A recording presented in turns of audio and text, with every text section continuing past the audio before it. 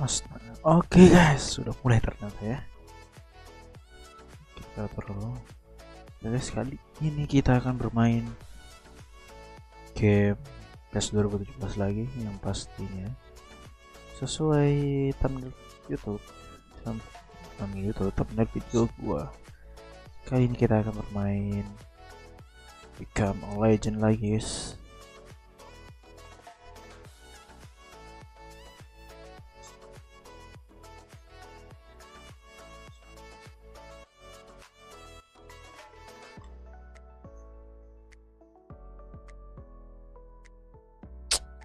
Semoga ini bisa kita menang sih.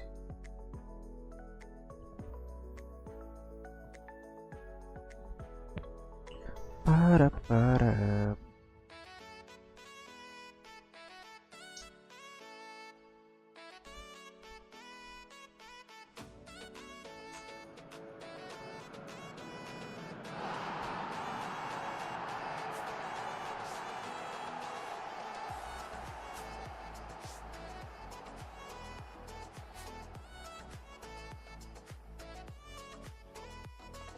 Oke.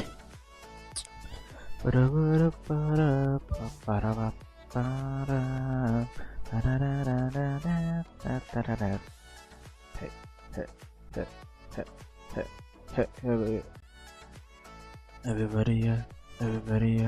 Okay, let's go. Hey.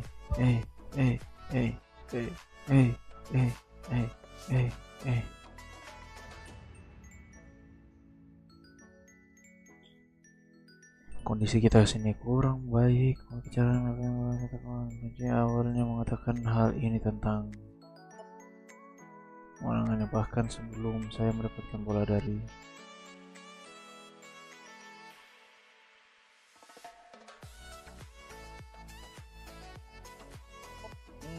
mantap.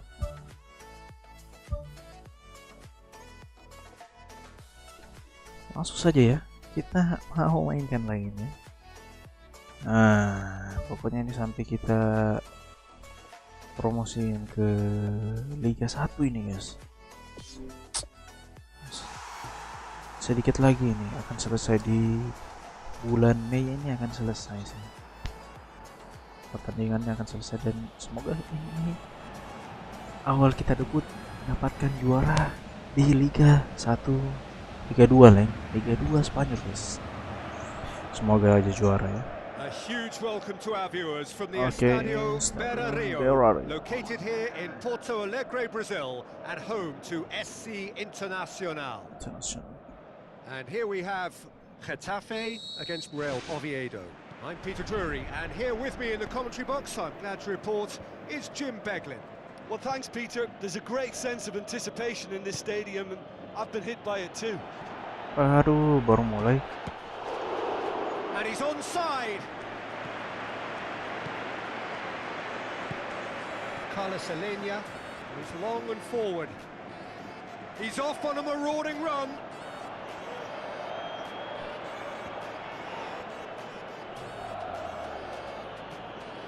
Getafe were imperious from the two sides last mulai week. sudah begini, Cok. The fans are asking for more of the same. Dinks one in. The shot's on! It's a loose ball. Hampir. Danger averted for now. Long and high towards the flank. Getafe have a free kick. Biar mantap.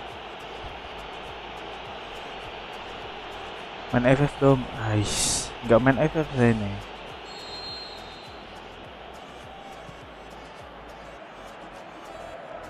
Lucha.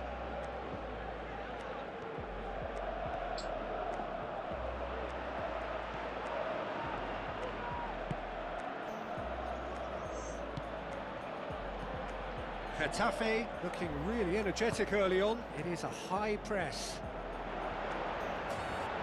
Clears it out of harm's way. Alvarez. Yeah, that does look a foul. Okay. He's given a free kick. Saya nggak mau main FF ya. Memang bukan.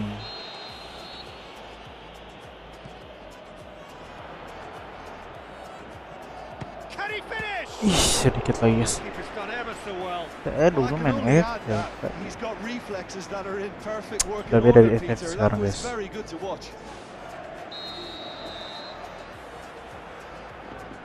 Oke, Farpos bisa sini. Tuh.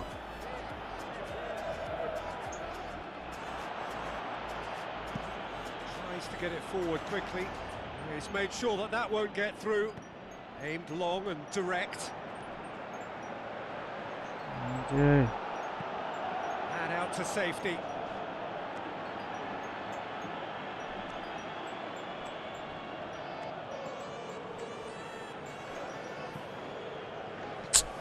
Aduh, salah. Looks to thread it through. What an adventurous run from a defender. What the hell is this?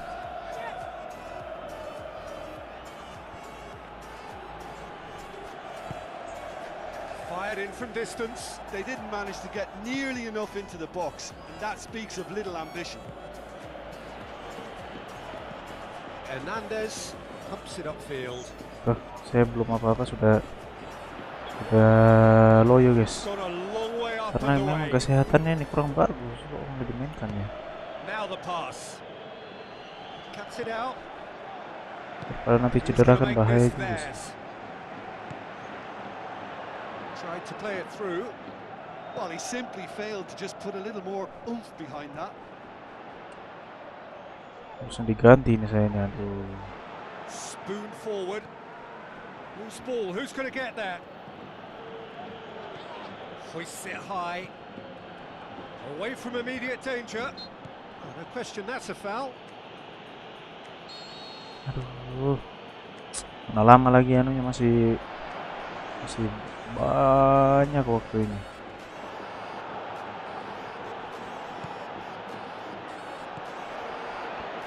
Firmly met. Shoots. Well, when it becomes that speculative, I think it requires something from the very top drawer, and he had to think a little bit more about that. In the end, he's just opted for raw power. Lofted into the middle. And the finish! Oh, didn't catch it right. Well, that's understandable because they haven't found it easy against this defence. And shooting from that sort of range, it's not the answer. Hernandez. Aduh, tidak dapat, keren dapat tadi. Very well to intervene. Alvarez pumps it forwards. The ball's come loose and the chase is on.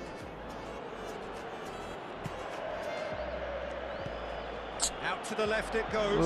Rawan. Cazorla looking to get on the end of this. He's there to get rid.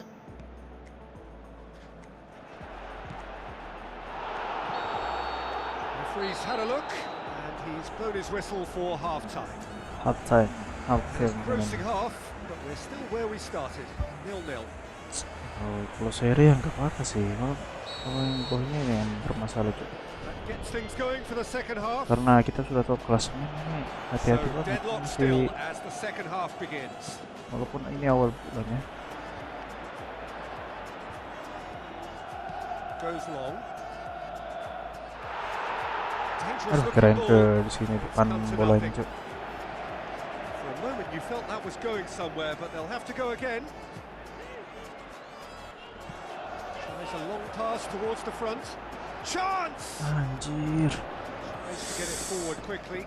Alvarez gets it back. He goes long. Oke, dapat. Aduh. Mau lari mereka ini. Real Oviedo, whose last result owes so much to the astuteness of their manager. Well, Peter, he was lauded by the media, and quite rightly too. I think what he did was clever and decisive, and it just goes to show how tactically astute he is.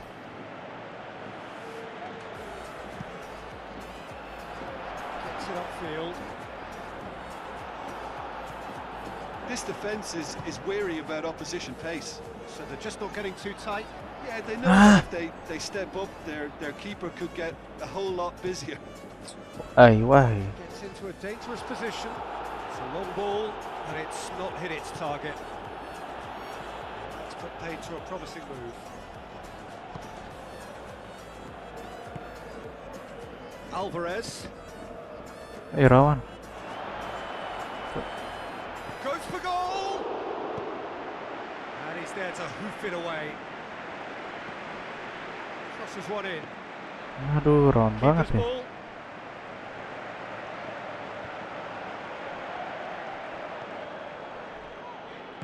Looks to dink one in.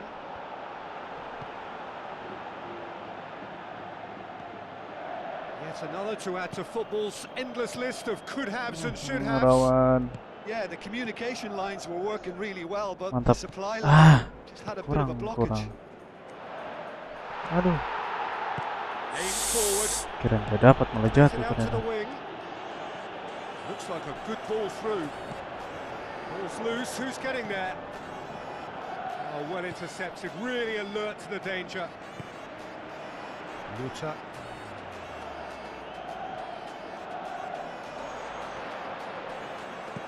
Hernandez. Aduh, tries the susah route banget option. cara bawa bola di sini.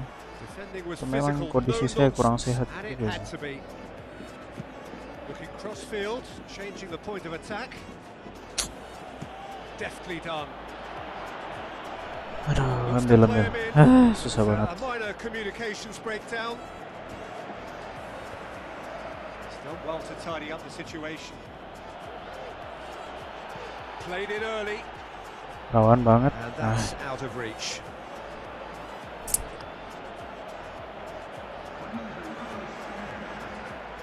Kita diganti aja. Pada nanti cedera dan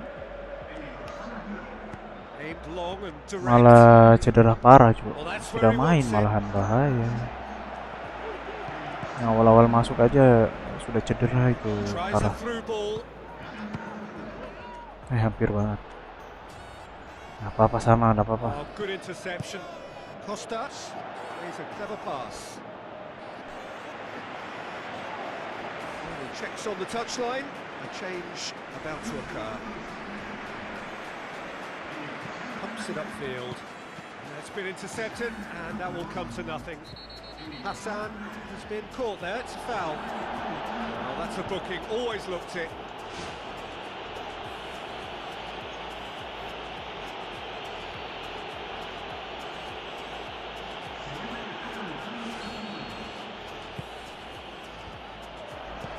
Clearance and very necessary.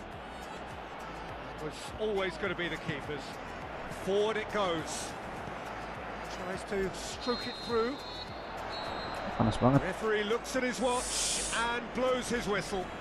A frustrating game for attackers on either side. They hardly had a sniff. Something. Defence is broadly in charge, and it has finished goalless. And after all of that, Jim, what are you thinking? Listen, the more this game went on, a draw was always likely to be on the card. So overall, I don't think anyone will be complaining too much about what they've got. And with that, it's time for me to thank Jim Beglin. And to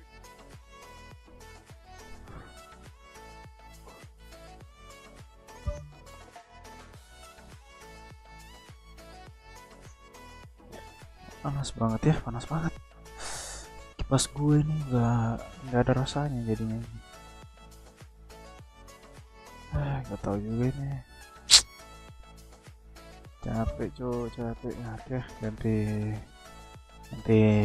anu nih. Harus ada ikat rambut nih sih. Bagusnya ini saya. Ya semoga sehat sih. Gak kayak sebelumnya ini. Nah, lumayan lah.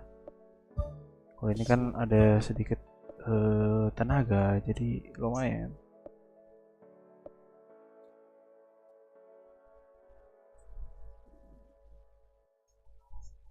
Nah, guys, saya kepanasan banget. Mana ini panas banget lagi.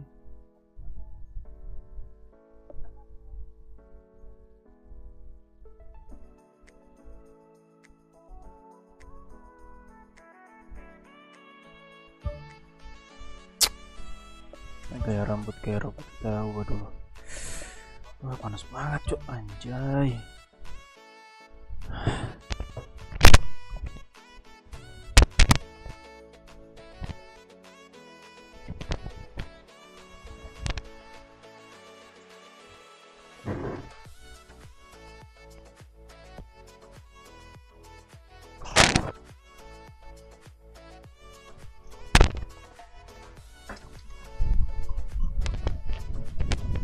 Saya main sambil berdiri aja ya guys, panas banget ini. Atau headphone-nya yang panas atau apa ini? Kok headphone-nya panas ya?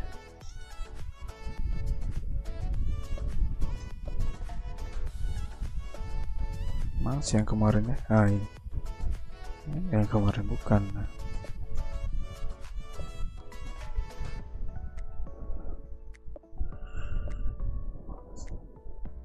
Nah ini cok, keren banget ini cok. Tatarat. Alhamdulillah. Panas banget ini soalnya guys. Jadi saya berdiri aja.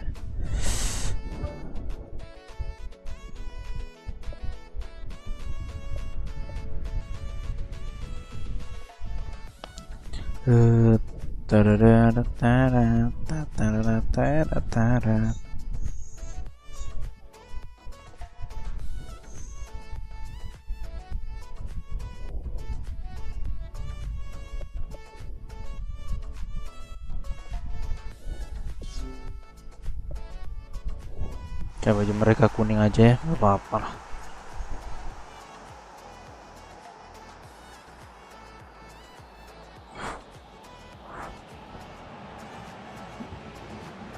Anjay, sakit banget.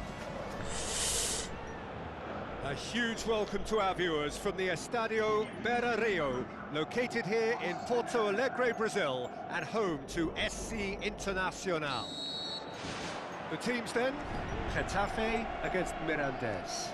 I'm Peter Drury, and this is Jim Beglin. A delight to have him on board. Hello, Peter, and hello to everyone watching. For me, it's a real thrill to be here. Bochum by Real. Now the pass. Away from immediate danger. Patrick with the ball through. Clears it out of harm's way.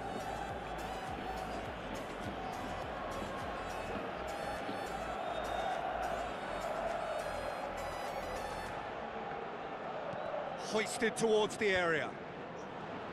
That's not going to find its target. Big chance here. Lacking in accuracy. Well, when your technique is that good, it allows you to do everything that bit quicker. I mean, the first time was exquisite. He should have made more of that. Well, I think the early signs have been very good for them. They've already got that defence unsettled, and now they've got to back it up.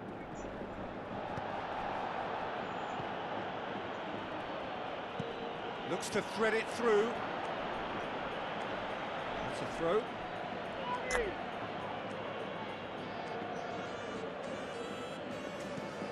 Demanding a quick ball here.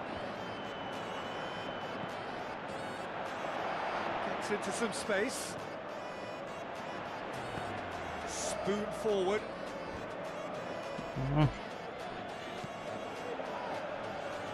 Selalu kalah sundulan terus guys. Gone for a throw-in.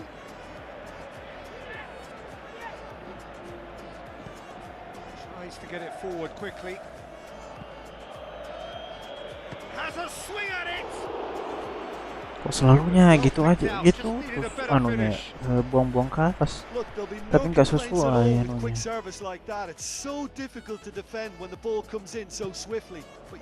Nggak ada orang di atas. Nah, kayak begini terus. Oh, he's going to be pulled back for that one. Getafe with a set-piece chance. Yeah, it would seem a little too far out, and this will probably be a dink far post.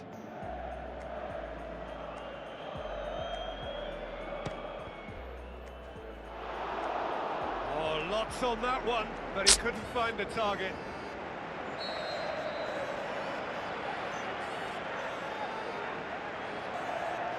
Cross bisa nih ya. Cross goal. Managed to get it away. Terlalu pendek ya tadi. GETAFE are on a good run here at home, unbeaten in the last 5. Carries far too far and out of play.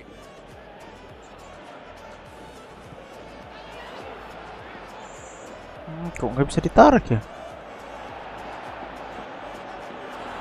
And he's shown him a clean pair of heels. Yeah, it wouldn't have been the most eye-catching goal we'd seen. Ultimately, the numbers prevented him from scrambling it in. Gets into a dangerous position. Patrick. Aimed long and direct. Some astute defending to ensure they got no further. Tries a through ball. He's made sure that that won't get through. Patrick pumps it upfield. GETAFE have been mighty impressive in defence just recently. Who's going to make this theirs? Mantap. Keeper's ball.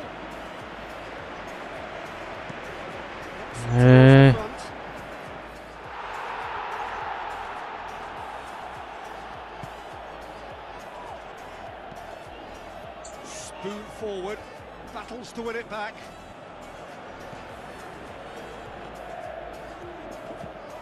Tries to get it forward quickly.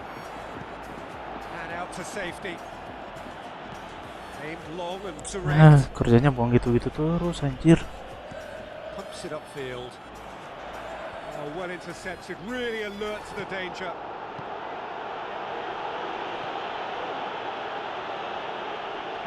Sunya.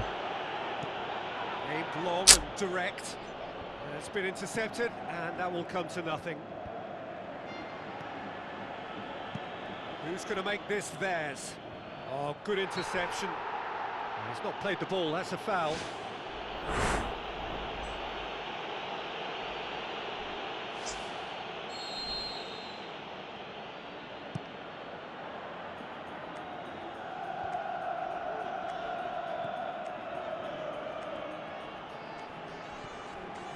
He's in!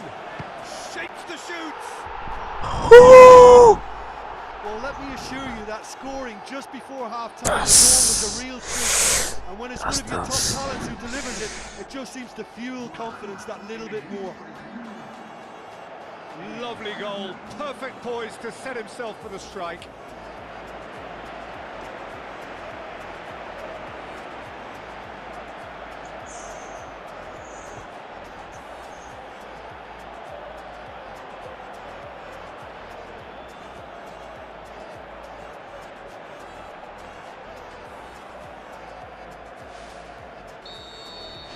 GETAFE take the lead, 1-0. And that ought to be the trigger for a really exciting and entertaining game from here on. Floats one over. Promising move that, good inroads into enemy territory, but no joy.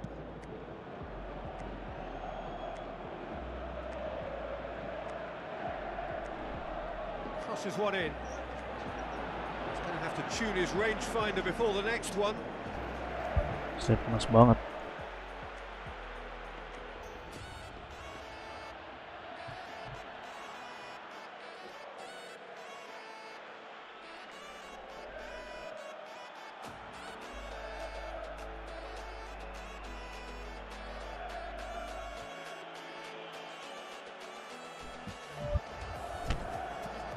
He's gone long. That'll be the final action of the first half. Well, you obviously have to give credit to the front men for the half-time lead, but I think the midfield can really pat themselves on the back too. They worked tirelessly for me. GETAFE leading a cagey game here. It's had its moments, and it's 1-0 at the break. GETAFE carry a 1-goal lead into the second half. And he's whipped it in low. Big chance! It's anyone's ball. Spoon forward. He's off on a marauding run. Tries to get it forward quickly. Aimed long and direct. A long ball, but not especially accurate. Defence has got rid of that.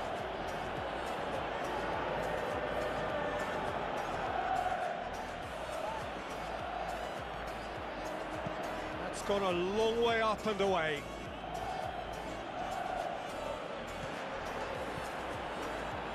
Mirantes were grateful to the genius of their manager last time round. Look, to alter the intended game plan was a daring move on the manager's part. It wasn't quite working for him, and he accepted his mistake. And I think what followed merits a lot of praise. Hoofs it forward. Oh, he's caught him there. It's a free kick.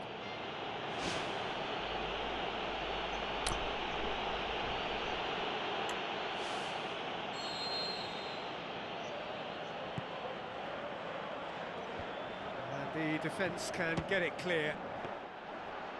Rawan. Bahaya banget ini. Almost as good a second. Yeah, and he knew he had to get his efforts away before being closed down, but he could have sacrificed a little power then for a bit more accuracy. Good challenge, he just stood firm. Rawan. Jam sampai kita Talking to, I think. Yes, it is. kasih gol, jangan sampai kasih gol.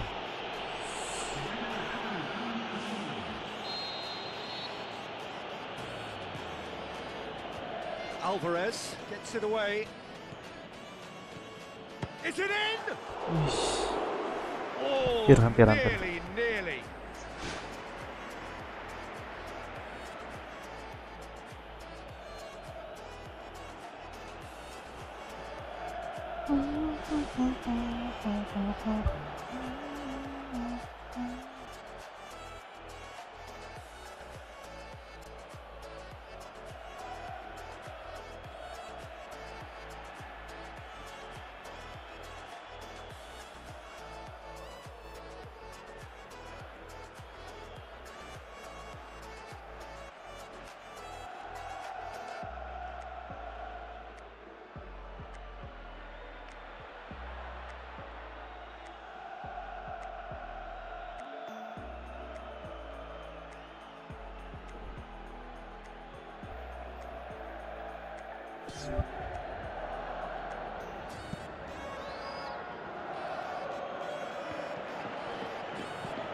Tries the route one option, gets it back.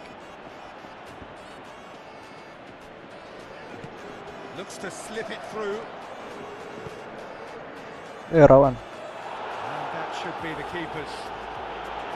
Mirandes have made it clear what they're trying to do for me, Peter. What are they trying to do? Well, I think they're making the pitch as big as possible to work both flanks into better supply routes. Astaga, sudah dikasih, nggak gol. Woro. No way through there. Oh, he's broken through.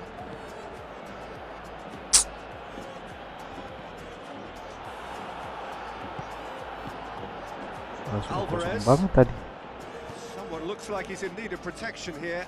Yeah, well, that's a foul. Free kick's been given.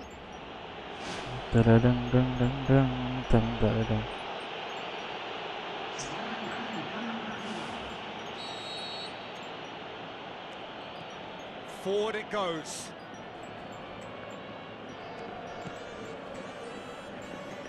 Well, he rushed into that and didn't give Mantap anyone a banget chance to get ini. on the end of it. Surya. Mirantes keeping their men at arm's length here. Yeah, I just think it's a conservative move to deny runners the opportunity of going beyond that rear guard. Has a hit! Mantap. Really well taken goal. Keren. A two-goal cushion. And Goal, it's guys, looking yes. safe. Well, he was never going to miss from there. So much to aim at. Well, he made it obvious as to where the pass should be played, Peter, and it made the finish look that bit easier. GETAFE grab a couple of goals without reply. It's 2-0.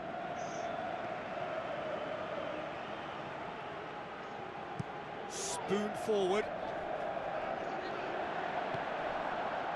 Lofted into the middle.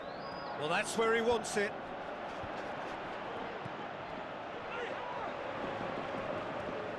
Oh, that's neat. Ish. Oh, it looked like 3-0 for sure. So if they don't get the job done from here, he'll look back on that moment and know he should have made it a 3-goal cushion. Should have finished things off. He put on quite a show there. He's been a joy to watch, and that didn't miss by much. He'll be back. Gitu, hampir.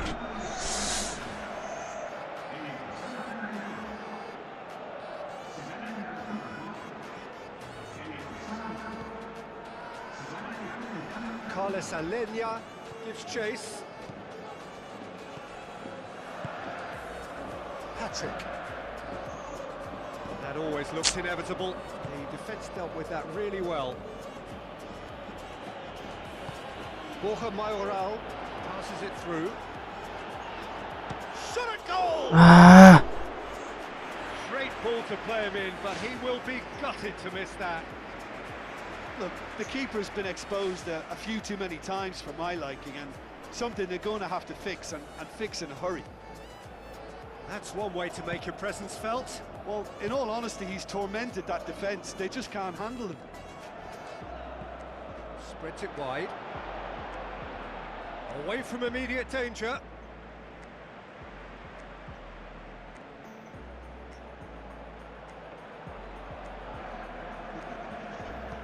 Who's going to make this theirs?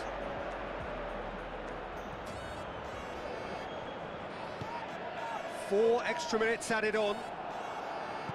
Martinez tries to stroke it through. Shade too heavy. Keeper can pick that up. Patrick.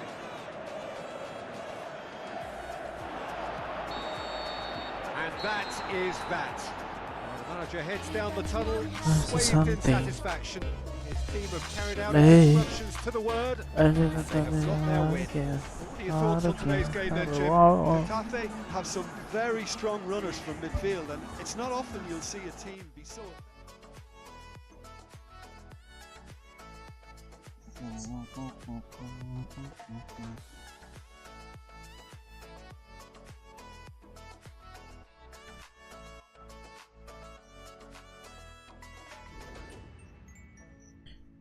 Panas banget cuy di kamar gue ini sih. Astaga. Kipas mas pion ini kurang bagus banget cuy.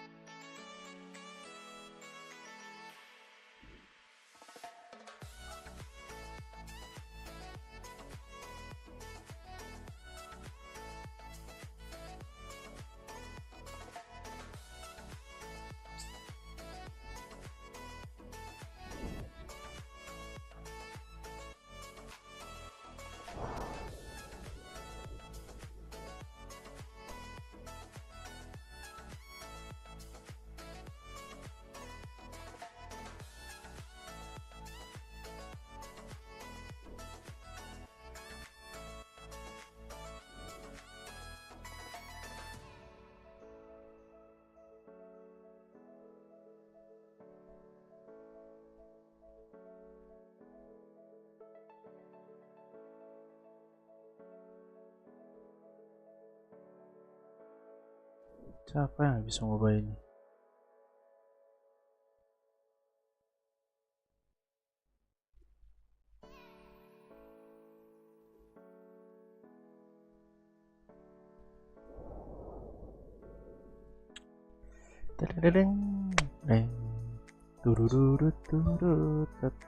Panas banget cuy.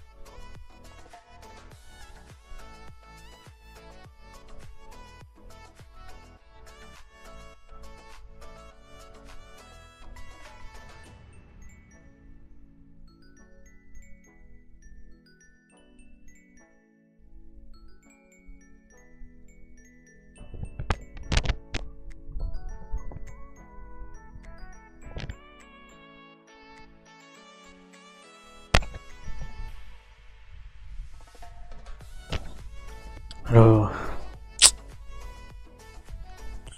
panas banget jadinya. Saya kasih begini cuk.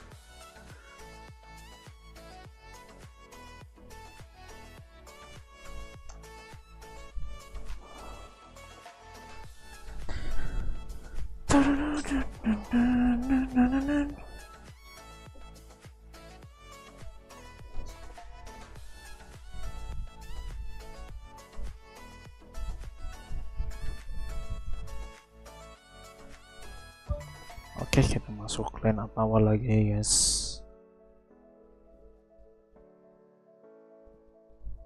Ini panas banget cuy jadinya. Kalau kita gol kuncinya di awal, mengatakan hal ini tentang kemenangannya itu adalah kayak begini aja ya. Saya setting lagi nanti. Ini panas banget cuy, sampai kaki saya angkat cuy. Panas banget jay.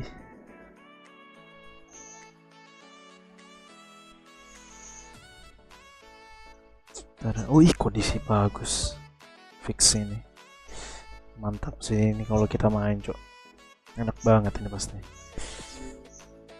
Lawan ini lagi guys, semoga mendapatkan gol sih kita. Rawan kalau nggak dapat gol ini rawan banget.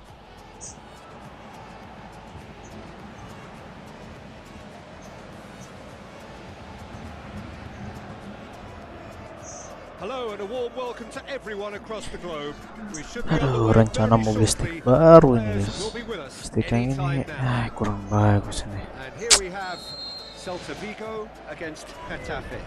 I'm Peter Drury and this is Jim Beglin. A delight to have him on board. Hi everyone, and thanks Peter. It's great to be on board. He likes Moriba. Good challenge, he just stood firm.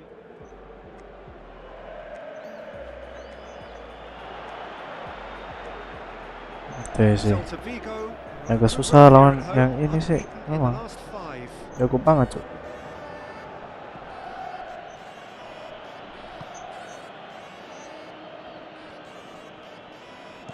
Alvarez tries to get it forward quickly. Now here's the through ball. And back out it comes. Kok malah dioper begitu ya, nggak perlu lurus. Really didn't have enough to concern the defence. Early ball. That was just asking too much of his teammates by playing it in so early. He likes Aduh, Moriba. Knocks it towards the front. Tries a through ball. Oh, it's opened up nicely for him. Dispatched clinically. rawan banget ini. Celta Vigo are in front. Emang sih. Big occasion. Bahaya. Crucial lead. Well, that goal has got the whole stadium rocking here. This is exactly the kind of atmosphere the players should feed off now. Aduh, kok begitu cok. Swept in. Well, he rushed into that and didn't give anyone a chance to get on the end of it. Gak bisa lah. Bejir lah. Lama. Celta Vigo, whose last result Kurang ajar kok, jago banget mereka ini itu. Well, Peter, he was lauded by the media, and quite rightly too. I think what he did was clever and decisive, and it just goes to show how tactically astute he is. The referee awarded a free kick. Bahaya banget. Meets it first time. Oh, great save, real class. Much more than a routine save for me, and yet he just coped with room to spare. Oh, he really wanted that. It's tremendous play on his part, Peter, and he's proving to be a right handful throughout the game. He's making good use of his strength there. Just refuses to be out-muscled. Floats one over. Aduh, fiksi. Kalah kita ini. Keeps everyone guessing. Spoon forward. Ball needed to be better there. So Aduh, kalah sundulan lagi. Aimed long and direct. Borjal. Ada apa sih kalian ini? Masa baru 1 gol saya sudah lembek banget, Cuk. Mainnya. Ya ampun. Rodriguez showed plenty of zest in getting to the ball but couldn't quite sort it out. Kenapa harus umpan jauh begitu ya? Bamba has been included in the starting 11 for the first time in some weeks. A real chance to break. Anjir. And out to safety. Kurang ajar, Cuk. Alvarez.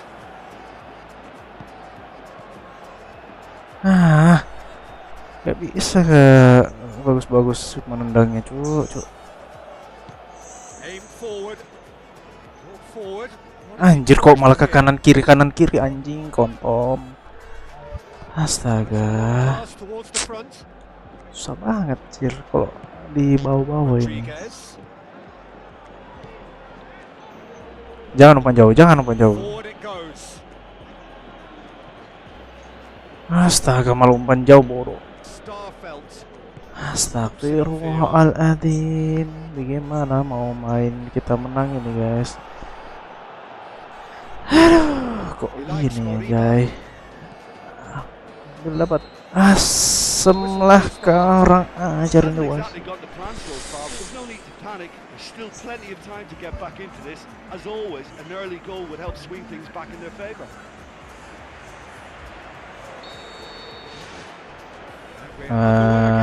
Tolong jangan umpan jauh. Emosi saya suka sekali umpan jauh. 45 minutes to pack in enough risk taking to get this match turned around. It's very doable.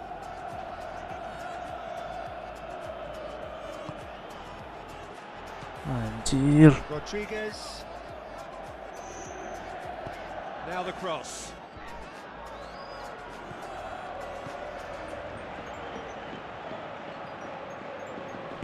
Out wide to the right. Crosses into the box. No, that's not going to find its target. Turns and goes back. They've managed to get it away.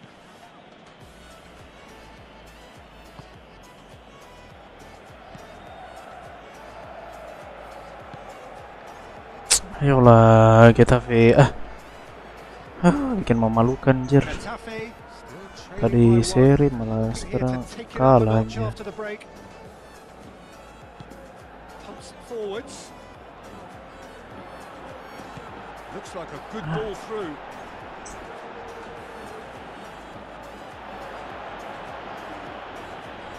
Anjir.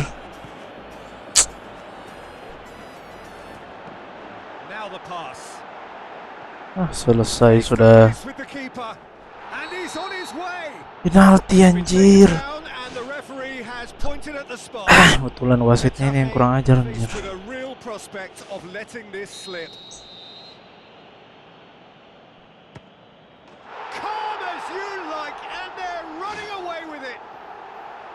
That's as calm as you like. You could feel the tension as he stepped up to take that, but it didn't bother him, and he tucked it away perfectly. Bahaya banget.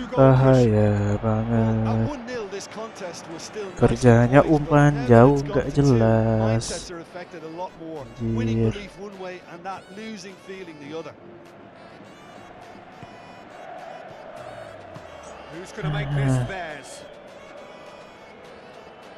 Malah 2-0 lagi. Did really well to intervene and dispel the growing danger.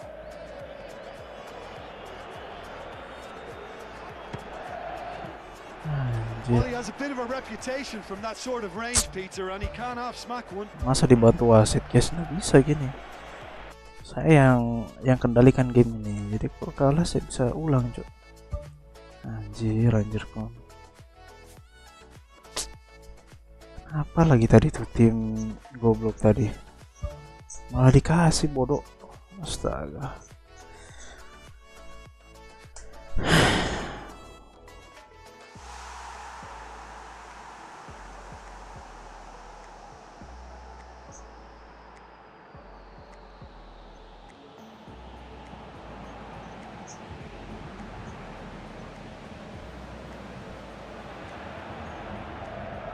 Hello and welcome to all of our viewers from around the world.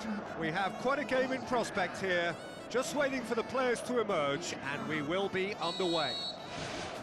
The teams then, Celta Vigo against GETAFE. I'm Peter Drury, and providing analysis and expert... Oh, he's caught him there, it's a free kick. Wasit. Bamba. Tries to get it forward quickly.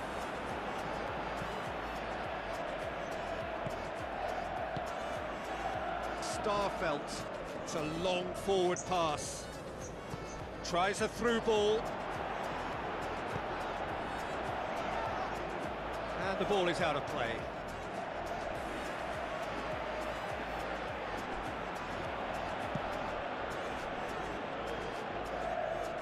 That is a poor kick by the keeper, being intercepted. Now, can he capitalise? He's off on a marauding run. Good determined running there, but one back by the defence. Looks like a good ball through.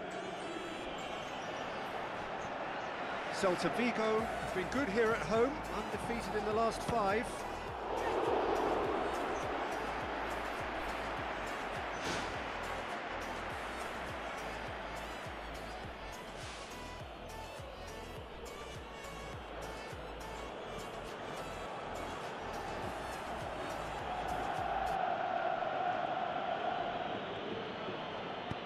Aimed long and direct. Not the worst cross in the world, but still room for improvement. Borja Mayoral has been found. Looks to thread it through. Chance to squeeze it through. No, not quite.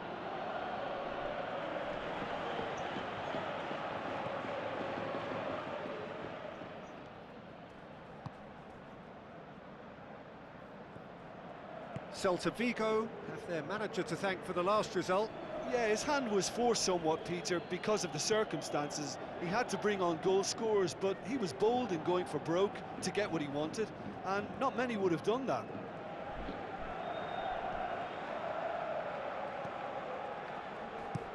Alvarez pumps it upfield. Lucha.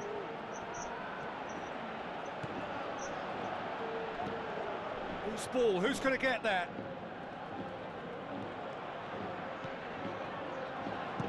Man. Fence has got rid of that. Bangsat. Done very well to intervene. Who's going to make this there? Suka banget umpan jauh anjir. Managed to get it away. Likes Moriba. Tries the route one option. Spoon forward. Away from immediate danger.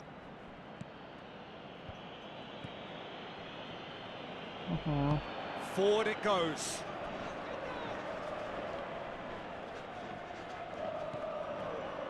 Boots it upfield. Can he score? There it is!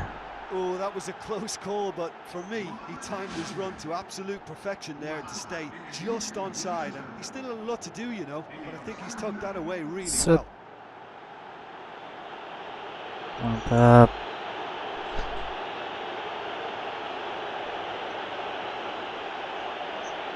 Itu yang saya mau dari tadi, ke tendangannya mantap banget, cuy. Landing the first significant blow in what is certainly a significant contest. Yeah, I think for them to get their noses in front away from home is brilliant, but these home fans will demand a response. Carlos Alenia knocks it towards the front, and now they can launch a counter.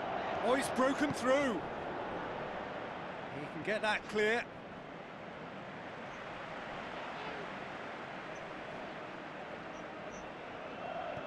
Crosses one in. Good clearance now. Can they make something of it? Gets it back. Oh, that's a foul. Free kick's been given. Well, the referee has made it pretty clear now that this is his last chance. Yeah, and he's just entered the last chance saloon. One wrong move now, and he's in trouble. Rodriguez. That's gone a long way up and away.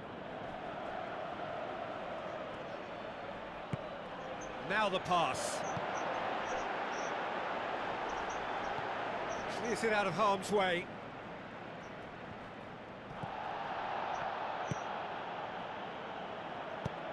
Tries to get it forward quickly.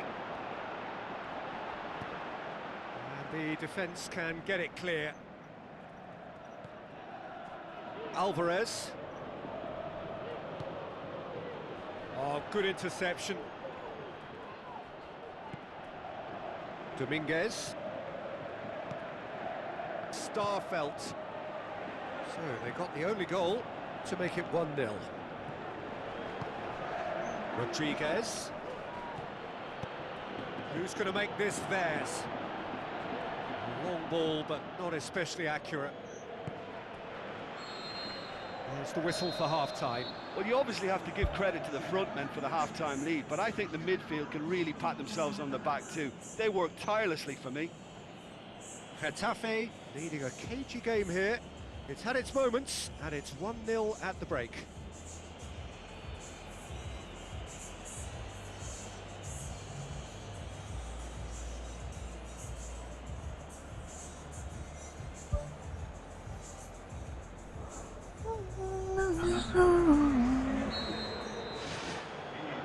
Here we go again then. Well, 1-0 may be good enough, so they may err on the side of caution and get more players behind the ball instead of running beyond it. They could even try to spoil it from here, we'll see. Bamba. Getafe have a terrific defensive record over the last 5 games. Carlos Alenia. Aim forward.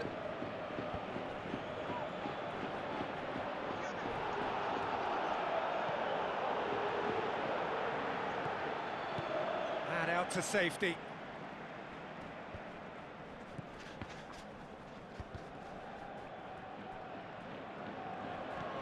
That's put paid to a promising move. Halo Delia. Pumps it upfield. Looking to force his way through. Sorry bang, sorry. Carlos Alenia looks to dink one in. Salam dari Surabaya bang, woi. Pass towards the front. He likes Moriba. Halo Delia yang dari Surabaya.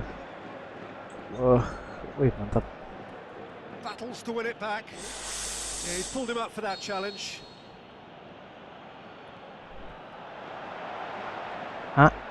Mantap banget. Loh, kurang ini, kurang. Shut the fake.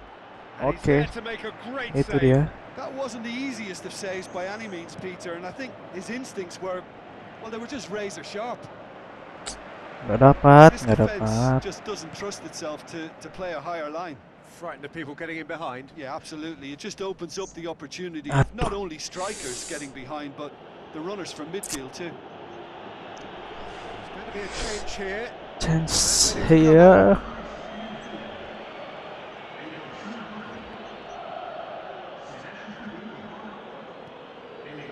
Ya, begitulah. Sort of defending that is going to upset the opposition. It already has, actually.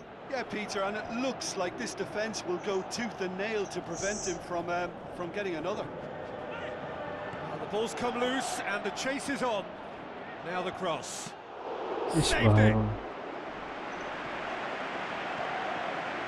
Ih, hampir guys. Dikit lagi. Borja Mayoral sticks in a foot to win it back. How about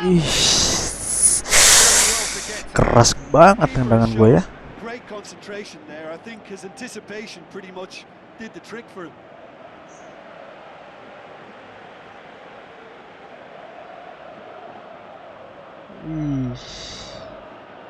Oke. Corner guys, corner. Jadi aman. Masih bisa kesempatan di sini guys. Langsung ya, Karpos ya.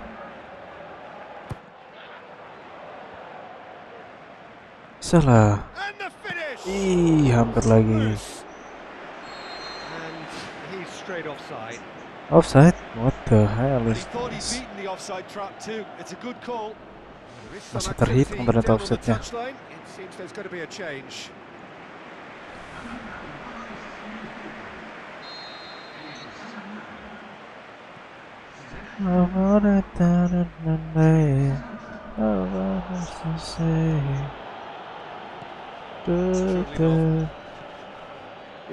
Aduh, kok saya offside ya? Offside banget itu tadi. Of an hour to play. Terlalu masuk. Woi, bahaya, kita masih Takes it out to 1-0 the kan wing. 2-0, Cok. Promising cross. Kan saya bilang. Yes, it's there! And it's another really good show of character. I love the spirit and togetherness they muster. Never know when they're beaten. A lovely header, but really it was all about the delivery.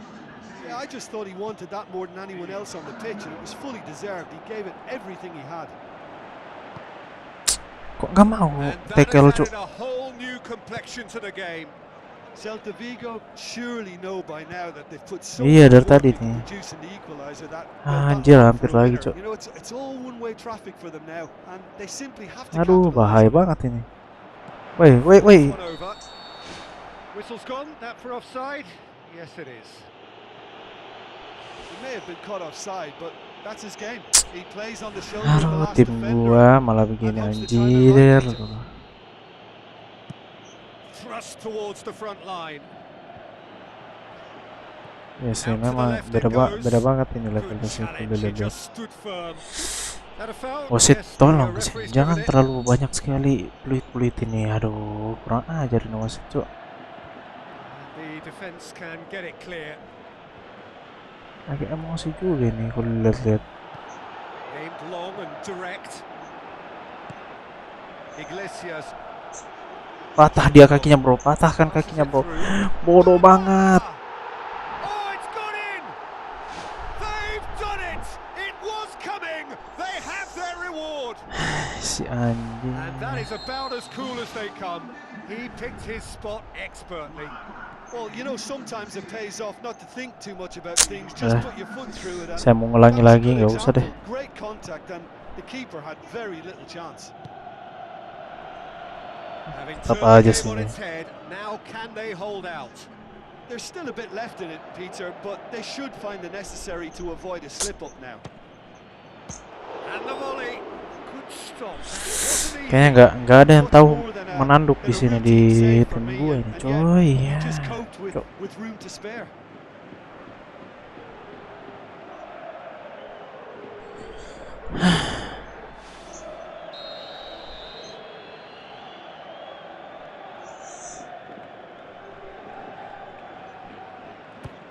Yalah, bismillah. Aduh, ya ampun. Aduh. Tolong cari tim yang ada bisa menanduk cuy. Borja juga kurang bagus mainnya anjir. Bamba. 90 minutes up, we're into stoppage time. Referee looks at his watch and blows his whistle. Well, you can analyse to your heart's content. It won't change the outcome. They have lost the game. After all of that, Jim, what are you thinking? Listen, despite the loss, they have to take something from this. I think the coach will have seen things he needs to work on. So I'm sure they have a lot of sorting out to do before the next game. Gak yakin sih sama tim ini, Cuk.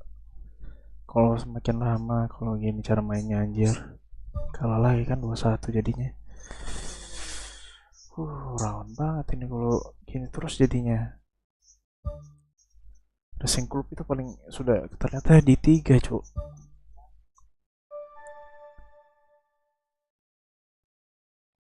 Oke, mantap, kehebasan bertahan itu yang saya mau. Mantap. Memang kehebasan bertahan itu lebih bagus sih. Biar tahan badan juga kita. Anda benar-benar negatif secara dramatis. Ya, kalau terpilih Anda jangan biarkan kecewa. Ya makanya jangan dibuat seperti ya gunakanlah pemain-pemain bagus, cok. Capek ini, capek bangsat. Pemain apa yang bisa nanduk, guys. The warmest of welcomes to you. We await the conclusion of the pre-game formalities. And here we have Elche against Getafe. Well, I'm Peter Drury, and I'm joined in the commentary box by the familiar figure of Jim Beglin. Well, thank you very much, Mr. Drury, and hello to everyone. Getafe cannot afford to slip up here. Terrific support, and they're going to need it all. Fernandez. Castro. Elche haven't won any of their last 5 games here at home. Castro. Gets it back. Is that a foul? Yes, the referee's given it. It's a good run down the left-hand side. Tries to get it forward quickly.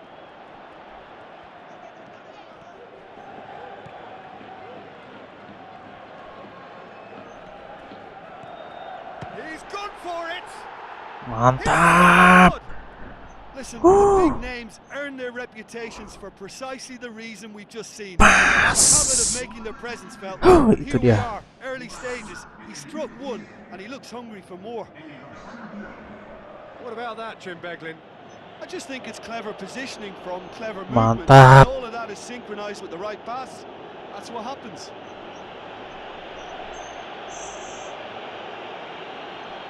Harus bagus sih mainnya nih, biar sudah kita ini.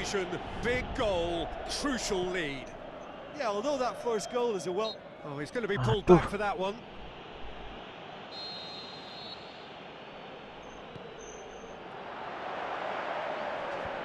Fence has got rid of that. Sticks in a foot to win it back. Elche settled for a point from that gripping game last time out. Getafe making the ideal start. It is something to build on.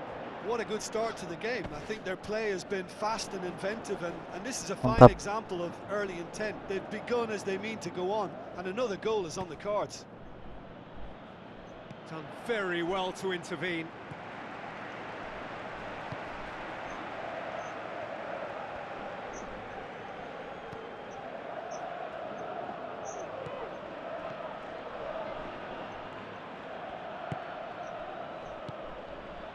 So they got the only goal to give them a 1-0 lead. Mendes created that super goal to produce a lead in their last game.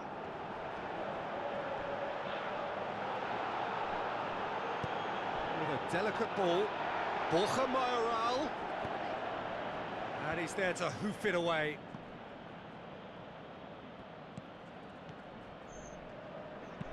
Early ball. Now it's Borja Mayoral. It's a brilliant interception. That's gone a long way up and away. Hit long and direct. Played it early. Ambitious to say the least. He seemed to be in a hurry to get that in. Tipis. Oh, nearly. But nearly is nothing. Oh, he couldn't have hit that any better, and any other time it would have sneaked in.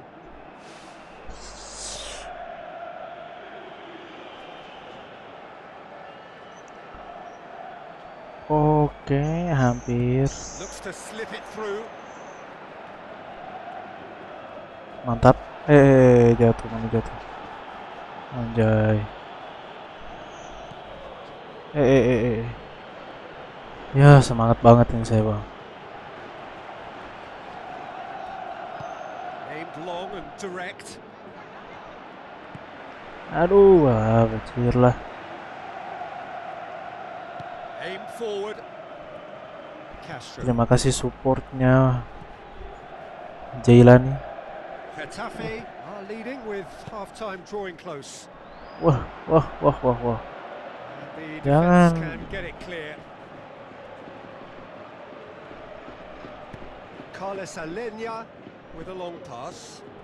Anjir, jauh banget.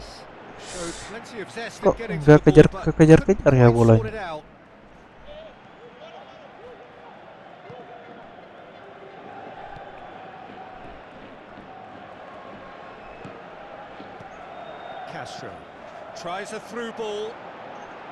Ayo, Cok. Anjir. Sehat terus, Bang. Oh, makasih supportnya, makasih. Makasih banget ini.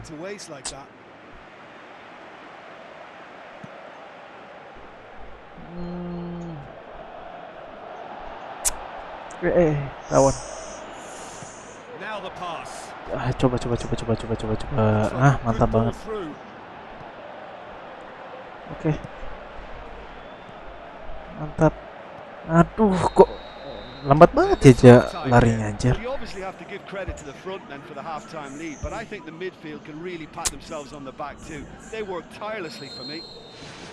Getafe go in at half-time with a slender one-goal lead.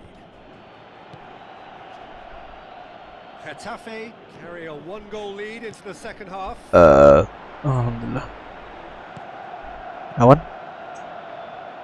Lucha.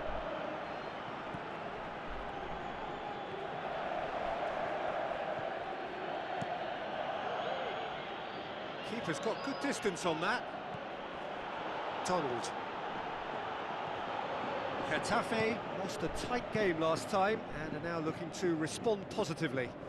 Mantap. Mendes. Borja Garces. Oke. Mantap. Who's going to make this theirs? Fernandez. No, that's not the ball he wanted. Aduh. Semoga tak bisa pasti oke. It's a long forward pass. Flags up. Offside dari mana, bajir?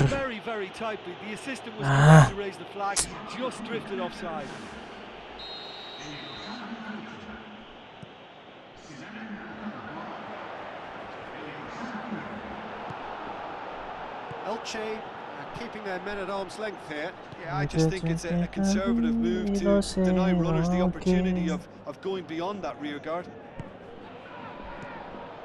Carmona hoofs it forward. It's a long pass, but not the most accurate.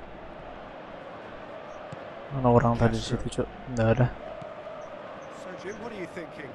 Well, Peter, if they're attempting to see out the game with such a narrow advantage, there's room for trouble. I just think they're sending out the wrong message. This could backfire. It's pretty clear that he's being singled out. Yeah, Peter, and it looks like this defense will go tooth and nail to prevent it from getting another. Castro plays a long pass towards the front. Pumps it upfield.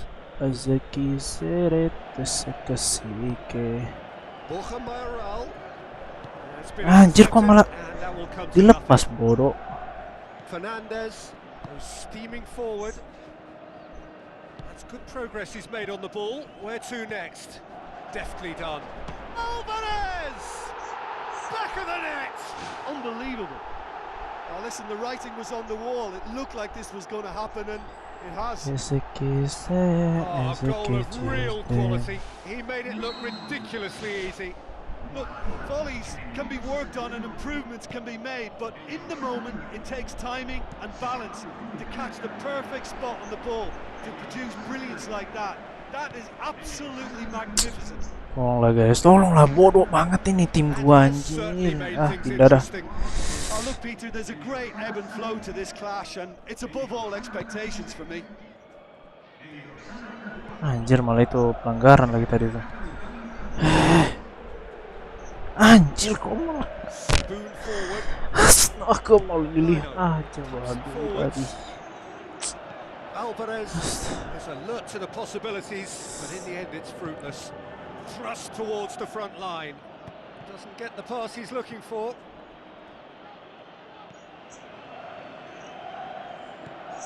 Well, what about it? GETAFE. He's not played the ball, that's a foul.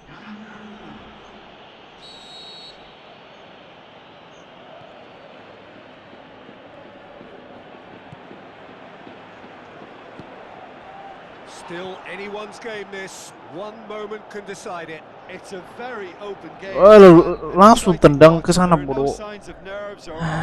Yeah, that does look a foul. Ih, goblok kira teman gue nih anjing.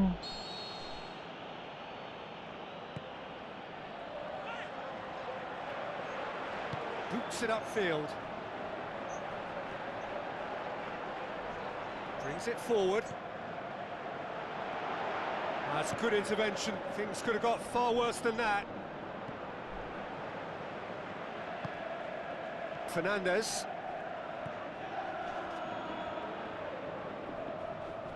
Really struggling to influence the game. Well, he appears to be singled out here as the enemy number one, and he's the one that they're looking to get to first. And I think they think if they get to him, then they're probably going to stop the main threat. So I think they've got to come up with a fresh idea or two to combat that. That'll be a throw-in. Si babi.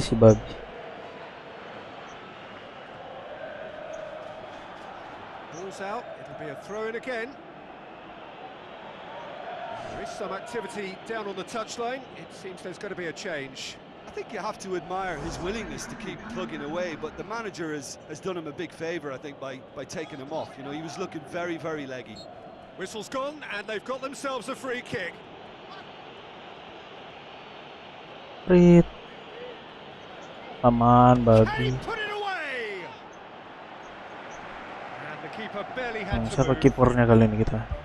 Well, for me, he had a very decent crack at it, but it has to be said that the odds on those from distance were never really that good, and you'd always favour the keeper in that instance. Kok mau dikasih dia, anjir? Ya lu dapat curi ternyata kurang sehat. There is the final whistle. So nothing between them after all of that, and you can't really argue with the result. Neither manager too unhappy with the outcome, and the fans really well entertained. It's all square in the end. Well, after all of that, Jim, what are you thinking? Look, a draw shows a level of industry from both sides here. On that alone, I think it's been quite an interesting...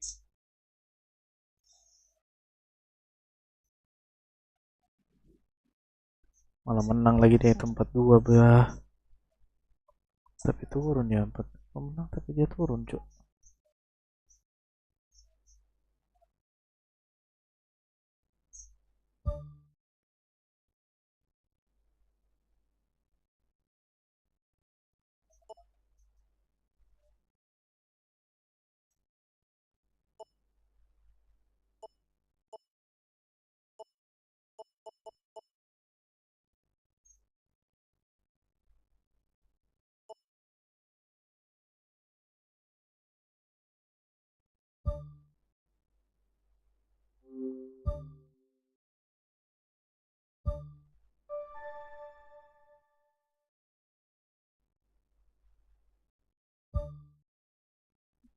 Oke. Oh, mengerti. Ternyata cara mendapatkan keterampilan itu dengan kesehatan yang baik, kondisi yang baik gitu. Lihat, pasti kondisinya kalau bagus, pasti kita mendapatkan titel itu. Kondisinya merah, bagus jadinya. Aduh.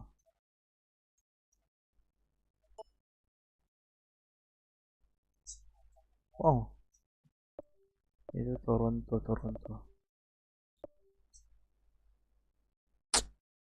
Asli. Guys, sebelum kita nanti ya, rencana saya mau guys.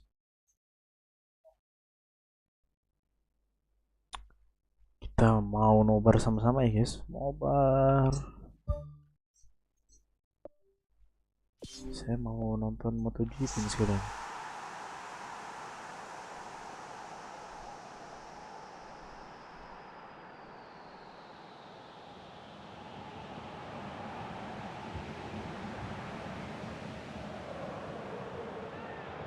A huge welcome to our viewers from the Estadio Beira Rio, located here in Porto Alegre, Brazil, and home to SC Internacional. And here we have GETAFE against Cartagena. This is Peter Drury, and next to me providing insights will be Jim Beglin. Thanks for the intro, Peter. I've been soaking up the atmosphere and I'm really looking forward to what lies in store. GETAFE come into this game needing something. To fall short here would impact horribly on their future, immediate and beyond.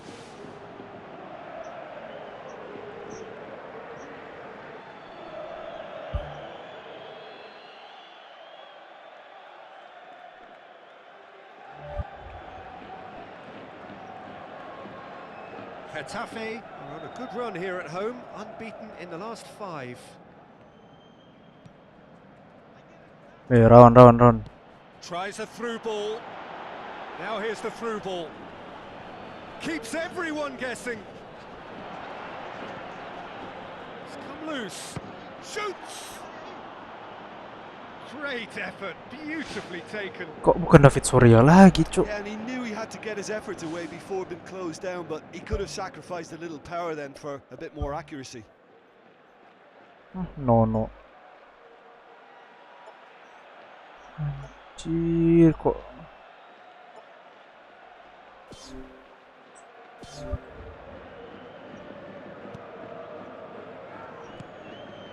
Carmona, spoon forward.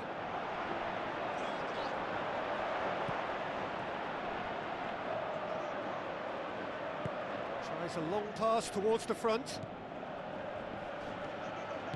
Dinks one in. Shade too heavy, keeper can pick that up. Carmona drives it towards the front.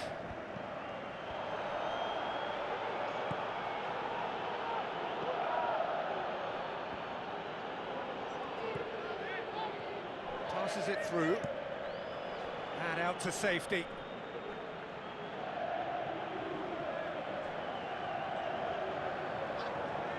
Carlos Alenia.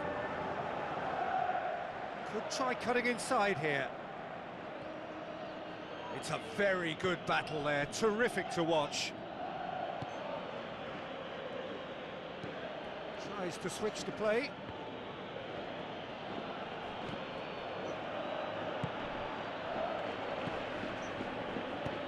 Lobs it in gently. Now here's the through ball.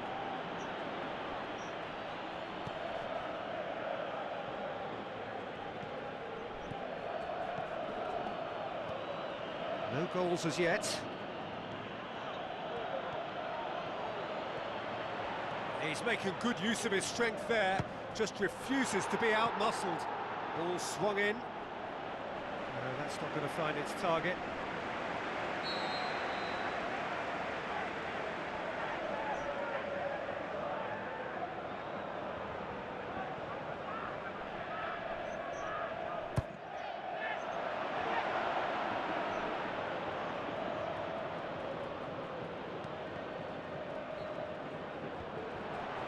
Oh, it's opened up nicely for him. Early ball. Big chance here. It's in the back of the net. And GETAFE take the lead. Asik. Oh, high quality goal. Lovely first touch. Sumptuous second.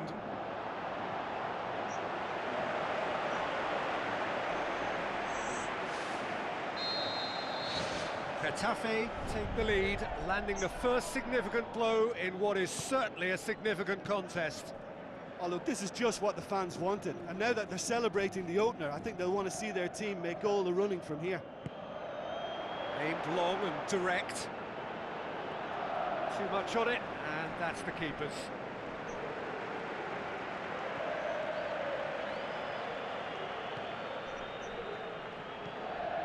So they got the only goal to give them a 1-0 lead.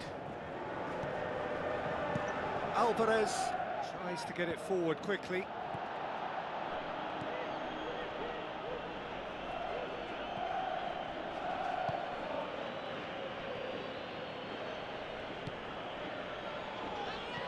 It's a loose ball. Whistle's gone, that's foul. Oh, that's a booking, always looked it.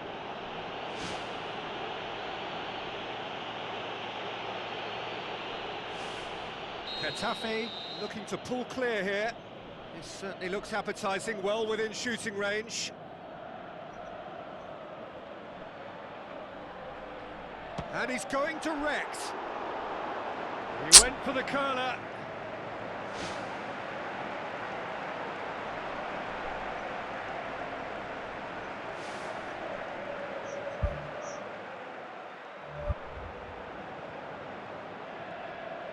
Dikit lagi mulai MotoGP, guys.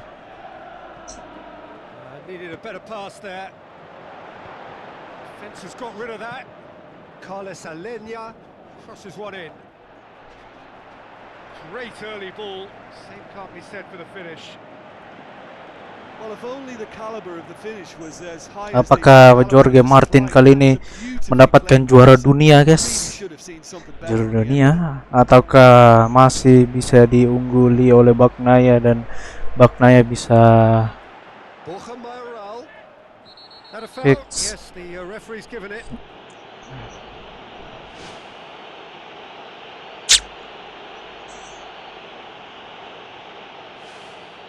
Oke, guys. Dikit lagi. Ih, sedikit lagi, guys.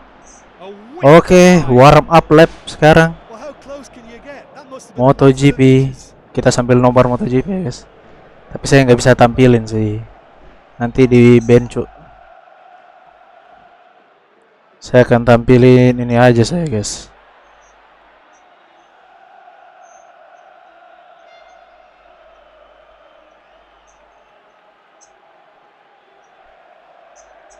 Saya cuma bisa tampilin ini, guys.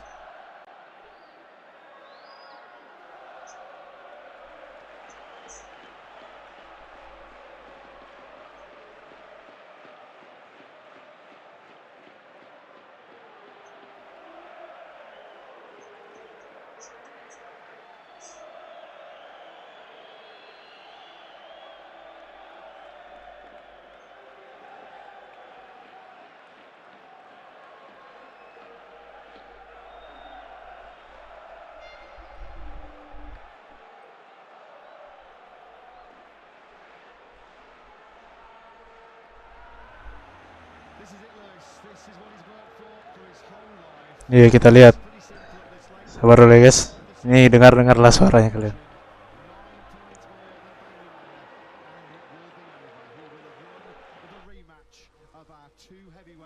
in MotoGP.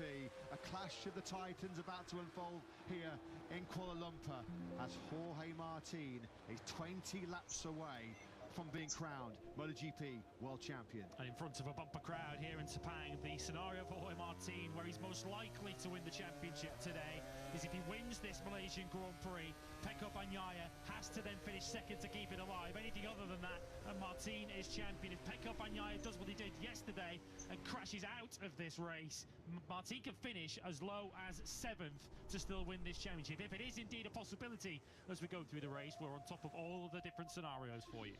Bagnaia on pole position with that electrifying Oh, nggak bisa, Cok. yesterday morning, a Q2 memory. He won the Grand Prix here in 2022. What would he give for a repeat of that success to ensure he does cling on, for the time being at least, to the MotoGP World Championship? Bagnaia then on pole position, alongside him on the front row, World Championship leader Jorge Martin. It does not get any more tense than this, potentially any more dramatic than this. The stakes could not be higher. Kalian lihat aja, guys. Wah. Woo.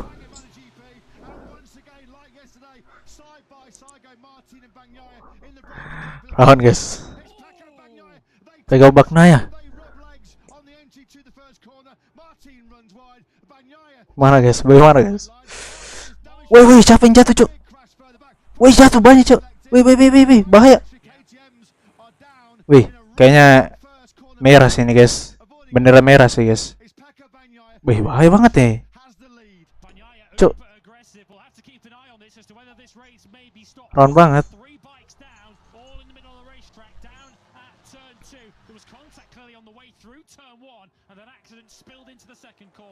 So Bagnaia then, how aggressive. There was nothing that was going to stop him leading this Malaysian Grand Prix into that first corner. Confirmation as we thought it was. The two factory KTMs of Binder and Miller and Fabio Quartararo were caught up in that turn 2 tangle here in Sepang. Jorge Martin then, second place. Very early on, but if it stays like this, then we will roll on to that final round showdown. Frankie Morbidelli, he was briefly threatening to move on the inside of Martin, going through that. Posisi atas, guys. Sure, he's had instructions from Premac to stay well out of it if it's Jorge Martin that he's battling with. As Bagnaia puts his hand up, I think the red flags must have come out. Nothing on our screens, but the riders are all signalling as if they're stopping. Yeah, race red flag due to a crash at turn 2. Well, I was going to say Be kan red flag, guys. Red flag, guys. Rawan banget cuy, red flag, guys. Aduh, banyak banget tadi. Nggak tahu.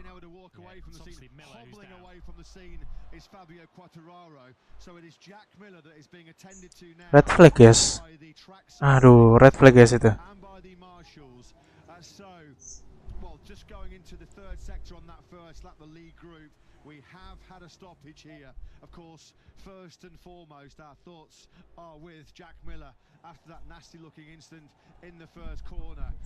But in terms of the title contenders, how does this play? Bagnaia and Martin who've got to take 2 in the rematch. Yeah, race red flagged at the end of the first lap, so we will have a short Red flag, guys.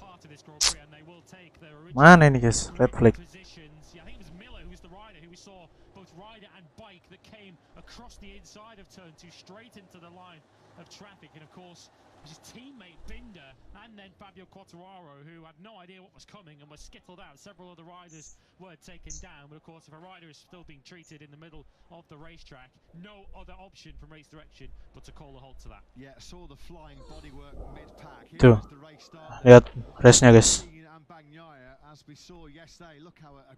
Kalian lihat, guys. Kalian lihat, guys. Wih, bahaya banget ya. Hampir diinjak kakinya, guys. Kalian lihat lagi. Belum selesai di sini, masih belum selesai. Di sini, guys. Binder jatuh. Set, langsung, kena kepala anjir, hampir, cuk.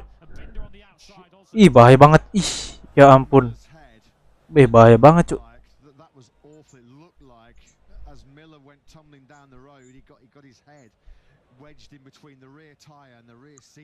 Rawan sih.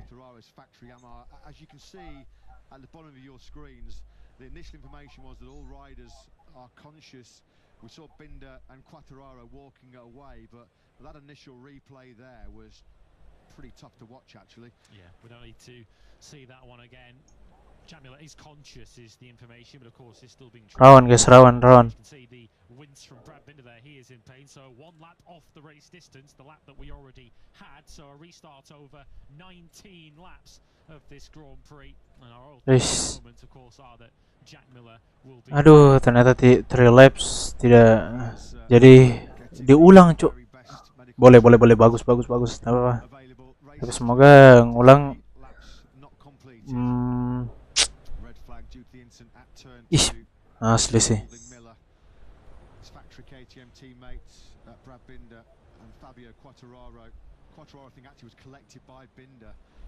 Sabar dulu, guys.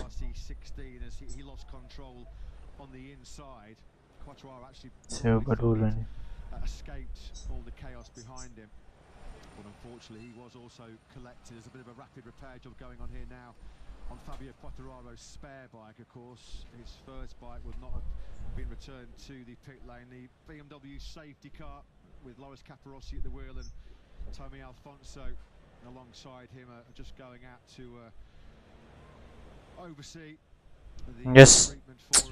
Pokoknya kita nonton dulu MotoGP ini, guys, ya.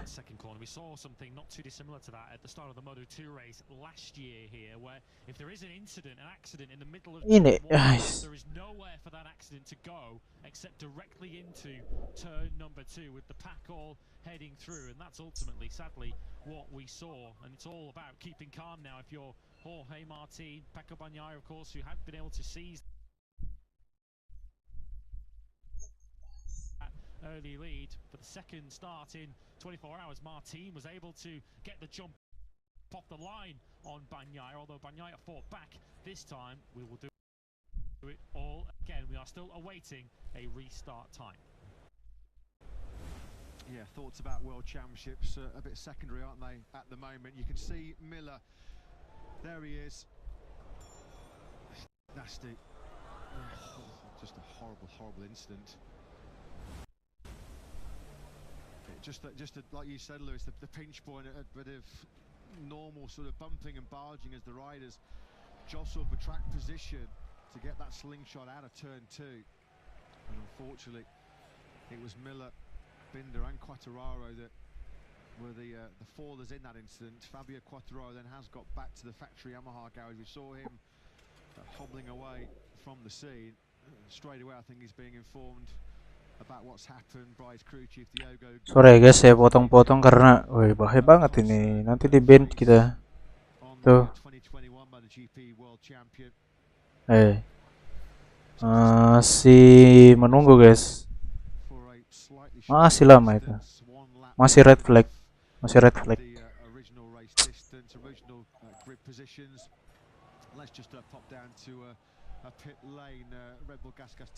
Aduh, mau Marquez guys, Marquez. Ya. Marquez sih. Gua Marquez guys. Marquez di sini guys.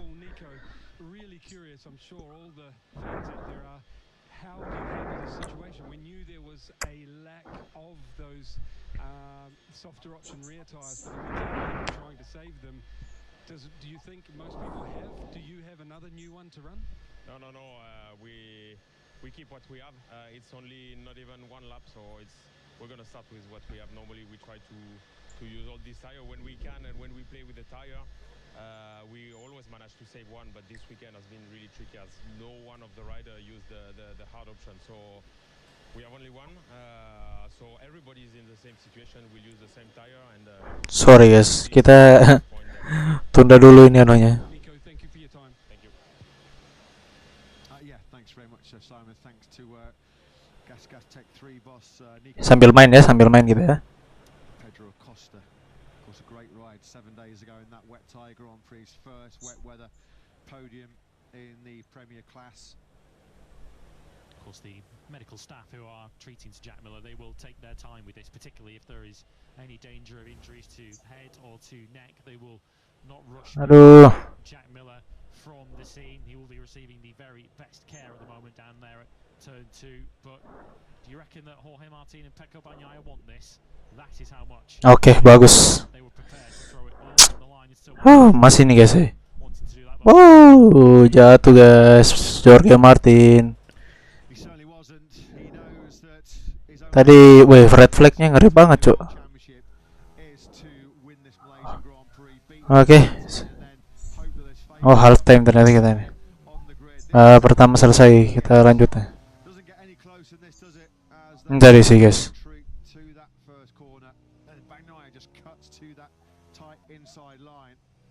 Kalian lihat nggak sih?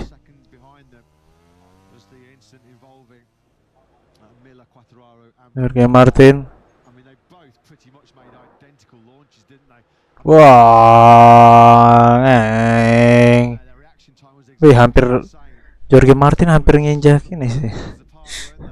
Hampir nginjak kakinya siapa? Kakinya ini. Kakinya Bagnaia, cuk. Hampir.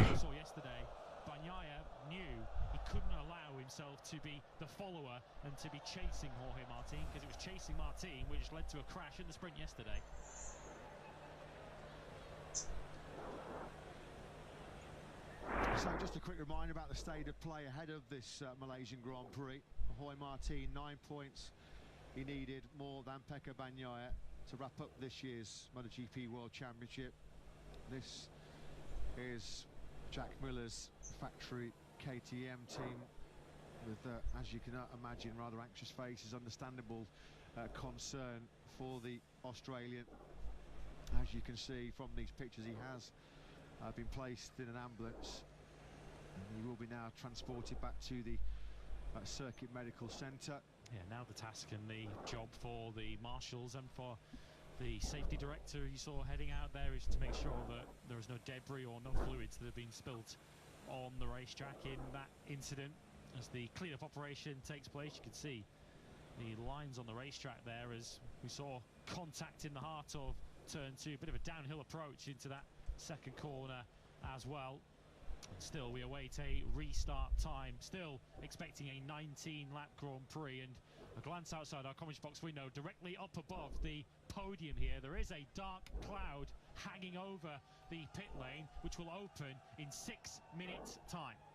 15:20 local time then is when the pit lane will reopen. It will be for a quick restart procedure, which means the pit lane will be open for 60 seconds. There'll be one team member allowed onto the grid to meet and greet their rider, just to make sure that everything's a-okay with the machinery.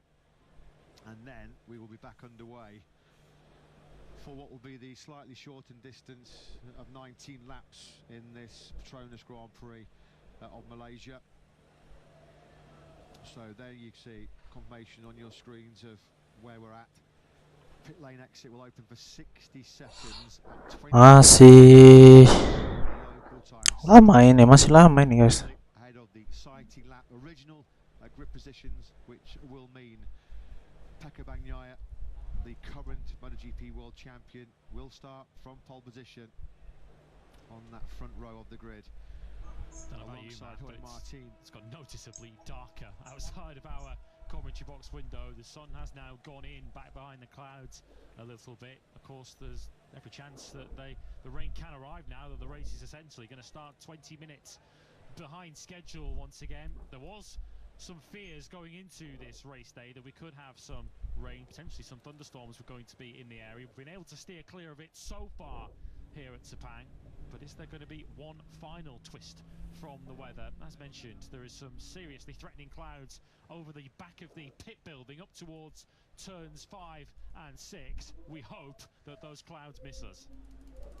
It's always very, very difficult for any rider, knowing very, very difficult situation for the riders when they know, of course, they're competitors, but many of them are friends. There's a great level of respect throughout the MotoGP grid, and this is always a very, very tough scenario when you know that one of your own, one of your great pals has been injured in an incident at the start of this Malaysian Grand Prix. In the shade is the Sepang International Circuit as the clouds gather overhead.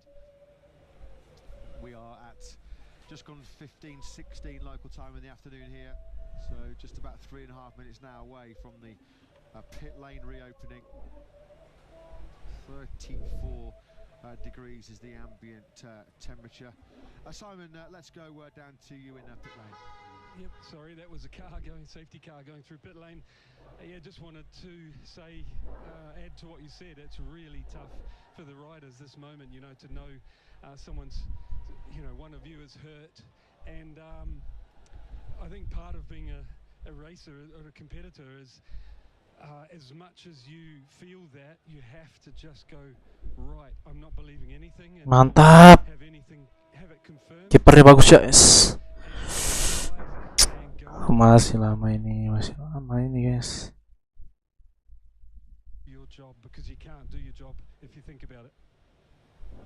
Yeah, absolutely, Simon. I mean, like these riders, ultimately they are racers, they are professionals, and unfortunately it is the nature of the beast.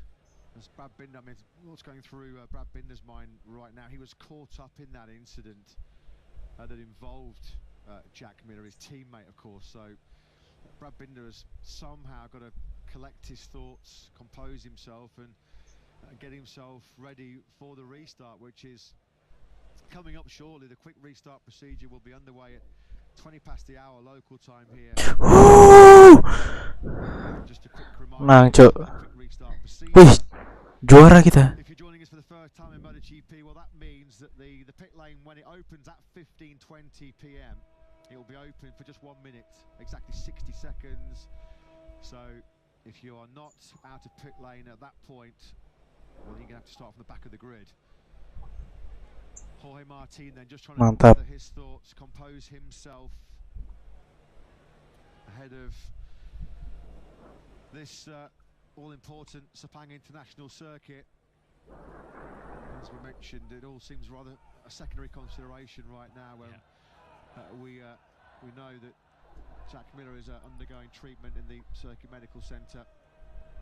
So 80 seconds away then now from the pit lane reopening. Pekka Bagnaia, well, he said yesterday that he needed to be more aggressive. He certainly was aggressive, wasn't he, on that long run down to the first corner. He really did tough it out on the brakes with Jorge Martin, doing what only he can do, and that's to get himself in P1, start the race P1, but ultimately he has to finish it in P1 here in Sepang. Yeah, of course, situations such as this, it's again something to occupy the minds of the riders when, if you're Jorge Martin or Pekka Bagnaia especially, but of course the entire field are in the same boat, you want to keep your mind as clear as possible. And Jorge Martin now has to focus once again at the job at hand. And another opportunity to get the jump on Pekka Bagnaia off the line. Here's Fabio Quartararo's bike being returned to the pit lane. You can see some clear damage to that bike. Of course, there's the secondary issue here from Quartararo and Binder's point of view. At a restart, if we do have some rain in this restarted race and a potential flag to flag, they may not have a second bike ready to switch to, if indeed we do have that scenario. And it is not uncommon at all in this part of Asia to get some tropical storms rolling in late on in the afternoon. Berapa game lagi cuy? 1, 2, 3, 4, 4. Wow. Fix. Kita akan naik ke ini sih.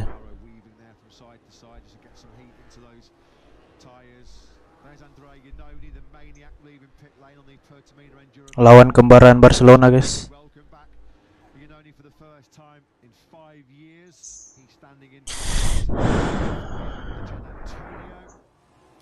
Back in Europe, and under the knife he was yesterday to correct some serious damage to that left shoulder he dislocated at the Red Bull Ring in Austria. A very long winter rehab now ahead of Fabio Di Giannantonio, but Pertamino Enduro Opposites Racing reporting the surgery was successful. Now he can start what will be a long road back to a GP25 alongside Pekka Bagnaia and Mark Marquez. There will be now an empty space on the grid in 7th place, unfortunately, where Jack Miller would have been due to start. So Quartararo and Rins will have the 3rd row to themselves, and there are the second bikes being wheeled out into pit lane, bikes that they may well need in this Malaysian Grand Prix. Still 19 laps ahead of us, so still around 35 to 40 minutes of racing still to be done here. Will the race beat the clouds that are potentially bringing some rain our way? So take 2 here then at the Sepang International Circuit in Malaysia, as the riders then now have to refocus, reprogram the brain to get into race mode once again. And Pekka Bagnaia will need a fair amount of aggression once again. There is the quick restart procedure, so every bahaya. rider is permitted to allow 1 team member onto the grid. It can be a mechanic, it can be a crew chief, it can be a team manager, but they will be ready to greet their rider. It will be mechanic, of course, in case there are any issues. They are just there as a precautionary measure. You just see there all the mechanics gesturing to their riders. Original grid positions just to avoid any confusion. So Jorge Martin will slot into 2nd place. Masih sayang lap guys. This time around, will he be able to get the drop, get the launch on Pekka Bagnaia? Binder is back in pit lane. Something's wrong here with Brad Binder's spare machine. So Brad Binder then coast back into pit lane on the factory KTM. There you can see on the left-hand side of your picture Binder. The yellow flag was waving on the entrance to pit lane, so Brad Binder at the moment a non-starter in the warm up lap. Yeah, is it with his physical condition or is it a problem with the motorcycle? Hopefully Simon was there on the spot. Hopefully he can find out to us. There's the information from the medical director. Initial checks showing no serious injuries to Jack Miller. He will now go to the medical centre for a full examination. Given the nature of the crash, about as good a news as we could have hoped for the Aussie. Yeah, apparently it's a shoulder issue for Brad Binder. Then Simon Crayford just reporting from down in pit lane. So unfortunately, after that red flagged incident in the first attempt to get this Sepang Grand Prix underway, both factory KTM riders will not be participating in this restarted Malaysian Grand Prix. Binder was due to start 10th on the grid, so there will be an empty space in both 7th and 10th places. As Matt mentioned, the original grid positions will be maintained, so the riders will not shuffle up forward a couple of places on the grid. They will pull into their original grid positions, but yes, sadly no factory KTMs from the Red Bull KTM factory racing team on the grid. Solely Pedro Acosta and Augusto Fernandez for the Piro Mobility Group. Tuh kan nonton MotoGP aja kita ya. Once again, where we stand here going into this Sepang battle, Hoy Martin, I'm sure it's been drummed into him 9 million. Semoga aja lancar. Hoy Martin.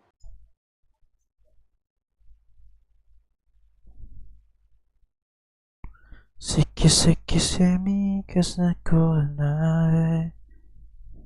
These are live pictures, by the way. This is Jack Miller then walking back to the factory KTM garage. I think all of us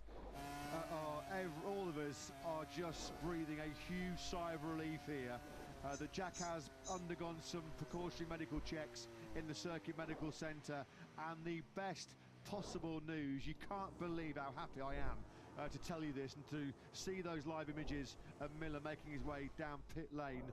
That Jack is looking relatively okay. I'm sure there'll be a few bumps and bruises and aches in the morning, but they can all be solved. So, after that, a bit of good news. Does more good news beckon for Jorge Martin and Prima Pramac Ducati? Here we go then. The rematch, take two, I guess you could say, between Pecco Bagnaia and Jorge Martin. The title decider beckons here in Sepang.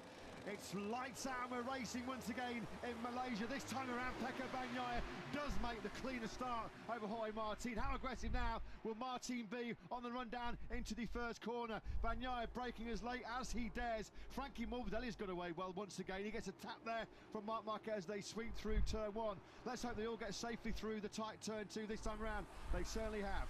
Yeah, Quartararo safely through. Of course, he was starting from that third row of the grid. He still maintained that place around 6th or 7th. Martin very close through turn number 3 on Pecco Bagnaia. He knows from a championship point of view, he just needs to follow. He's going to choose to do. Factory Ducati snaking sideways on the brakes since the bang into turn.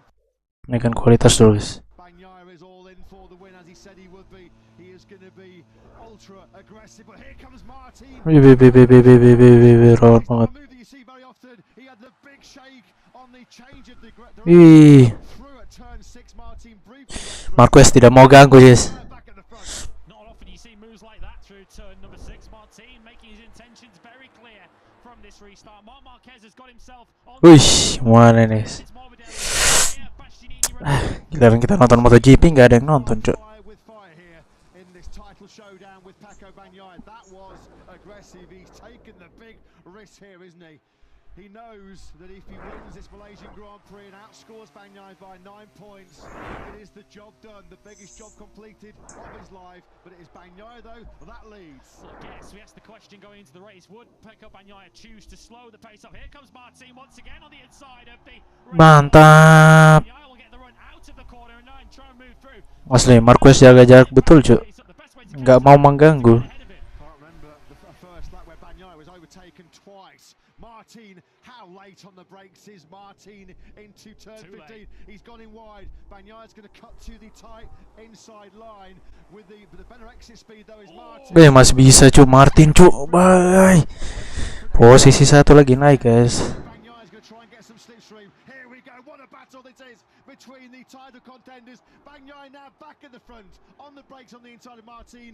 Ih, dia lombai lagi, guys.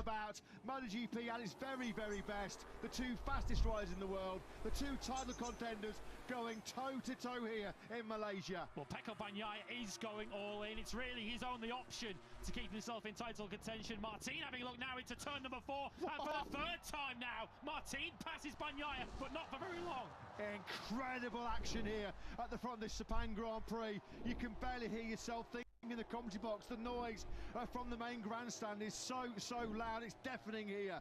Through turn 6 we go. What a fight this is between Bagnaia and Martin. They are throwing it all on the line here in Malaysia. Masih jauh banget, Cuk. Masih jauh banget.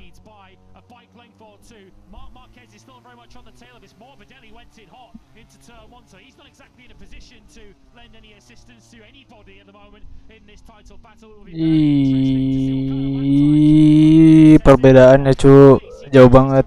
The last time we had an onboard footage of Pecco Bagnaia going through turn 9 in Sepang, he was on the floor at a second place. We were on board with Marc Marquez in the sprint yesterday. We are now on board. Kita nonton di GP ya, guys.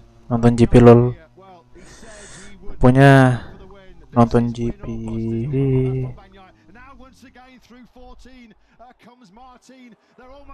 Wih, seru banget anjir. Martin lagi melombai, guys. Pokoknya Marquez nggak mau ganggu betul, Cuk.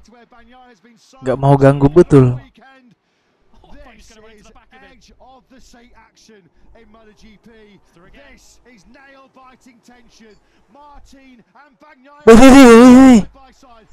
Anjir. Seru banget, Cuk. Ih.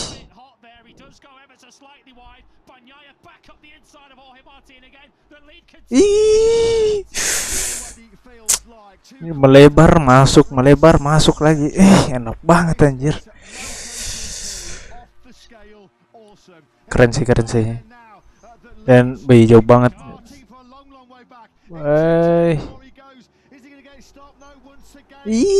Ngeri banget, Cuk. Dapat lagi Martin, cuy. Naik lagi Martin. Bahaya banget ini.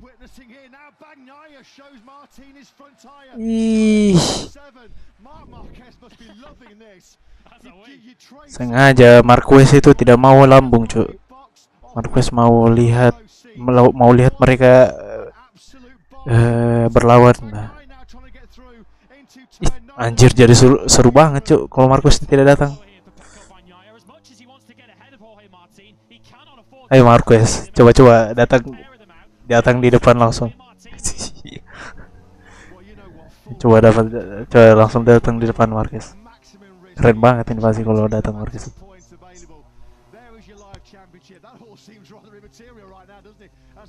Anjir.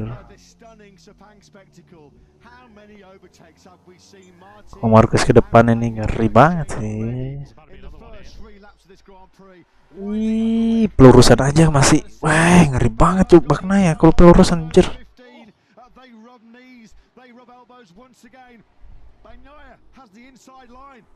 Ambil langsung sisi kiri. Enggak. Ngeri banget, Cuk. Pelurusan. Kita lihat.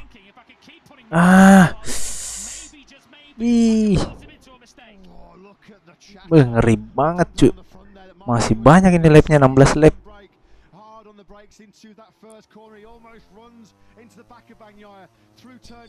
Seru banget, bejir.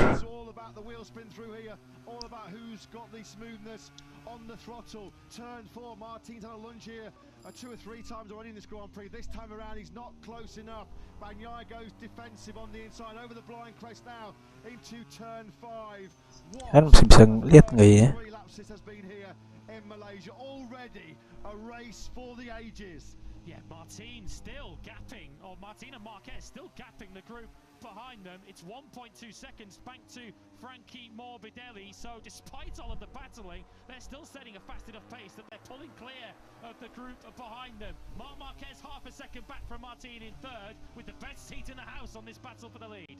Into turn 9, this is where Bagnaia tip-topped off the side of that factory Ducati here yesterday, safely through this time around. Looking back then now to Jorge Martin.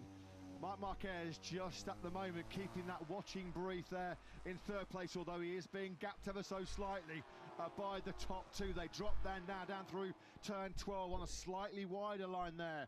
Was Martin. He's coming from a long way back again here.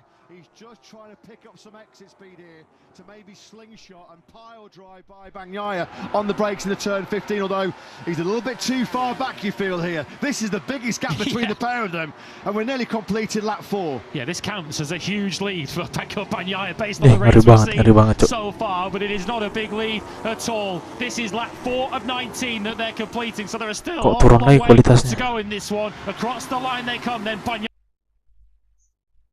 with the fastest lap of the race on a 1:51.91, 59.3 for Martin, and only 3 other riders are in the 59s behind them. We hoped it would be a spectacle, we hoped it would be thrilling, we hoped it would be dramatic. It has been all of those and just that little bit more. This has been absolutely phenomenal Grand Prix motorcycle racing of the very highest level. The 2 top talents of the last 2 years in MotoGP, showing just why they have been the cream of the crop over the last couple of years. Look how hard Bagnaia is pushing that factory Ducati. It's making all kinds of weird and wonderful shapes on entry. It's bucking and weaving on exit as well. Bagnaia throwing everything. Walaupun Jorge Martin juara 2, tetap juara sih ini. Tetap juara dia. Martin now closer to Marquez than he is to the world champion. Mau bagaimanapun juga yang tetap juara sih. For now, and we're seeing already in these first 5 laps of this Malaysian Grand Prix how badly Bagnaia wants to keep that number 1 on his Ducati. But Bagnaia is treading that very wafer-thin tightrope, isn't he, right now? Because he made, well, one more mistake, and that is it.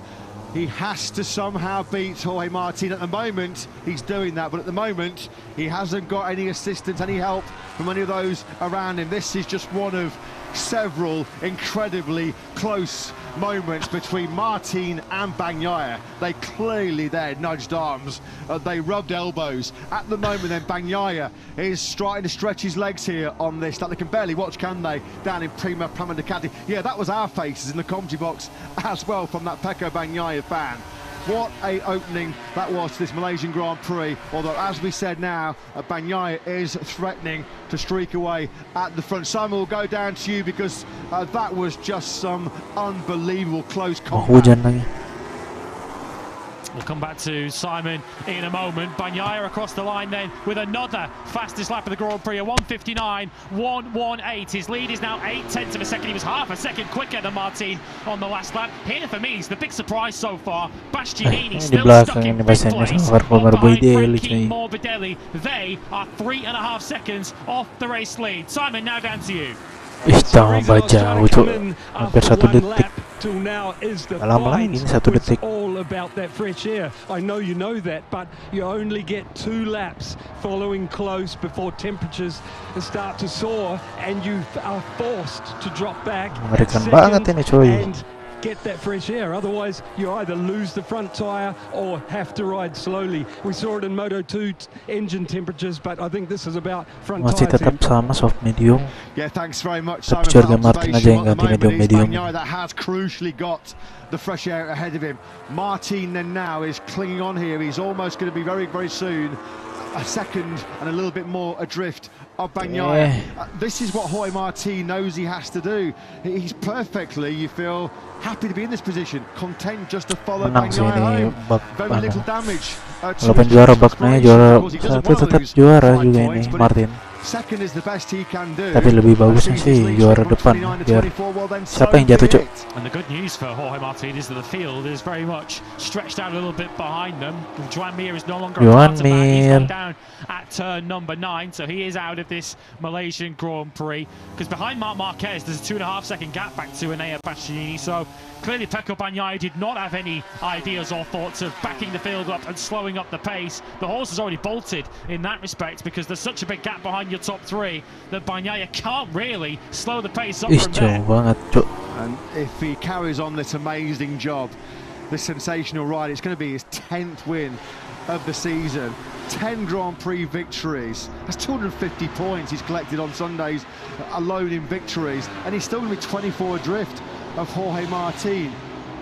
Although Martin at the moment is certainly being kept honest by Marc Marquez in third place. Marquez potentially trying to do a bit of a turn for his future factory Ducati teammate. Nothing between Martin and Marquez's lap times. They both did 159.5s. The top four are the only riders now in the 159s, and it just underlines, as we've seen all season, the gulf between the top four in the World Championship, who are now the top four in this race. They are the only riders who are able to lap this Sepang International Circuit in under 2 minutes. Morbidelli now in 5th place. He's got Pedro Acosta now for company, who's just actually been overtaken by Alex Marquez. There's a pretty close battle between four of them. Morbidelli, Marquez, Acosta and Quartararo, 5th, 6th, 7th and 8th. Jauh banget coba ini, nggak bisa diburu cuy. You just have to doff your cap to Marc Marquez, who once again is picking a fight. Lumayan lah ini Desmosid di kalau tes dia lah di Sepang, karena itulah kenapa Sepang jadi sirkuit tes. Ya, enak banget memang. Dan pas juga. Franco Morbidelli malah jatuh. Kasian banget. Seen that crash before this weekend. Bagnaia-esque, wasn't it, in the sprint yesterday? What the hell is this? The curve there, it was such a slow speed get off for Frankie Morbidelli. Helicopter shot then picks up Pecco Bagnaia, who is doing everything he can, fighting with rawan banget ini. sure that we do go to a final round showdown. Anything could happen, of course. The 10 scenarios. Marquez jatuh, nggak apa-apa. Penting Martin yang saya lihat cuk.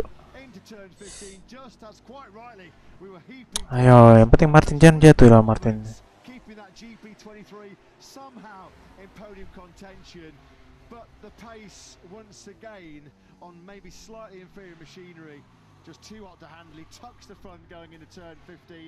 Quite a lot of cosmetic damage on the left-hand side of that GP23 as well. Is that Marquez's race run? What that does mean, once again, profiting from a crash ahead of him, is Enea Bastianini, who got bumped onto the podium in the sprint yesterday after Bagnaia's blunder. Well, this Ayo Martin bertahan Martin. Aduh bahaya kalau Martin jatuh cuk. to sit inside the top three. Yeah, Marc Marquez slotted in back behind Frankie Morbidelli. So two of the riders that have crashed have now found themselves back together on the racetrack. And Ternyata di depannya, di belakangnya ada Andrea Lanone guys. Yang dulu di Ducati juga sih. Ducati atau Pramac ya, lupa saya. Ducati atau Pramac, Ducati atau Aprilia ya, lupa.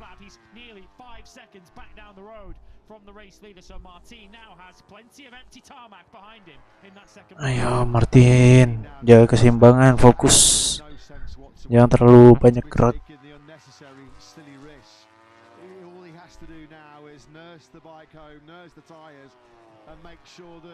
Terlalu banyak gaya baru, melebar apa segala macam, jatuh. Aduh, bahaya banget ini. Just to try and keep some pressure on Bagnaia in case Bagnaia does himself make a mistake, but you have to say Jorge Martin is not going to be going all in here now, is he? The gap is now 1.2 seconds. It's stretched out by a tenth on this current lap as Bagnaia then now tips it into turn 15. We do know that excessive time Rawan banget ini kalau begini ceritanya, cuk. in the back end of this Malaysian Grand Prix, so there's still a lot to occupy the minds of Bagnaia and Martin as they run away from the field. And they weren't exactly nursing them in the first Ish. were they, as they were battling each other. Siapa yang kalian dukung sini guys? Siapa yang kalian dukung? Ini detik-detik Jorge Martin ini mau menang piala lagi ya. Mau menang, mau jadi juara dunia, cuk. Baik. Alex Marquez, cuk. Two of the KTMs didn't start this second part of the Malaysian Grand Prix after that crash in the initial start, so all of their hopes really now hang on the shoulders of Acosta and Aduh. he's doing, chasing Alex Marquez for that 4th place. Yeah, and a fine by Fabio Quartararo. This could be the first time all season we've seen a Japanese motorcycle finishing Iran banget on a Grand Prix Sunday. Who else could it have been other than Fabio Quartararo, who has been the leading light for the Japanese brands, the leading light certainly for Yamaha, 5th in the sprint yesterday, on course for a double top 6. He's got clear daylight of over 2 seconds back to Maverick Vinales, who's leading the Aprilia Challenge in 7th. Alex Rins on course for an excellent 8th place, a potential double top 10 incoming here for Yamaha. Zarco's just past Marco Bezzecchi for 9th. 3 Japanese motorcycles inside the top 10 on a Sunday Grand Prix MotoGP. When was the last time that happened? Augusto Fernandez, Aleix Espargo, Ralph Fernandez, Luca Marini and Taka Nakagami at the moment, your point scoring finishers. Yeah, quick Andre None update. He's running in 18th place. He's behind Morbidelli and Marquez. Wah, ada Johan Zarco di belakang, cuk. Saya rasa cuma Johan Zarco saja yang berkembang, cuk. Yang lain itu menurun semua.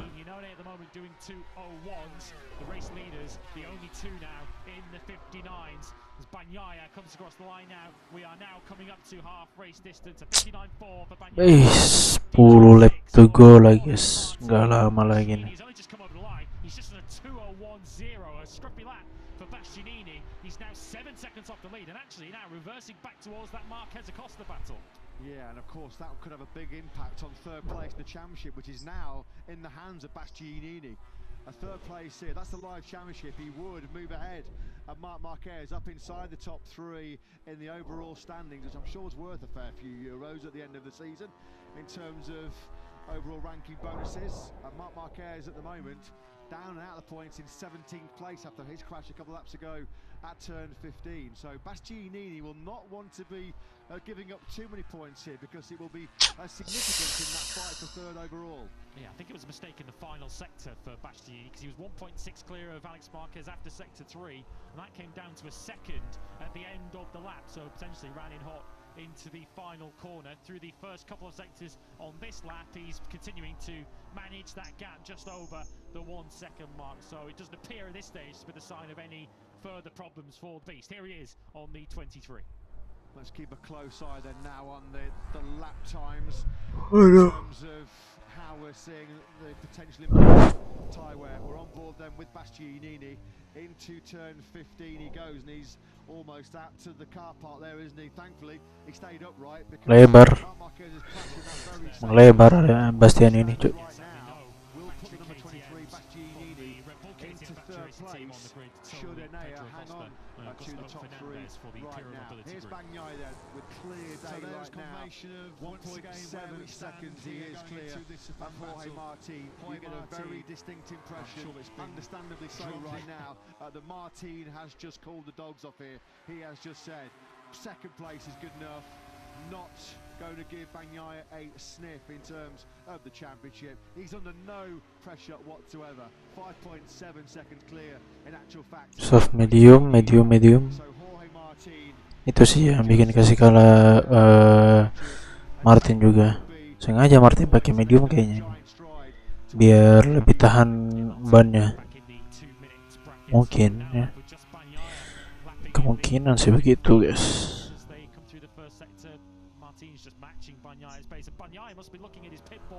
Tambah jauh memang. Udah lama ini 2 detik, tapi tetap menang sih Martin. Yang penting tidak jatuh aja nih, cok.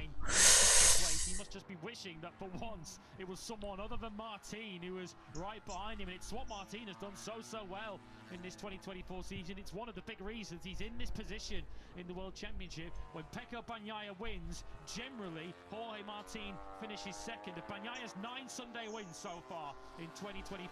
Jorge Martin has finished with him on the podium in 7 of them. He might be about to make it 8. Yeah, you know that at the end of the season, Pecco Bagnaia is going to be going, well, I won double-figure Sunday Grand Prix races. He is already with 9 wins so far in 2024.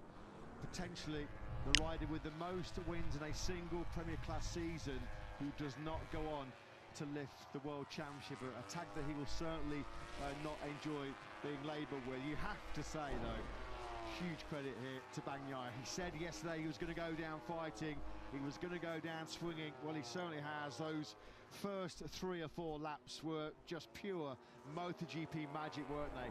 A mesmerising start to this Malaysian Grand Prix. What a show Bagnaia and Martin put on. It looks though at the moment as now he has built, well, briefly, very, very briefly in sector 2 on this lap 11.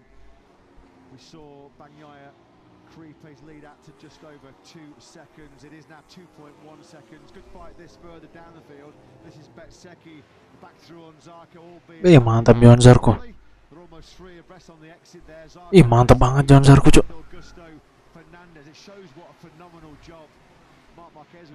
Betul. Semoga Johan Zarco bisa mengembangkan motor baru Honda ini sih. Oke, melebar, mantap banget. Tetap Johan Zarco, maju. Saya tetap dukung si Honda walaupun sudah pindah. Marquez tetap dukung biasanya. Marquez tetap saya dukung juga, Marquez. Honda tetap dukung juga lah. Apalagi Honda nanti tahun depan ini malahan sama kayak LCR, Cuk. Masa sih sama Castrol gak enak banget dilihat, Cuk. LCR nih ganti sponsor baru juga kayaknya. Absolute cracking ride this once again by Johan Zarco, keeping a Ducati GP23 behind him. Factory spec KTM, a factory Aprilia. As we see Vinales and Rins get close, out of shape on the brakes into turn 9 was Betseki. Marc Marquez has just passed Frankie Morbidelli for 16th place. Looking then from the semoga Johan Zarco ini bagus mainnya, Cuk, terus. Ini kayaknya motornya sudah mulai baik, ini kayaknya bagus.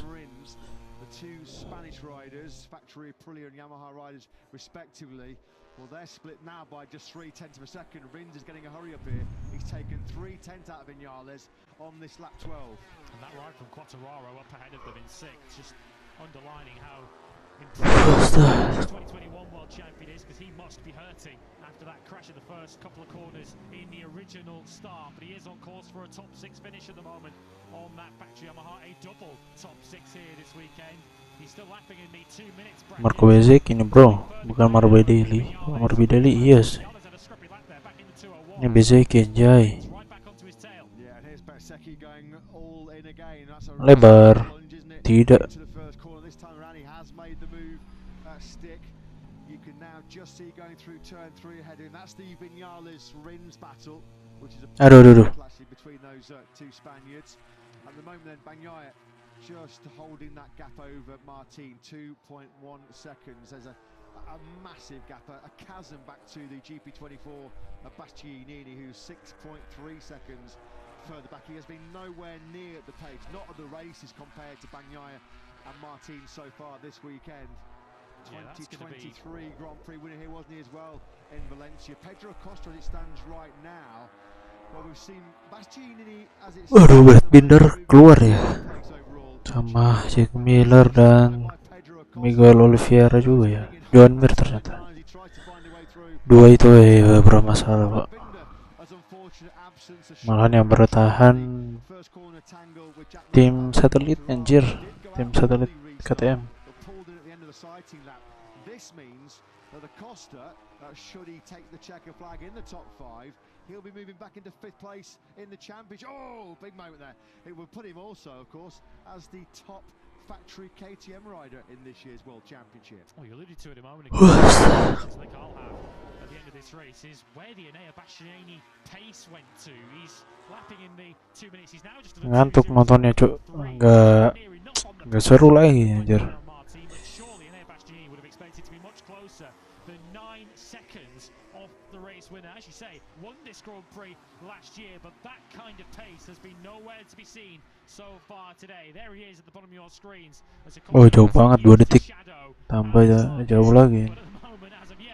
unable to find a way through. You just know, knowing Pedro Acosta like we do, he's going to try it somewhere. Zarco got picked off by both Bersecki and Augusto. Jauh banget ternyata jaraknya Van Morbidelli dengan Marquez, anjir. Very good fight right now with Bez and Fernandez. Here is your race leader then, Bagnaia. Through turn 5 he goes. Javier Martin, brother of adanya Jorge Martin, cuy. Martin, it looks like they might just have to ice the Prosecco for another couple of weeks. Ayolah Martin. Expecting potentially a season finale at the Circuit de Barcelona, Catalunya, where as it stands right now, 5 lap lagi nanti ini. Of Martin at the end of this Grand Prix, 37 points left to fight for. 24 points will be the gap between Bagnaia and Martin. So for the very first time, we could see a MotoGP World Champion crowned on Sprint Saturday. Simon, back down to you. Yes, as you know, Martin's running the harder front tyre, and he didn't do it for the start of the race, you know. He did it, you could see even in the fight how he was using it differently than Pecco, doing more of his braking upright, because that tyre is better at that, but has less edge grip, and see the difference there. But what I'm wondering is they've just started matching times. I know 2 seconds is bigger than Jorge would want, should be 1, you know, and I'm sure Pecco is managing the gap, but like I said, Jorge did it for a reason. I'm wondering if this is the danger area for the softer option that Pecco's running. Well, we're about to find out. Yeah, nice observation that, Simon. What will be the late race pace of Pecco Bagnaia's Michelin soft compound front tyre as opposed to Jorge Martin's decision? One of only 3 riders that started this Malaysian Grand Prix with the medium front. At the moment, well, on that last lap, the difference in lap times between the pair of them was nothing. It was exactly 1,000th of a second.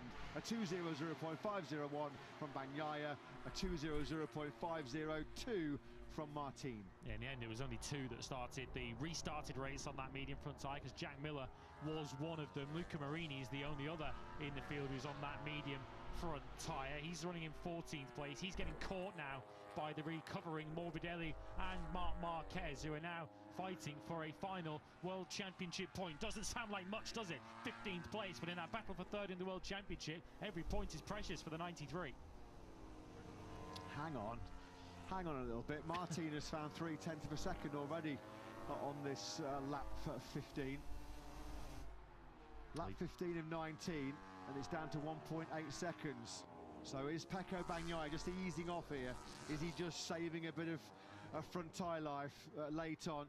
Just making sure that he's managing the gap, managing the grip to make sure that he's not going to come under any late pressure from Jorge Martin. I was just getting a little bit excited there, just maybe wondering if it was going to come all the way down. It was an incredible start to this Malaysian Grand Prix between the 2 heavyweights. Are we set up for an incredible finish? We might well be, because the gap has come down to 1.6 seconds. Just as Simon told us about the impact potentially of Jorge Martin's better grip on that medium front. Now this should really be grabbing the attention of the world champion. Through the final corner he goes. I was about to say, he needs 0.4 of a second a lap, really, to catch Bagnaia from there. That's exactly what he's taken so far in the first 3 sectors. Across the line we go. He's taken another 10th and a half. Bagnaia's pace drops off to a 2:007, 2:001 for Jorge Martin. Pecco Bagnaia if a rider starts to get to within around a second of him or under that, he's prepared to up his pace again and respond.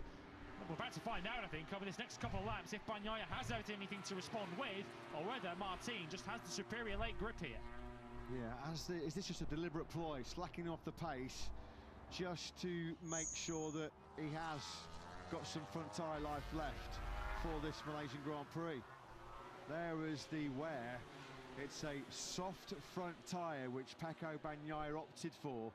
Martin, just a quick reminder, is on the medium front. Now you can just see visually that gap has come down. It's 1.4 seconds.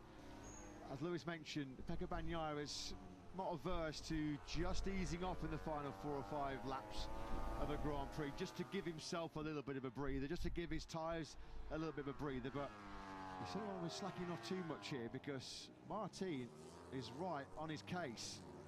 Martin's gone in hot there, though. Yeah. Do you know what? I thought, for 1 second, I thought, surely not. Bagnaia's not gone down in front of him. That's what has distracted him. But But Martin there, do you know what's happening there? He's sensing that he's coming back to Bagnaia, and he's getting his head down here, going for it, and he's just got a little bit too keen, a little bit too eager.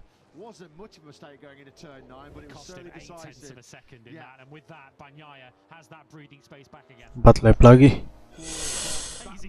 That might have denied us potentially a grandstand finish here in Sepang in front of one of the two main grandstands.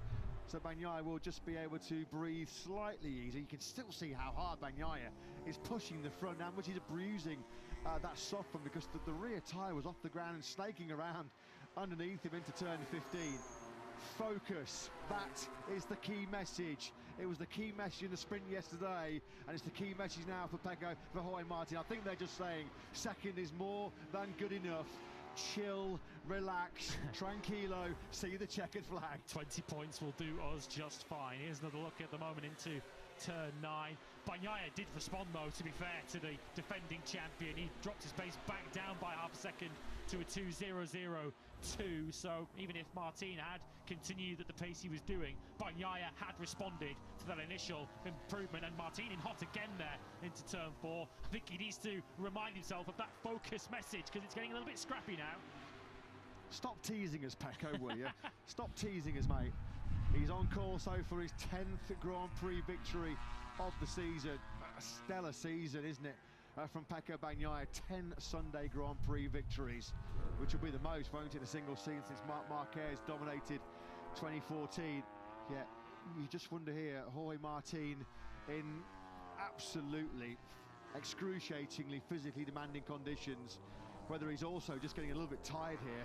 You know, when a rider tires and a rider fatigues, that's when a few mistakes do start creeping in as well. So that might be why Ducati felt like it was the perfect time just to throw out the focus message to Jorge Martin.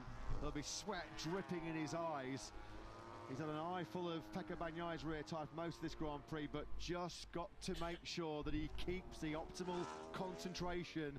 Now is not the time to drop the ball, is it, for Jorge Martin? Well, it's calmed down a little bit, hasn't it, this MotoGP race from what we saw earlier. I think we all needed a bit of a breather after that unforgettable first 4 or 5 laps of this Grand Prix. And in the end, unlike yesterday, that early arm wrestle was won by Pecco Bagnaia, and in the end, that's made the difference. That's given him the high ground. It gave him that couple of seconds of a buffer, and even if Jorge Martin had superior grip late in the race, Bagnaia had been able to build up a significant lead to take what looks set to be now with 2 laps to go.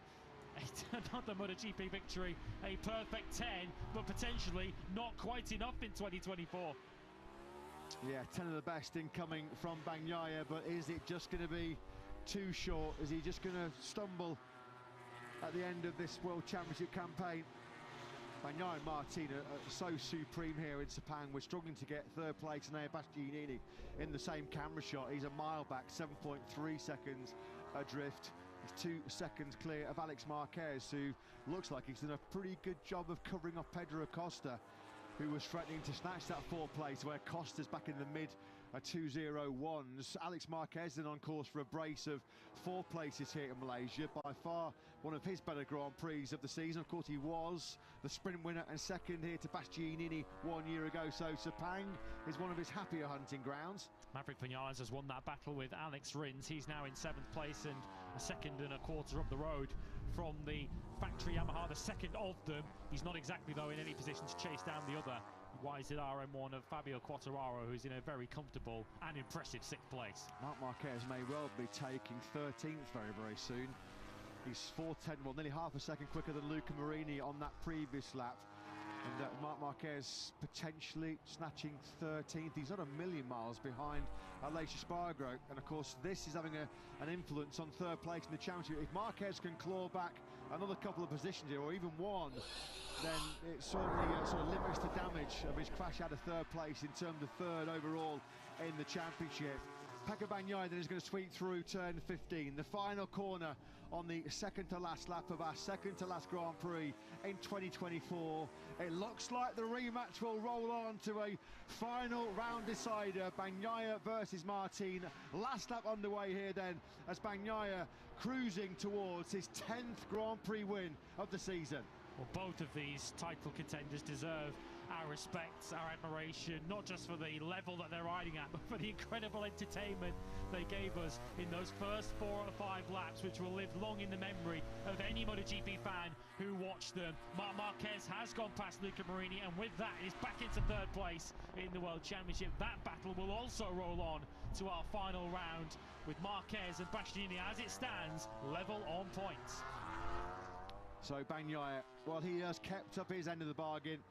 He said it was must win, he said he was going to be aggressive, and boy was he true to his word in what was a memorable first 3 or 4 laps here in Malaysia. Once again on Sundays, he has been a cut above the rest.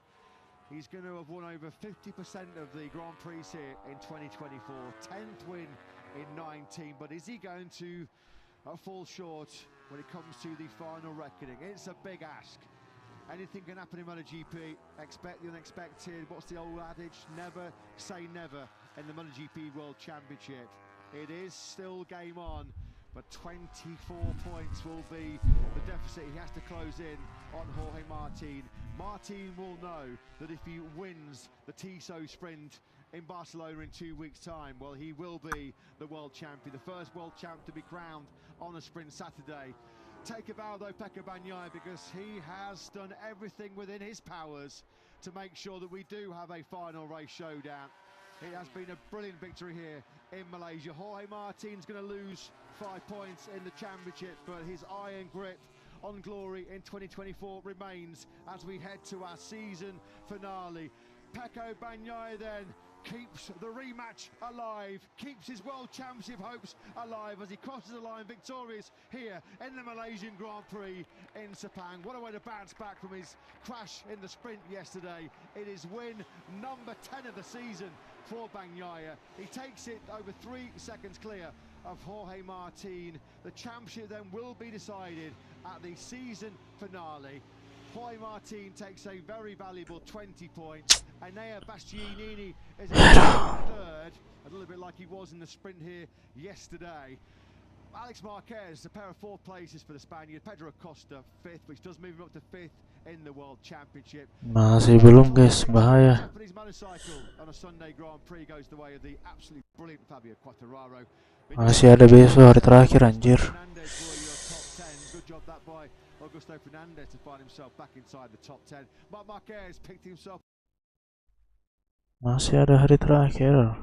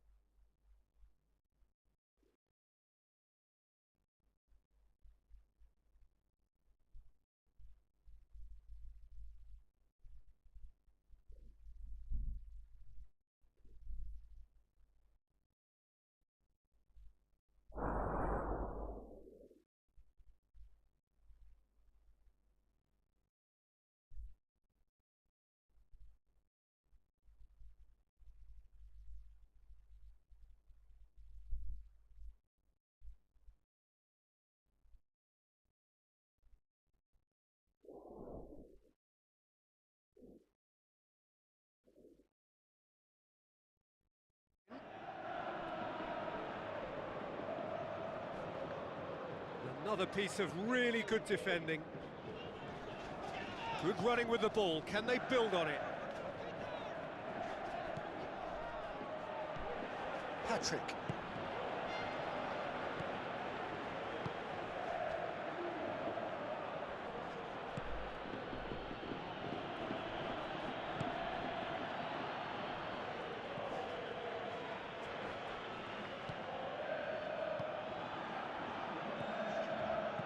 Danger averted for now.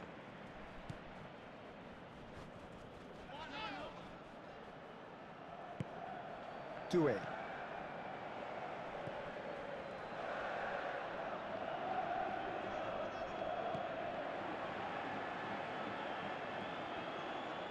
Gets it back. Whistle's gone, that's a foul.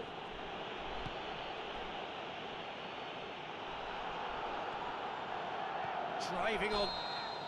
Added time is up, and there goes the whistle. Well, that is truly disappointing. It is a results business, and this result is worth nothing. Look, I think a draw might have been a much fairer result today. It's just that one crucial second half goal. That's what cost them. That's where we have to end it. From me, Peter Drury, and my co-commentator, Jim Beglin, a very good evening to you all.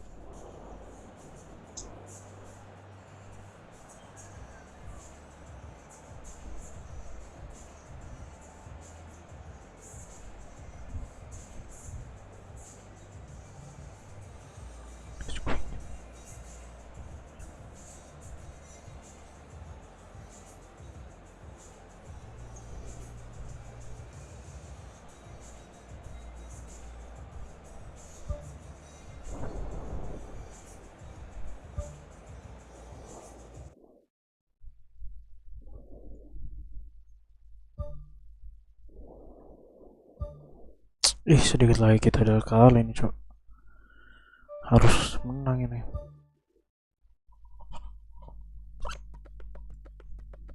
Rawan banget.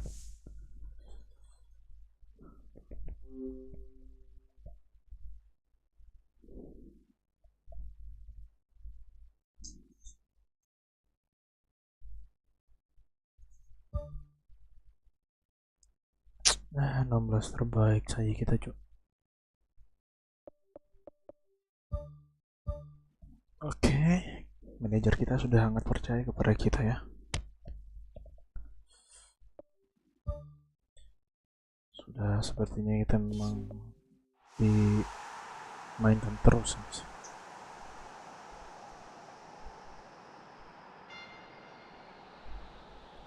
Aduh, kok bisa ya gini tuh, kalah tadi. Hello and welcome to all of our viewers from around the world. We have quite a game in prospect here, just waiting for the players to emerge, and we will be underway. And here we have Burgos against GETAFE. I'm Peter Drury, and it's a pleasure to be alongside Jim Beglin. Thanks, Peter. It's a pleasure and a privilege for me to be here. Harus menang kita nih, kalau kalah lagi, aduh. Karena tinggal forward it goes. Done very well to intervene. Tinggal 3 game lagi. Played out to the wing.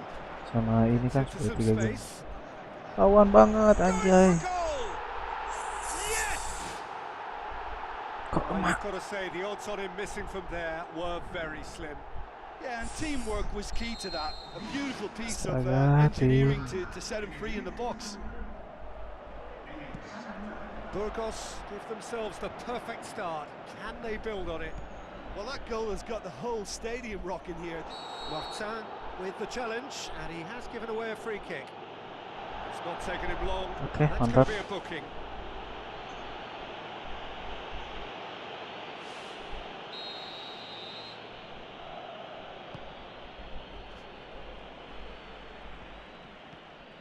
Carlos Alenia. Spoon forward, and the defence can get it clear.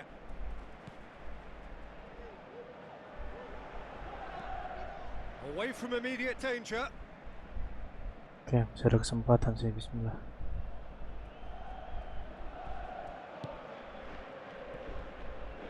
How about it? Good stop, that wasn't easy. Well, I can only add that he's got reflexes that are in perfect working order, Peter. That was very good to watch. It's a long forward pass. Ayo maju gila, bro. Cross deflected over the goal line for a corner.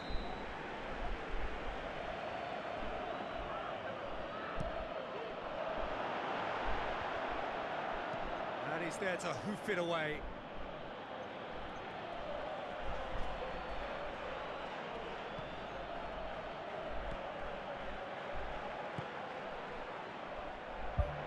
That's a throw-in.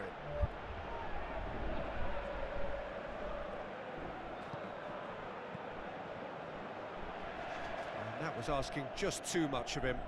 Bajingan. Getafe were imperious when the two sides last met, and the fans are asking for more of the same. Aimed long and direct. That's a throw.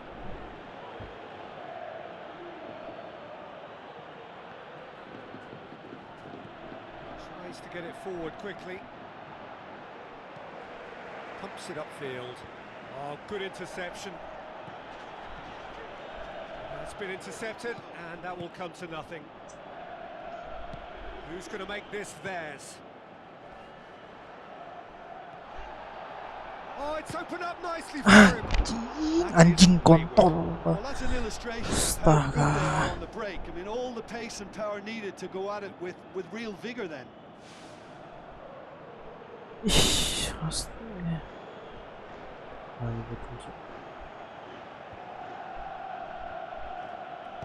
Carles Alenia tries a long pass towards the front.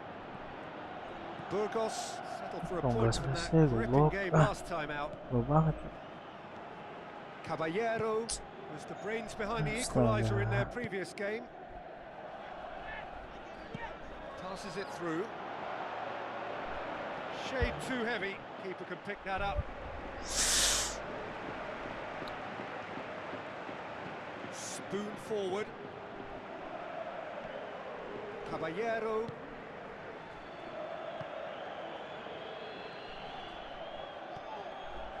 Tries the route one option. Plays it over to the other flank.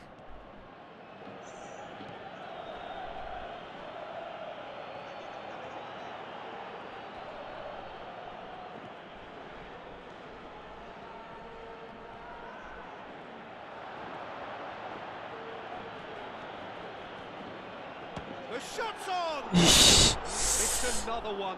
Yeah, they should be out of sight, and they're not because of a little sloppiness in front of goal.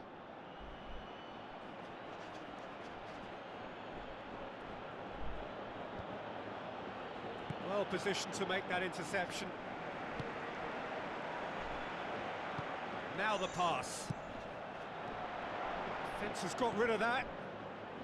Well, it did look promising to start with, but in the end they were thwarted before they could even make it into the final third. Aimed long and direct. Oh, he's broken through. Oh, no shortage of confidence there. Well, they just weren't able to deal with him. You know, he was allowed to go straight through the middle, and I'm sure he'll be a little angry at himself for missing that. Oh, that's great stuff from him. I would agree. It's tremendous play. He's full of belief and imagination, and hard to contain. Alvarez. Thrust towards the front line. He's away!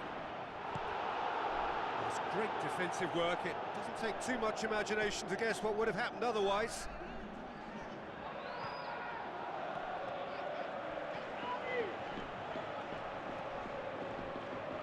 Lovely bit of skill. Ooh, and with that, the half-time whistle goes. Well, it hasn't exactly got the plan so far, but there's no need to panic. There's still plenty of time to get back into this. As always, an early goal would help swing things back in their favour. Whistle goes, and we start the second half. Getafe don't need to press the panic button just yet. They may have to tweak their setup first if they don't grab an early goal in this second half. Getafe have a free kick.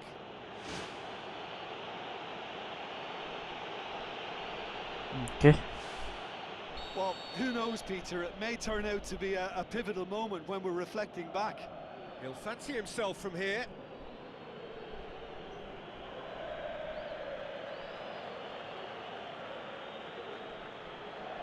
Going for goal!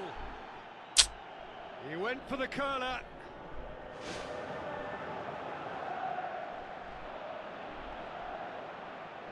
Gagal lagi.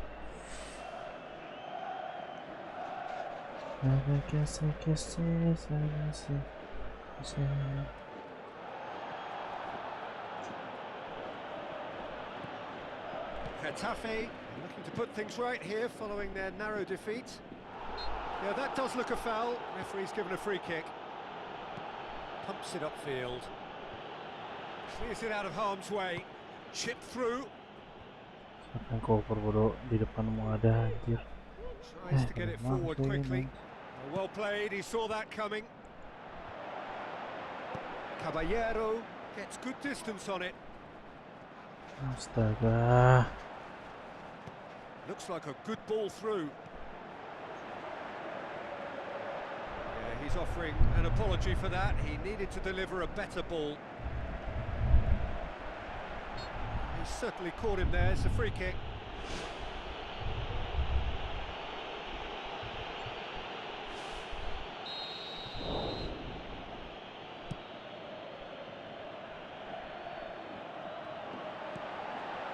This defence is wary about opposition pace. So they're just not getting too tight.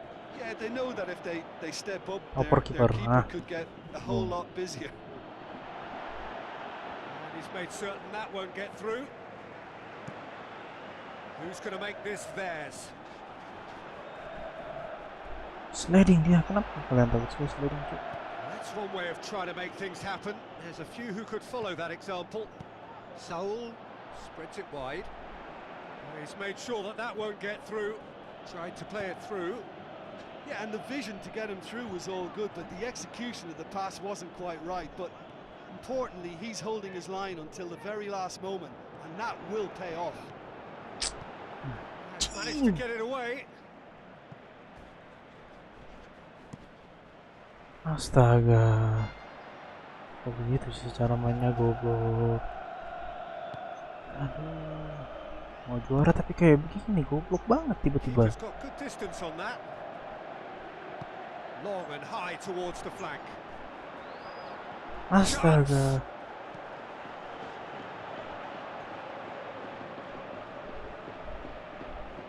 Someone looks like he's in need of protection here. Yeah, and they've got to be careful, Peter, that they don't allow their attempt to snuff out the threat now to turn into indiscipline. Spoon forward.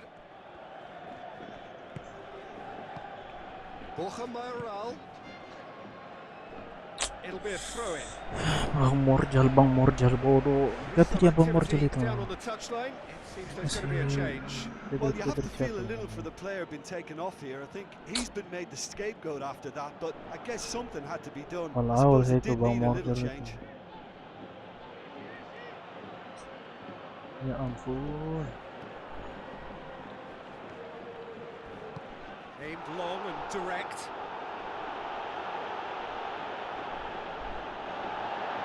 And the referee has brought play back and shown him a yellow card.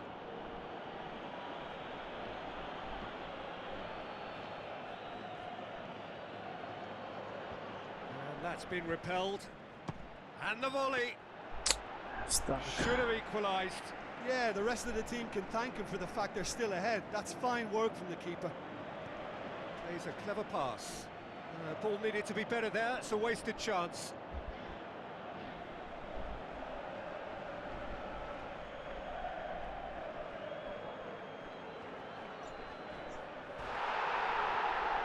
That's good defence. Plain and simple, good defence. They refuse to allow a turn. Alvarez pumps it upfield. Boots it upfield.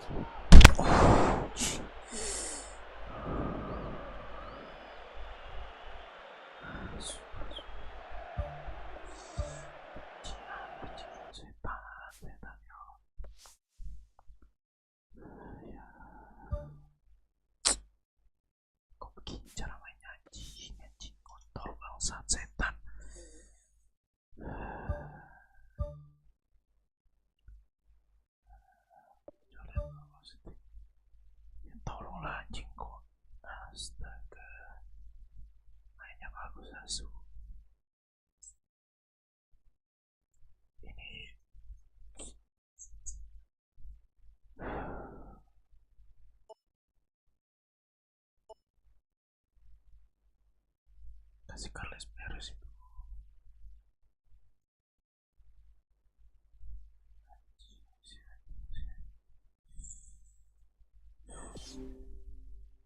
Kurang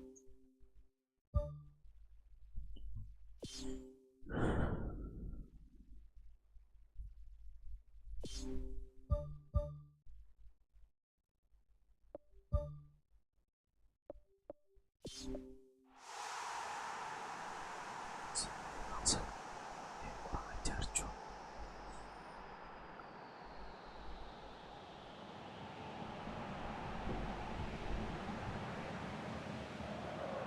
Emosi banget anjing. So a warm welcome to you all. We will be on the way very shortly once all the pleasantries are complete. The teams then, Burgos against GETAFE. I'm your commentator Peter Drury, and providing his unique brand of expert analysis, here's Jim Beglin. Thanks, Peter. It's a pleasure and a privilege for me to be here. Martin with a delicate ball, and he's there to make a great save. Oh, he made that look really easy, Peter, but I can assure you that wasn't a routine save. He had to be very switched on there. It's a long forward pass.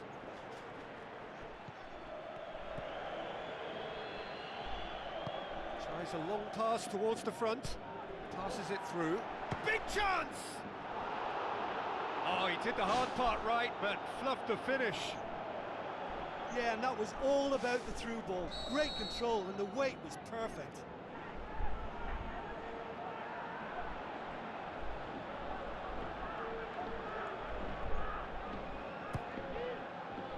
Massive leap! Harmlessly behind. I think he deserves credit for getting something away, given that he had to contend with a double dose of closing down. I just really like the way they've started with such intensity, Peter.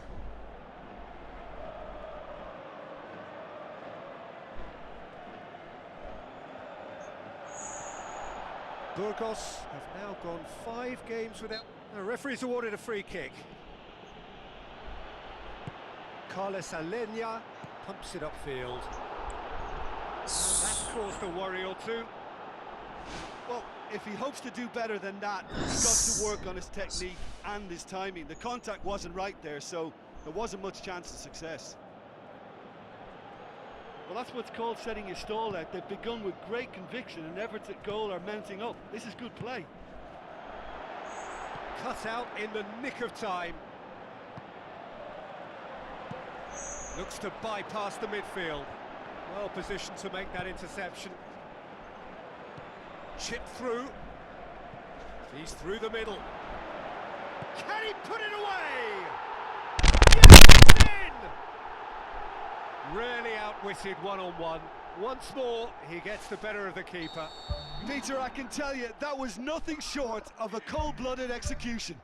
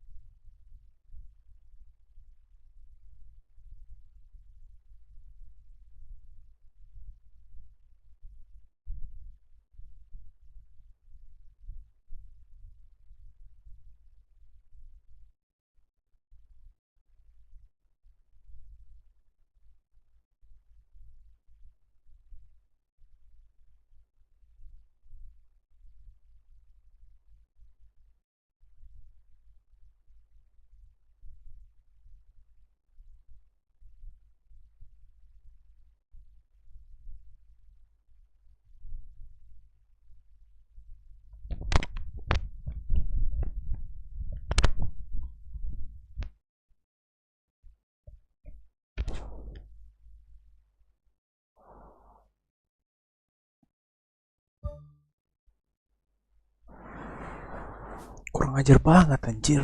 Kurang ajar memang ini.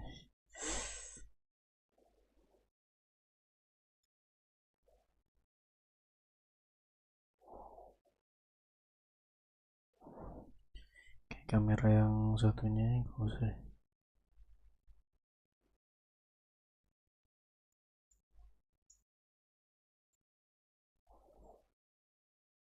Terus ini gua hapus.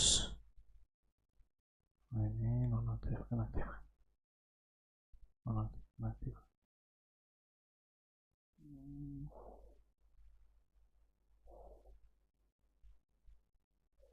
Lu nggak mau lagi anjir.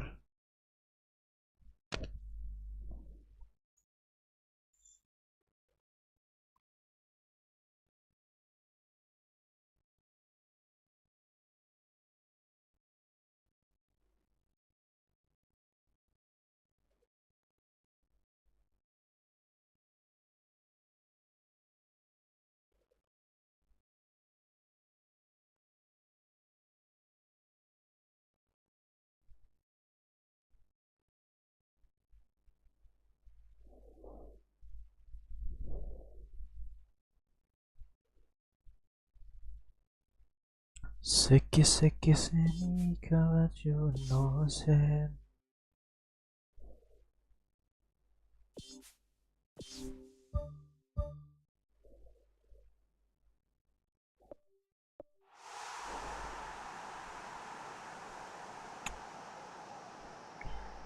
Aduh.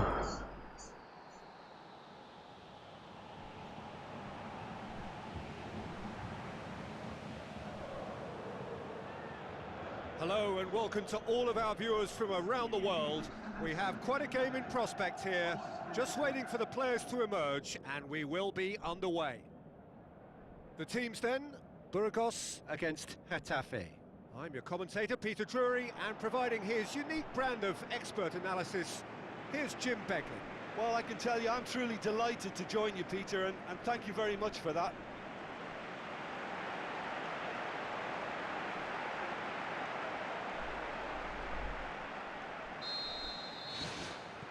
So it's away we go then.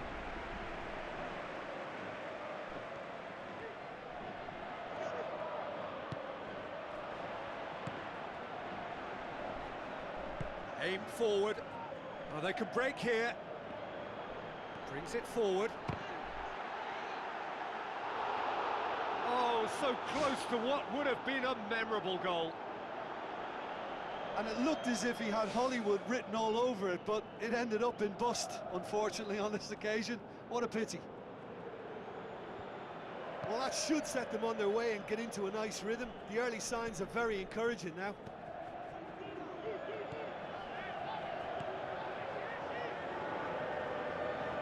No, that's not the ball he wanted. Burgos are unbeaten in their last 5 here. It's a throw in.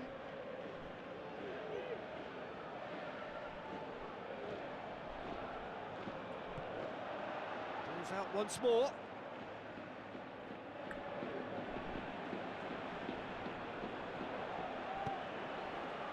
Early ball. He's dealt with that well.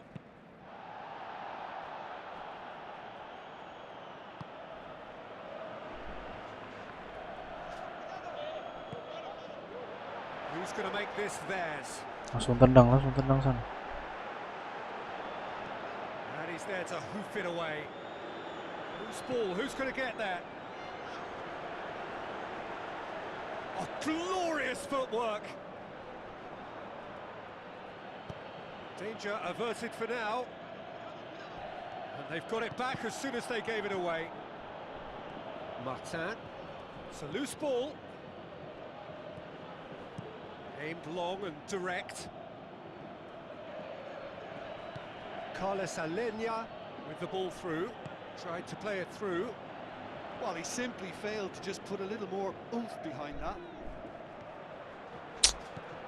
And the counter is on. This is quite a run, and he's not done yet. Spoon forward. Good running with the ball. Can they build on it? Well, he rushed into that and didn't give anyone a chance to get on the end of it. Saul finds himself back in the starting side for the first time in a while. Martin has got Jalan himself a kita free kick. begitu ditiup bulu. Masuk Caballero goblok. was the brains behind the equaliser in their previous game. Ball has crossed the line and it's a throw.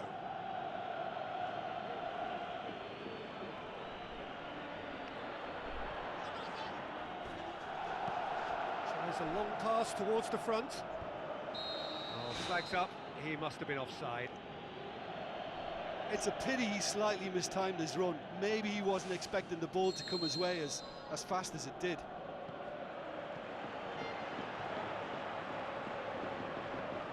Carlos Alenia gets it back. Cuts it out.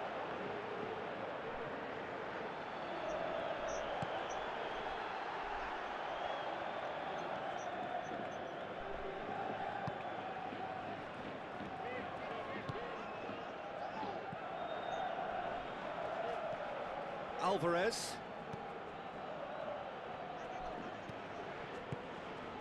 Lama banget anjir. Getafe to retain the ball, but are seemingly in no rush to break forward. Well, that's where he wants it. Baru udah dapet. Saul pumps it upfield. He's made sure that that won't get through. Now the pass. That really should have hit the net. Well, he caught that one right on the meat. Cracking effort.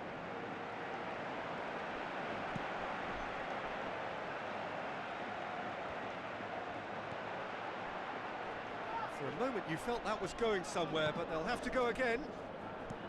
Tries to stroke it through. Oh, delightful ball. It's ruffled a few feathers, but well dealt with. Looks to slip it through. Passes it through. And a goal kick.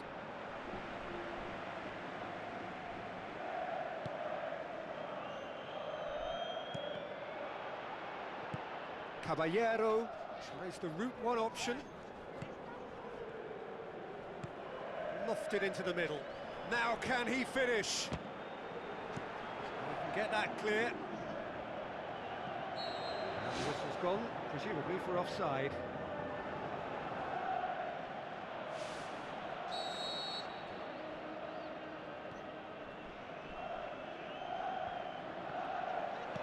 Hits it! No, poor contact, nothing on the shot. Udah Isan, udah tidur tadi. And that'll be the last act of the first half. Interesting half, just missing goals, so don't be surprised if the second half brings a change to the scoreline at the break, 0-0. And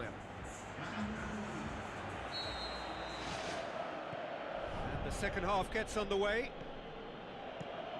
A tight old game so far. Can that change now?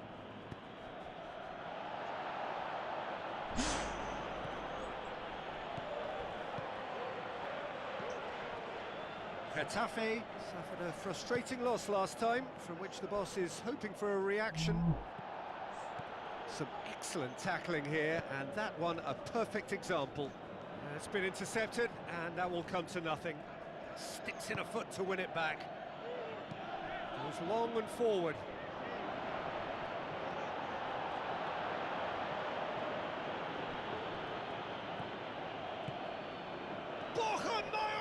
Has a shot! That is wayward.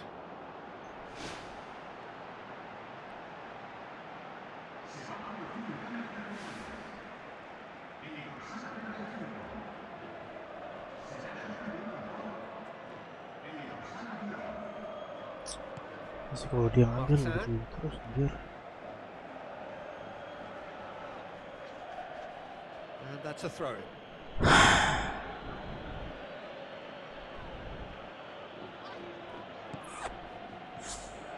Has got rid of that. Driving on now, what can they conjure from here? The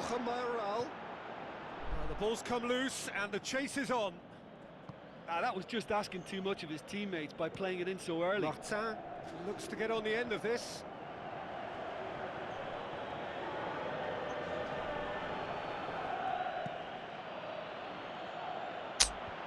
Clears it out of harm's way. Luta.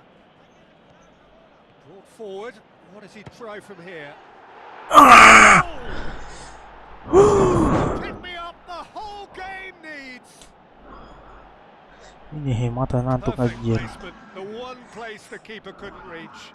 Well, I think two keepers would have had a hard time keeping that one out. Never mind one. There was real venom in the strike and clear composure from the placement. Getafe take the lead. Look, you can't deny that it's a blow, but this game is far from unsalvageable. Jangan buat kesalahan anjir. It's a good-looking cross. Surely. Oh, Tap. stop! It had to be. Good clearance and very necessary.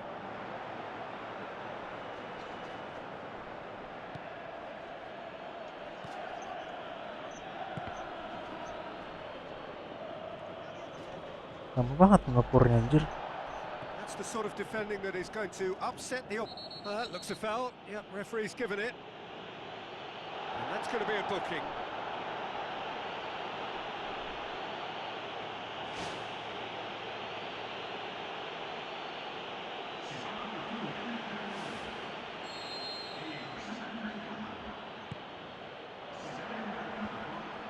And the defence can get it clear.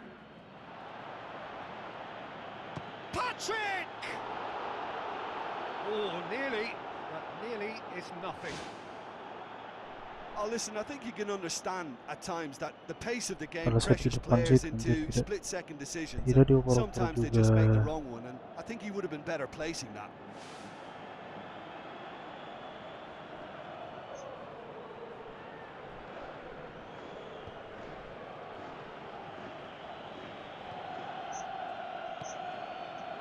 Seems now to be all about width. Well, when you have the personnel to create in wide areas, then they need to see as much of the ball as possible.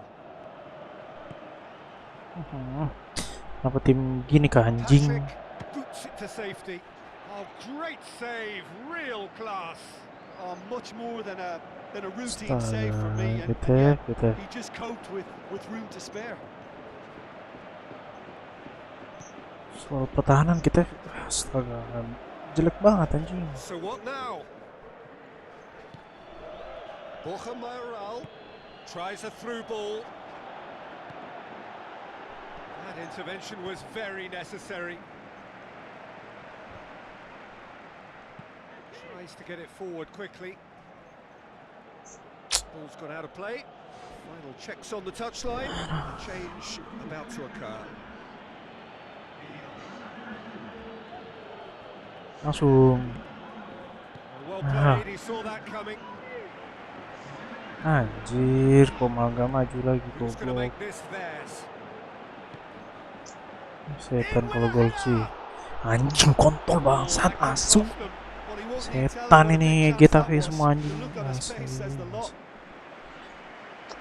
Astaga, masih jeng. Enggak banget, Cuk. Gimana nih? Pantas aja kalah banget posisinya, baru bergincar mainnya anjing.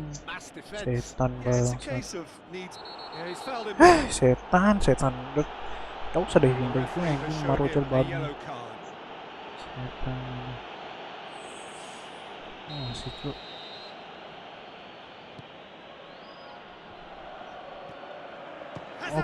Opor bangsat.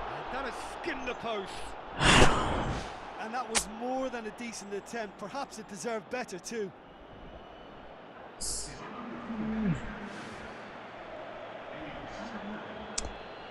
Aduh. Getafe just have to run down the clock. Pumps it forwards. Borja Mayoral looking to get on the end of this.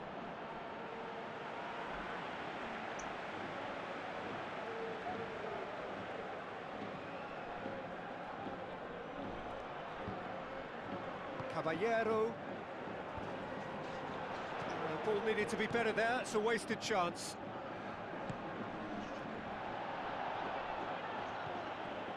Information that there will be 4 minutes stoppage time. Looks to dink one in. Posisinya beda banget, babi. Gak tahu ini, aduh, manajernya goblok banget, cuy. Borja Mayoral. Played out to the wing.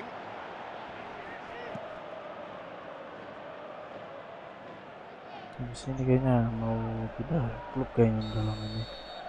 And that is that. Mau pindah klub aja anjing. Hold on.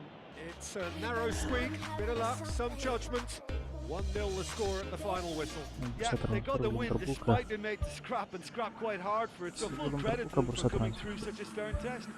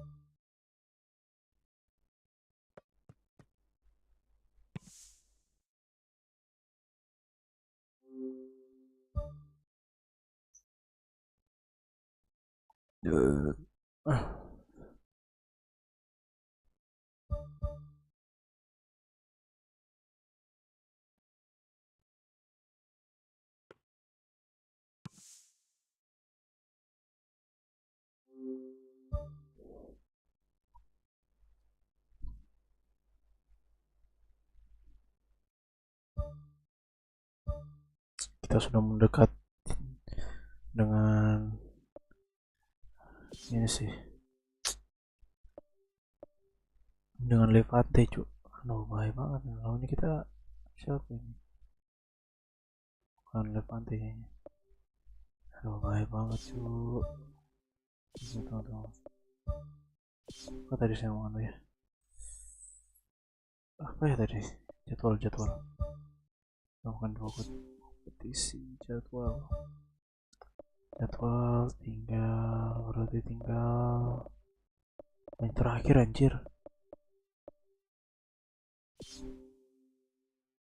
Terakhir, cok.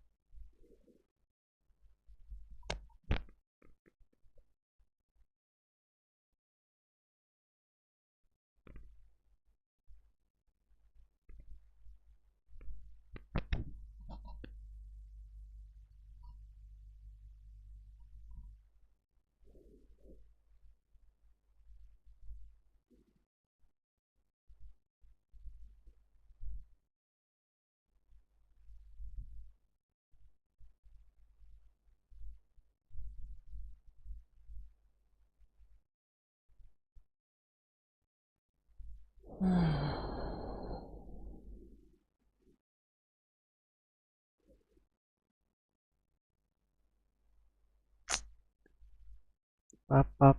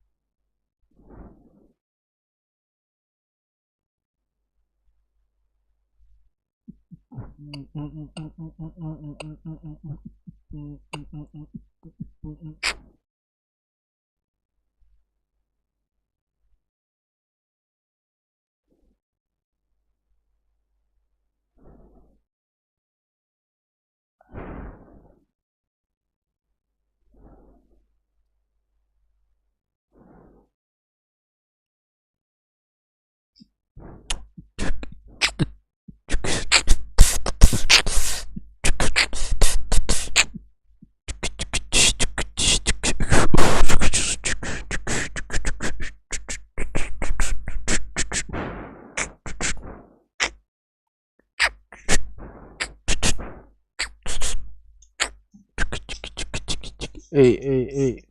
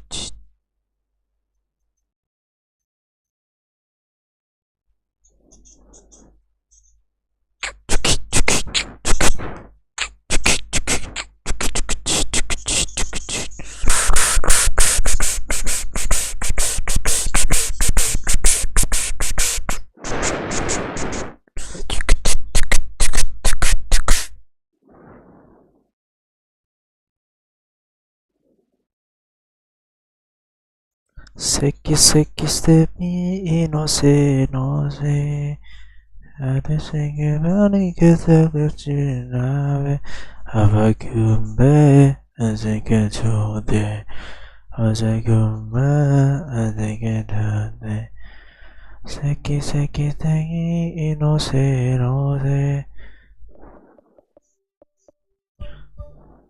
adesso che vede che ripara si no se Adagime Esakadude Apasiba Esakadude Seki semi no se Huge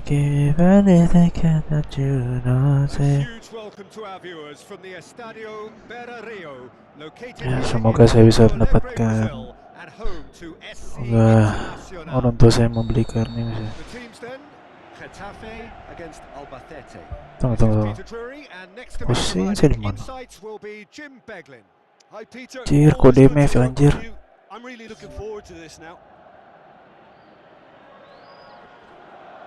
Tries a through ball.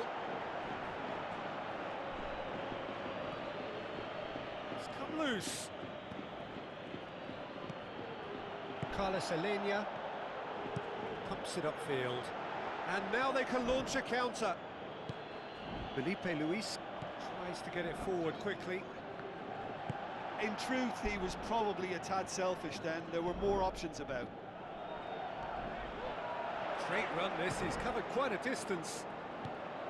Good determined running there, but one back by the defence. Tries to dink it in. Well played, he saw that coming. Tried to play it through. The idea was good though, Peter, and I like the run that triggered the pass, but the quality was the problem.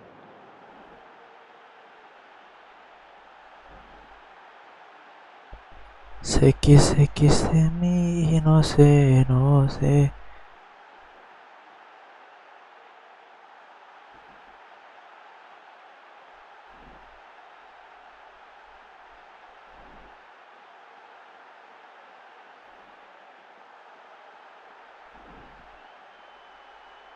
Spoon forward.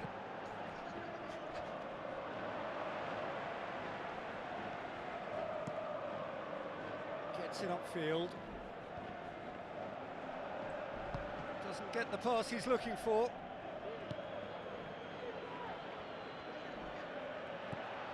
Getafe have been good here at home, undefeated in the last 5. And the through ball is intercepted. None shall pass, that's the message there. Now the pass. It's a long forward pass. Passes it through. Now here's the through ball. And that's been repelled. In once more.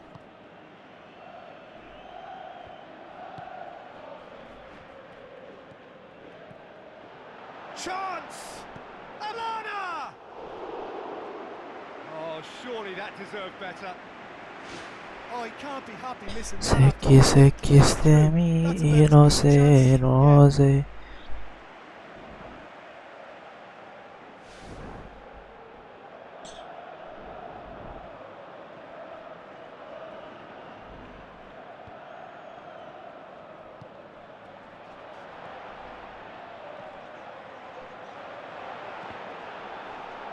Is it in?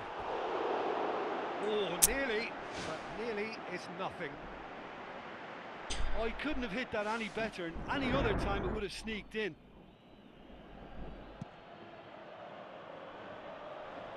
Battles to win it back.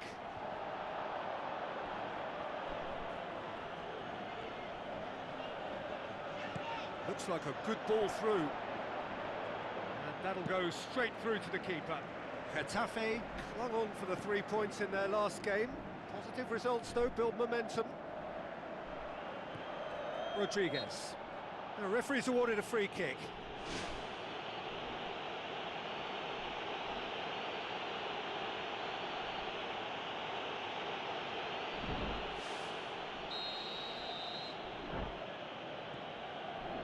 Keeper's got good distance on that. Brought forward.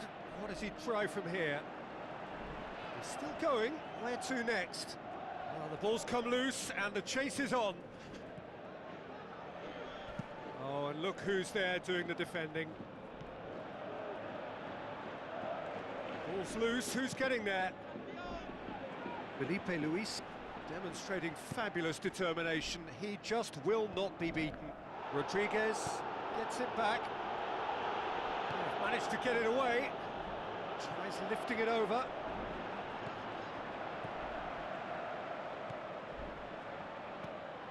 Alvarez. Now it's Borja Mayoral. Borja Mayoral with a long pass out wide. He has it out wide now. Cross deflected behind for a corner.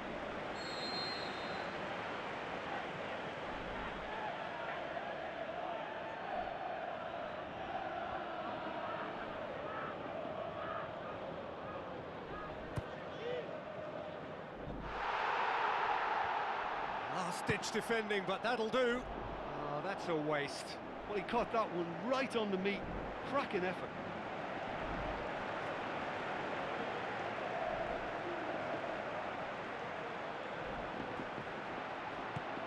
It's a long ball, but it's not hit its target.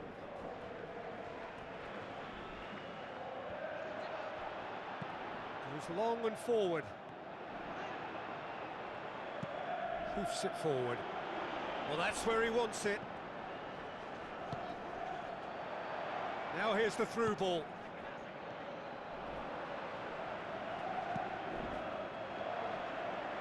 Cuts it out.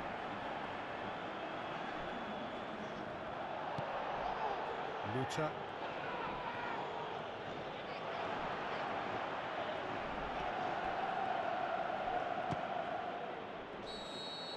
And we hit half-time. The midway point of the game. Getafe ended that first half in such a strong fashion. I think we'll just have to wait and see now if they can rekindle that drive and that determination. It's been great commitment, and that has to be maintained in the second half. Interesting half, just missing goals, so don't be surprised if the second half brings a change to the scoreline at the break, 0-0. Getafe playing well with lots of opportunities and plenty positives to take from the first half. Despite this scoreline, converting chances would make a world of difference for them. Now the cross. Goalkeeper's ball. Felipe, forward it goes. He's made sure that that won't get through. Albacete seek a performance here which reflects rather better on the boss. He's taken a fair amount of criticism in the wake of the last game. That's an untidy challenge, free kick given. The referee has resisted the temptation to go to his pocket. It's just a stern lecture.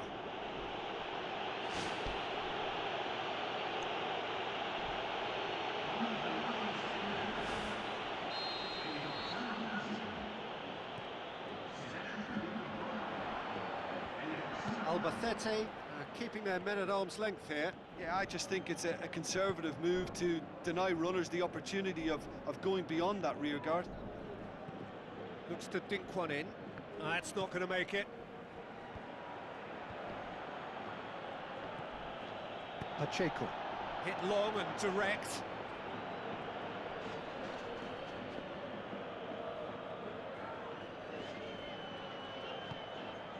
It's gone for a throw-in.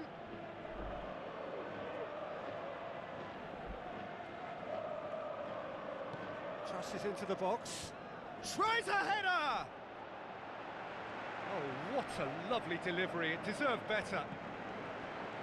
Look, there'll be no complaints at all with quick service like that. It's so difficult to defend when the ball comes in so swiftly. But you can't question the finishing in this instance. I think, though, there's enough grounds for them to keep working at it. Final checks on the touchline. A change about to occur.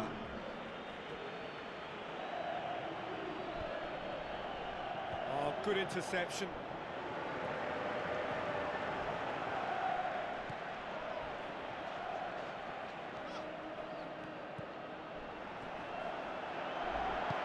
Aimed long and direct. Regardless of the outcome, it is good to see someone running at the defence like that.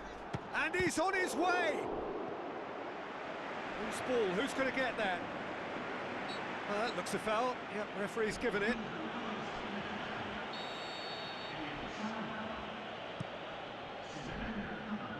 Yeah, he's offering an apology for that. He needed to deliver a better ball. Big chance! Fair attempt, just the wrong outcome.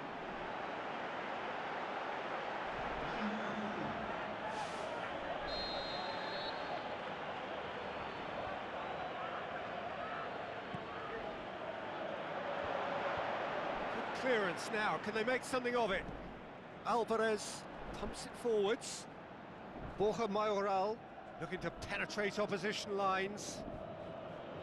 It was a move that looked promising, but eventually thwarted without doing any harm. Rodriguez. And he's made certain that won't get through.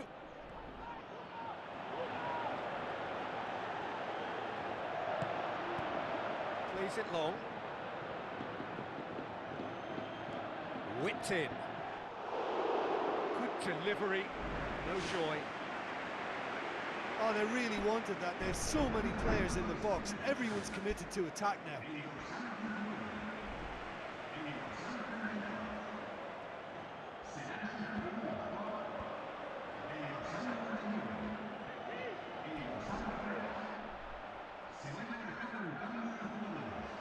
Lovely bit of skill. Drilled in low. He's gone for it! Oh, and they really should have been made to pay. Well, the referee's pulled play back and has booked him for the original offence.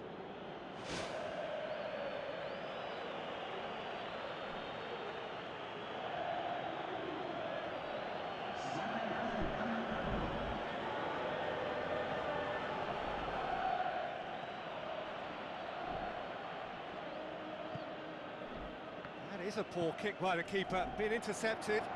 Who's going to make this theirs?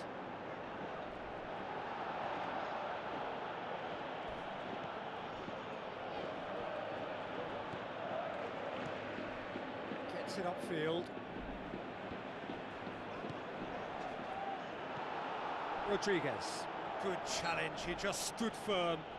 Alvarez with the foul. Gets his head to it! Went with his head but couldn't steer it in.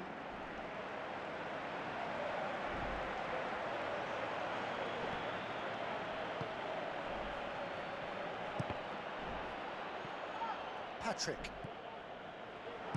Looks to slip it through. Garcia, aimed forward. 4 added minutes on the board. Thrust towards the front line. Carlos Munoz.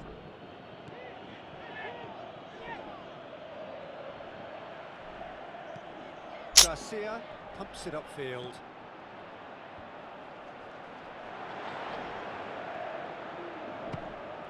It's a loose ball. Tries a through ball. And through to the goalkeeper.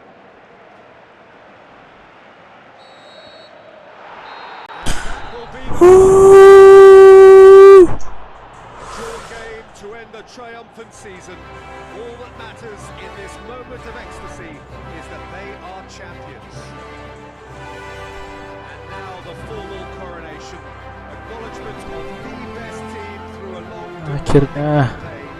So much hard labour and now so great a reward.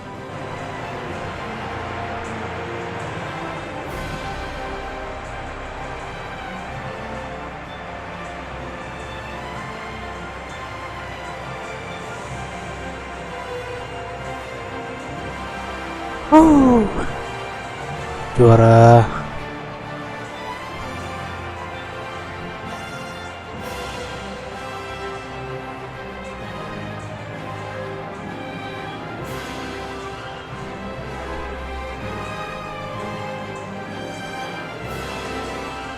Kok nge-lag anjir?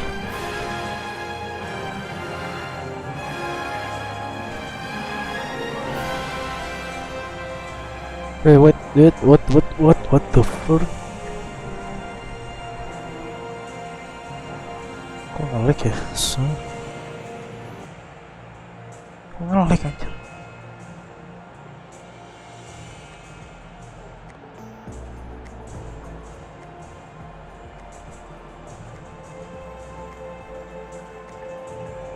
Wait, what the hell is this?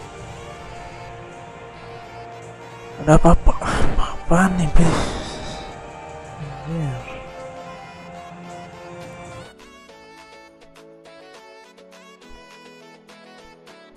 Hilang anjir. Asuh.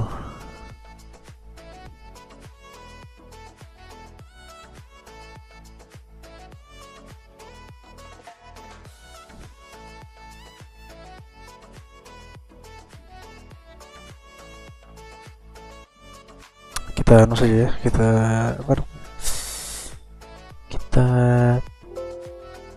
skip aja ya. Aduh, gagal lagi. Mau lihat angkat-angkat pialanya anjir.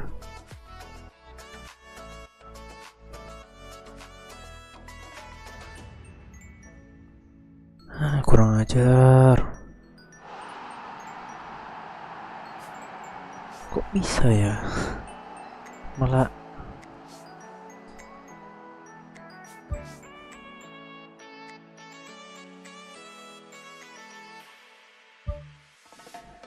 para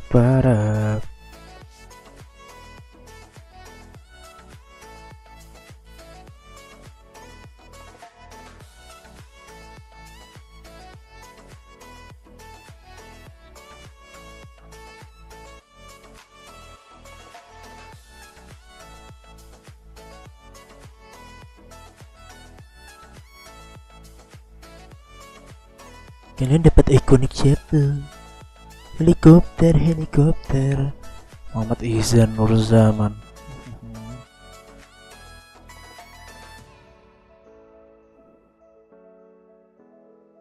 Kalian dapat ikonik siapa?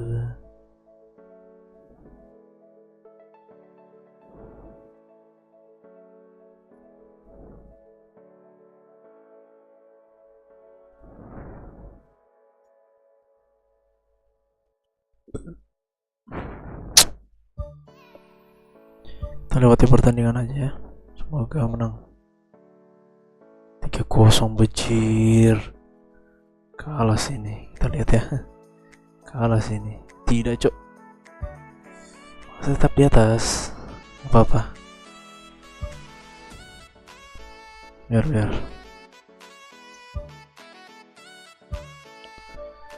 Oh, lihat ini adalah laporan mengenai perkembangan pengalaman. Iya, mantap banget. Sundulan telah meningkat 64, kehebatan menyerang 76, penyelesaian telah meningkat menjadi 74.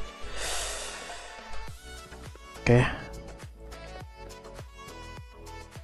Gak tahu ini kita dipromosi langsung ke Liga 1 atau enggak ini. Selamat, Anda memenangkan La Liga Hypermission. Sudah. Tadi kok bisa nge-lag ya, bejir.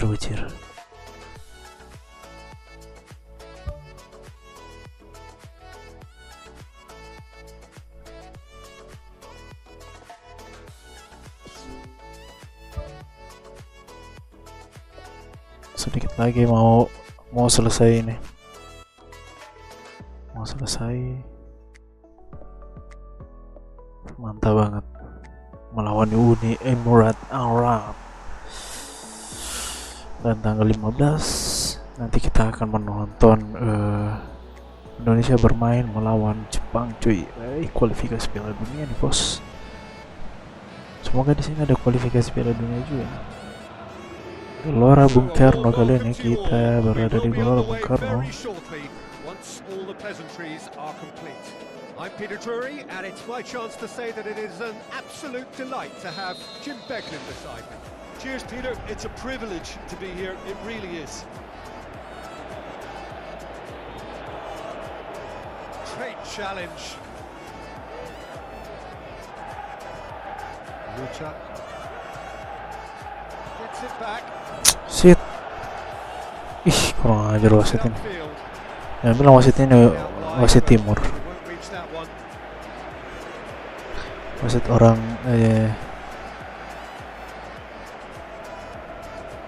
Timur Tengah ini. Aduh, kalau Timur Tengah lagi ya, Cuk.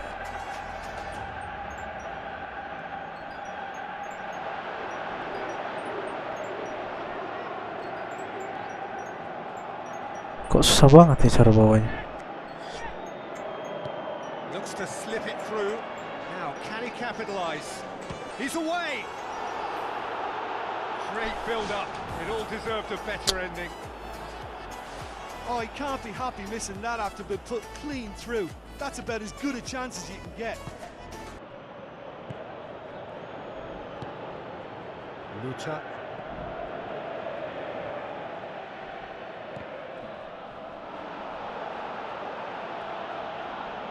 Well, they would seem to be trying to expose the centre of that defence to runners. Makes for some terrific move. That a foul? Yes, the referee's given it.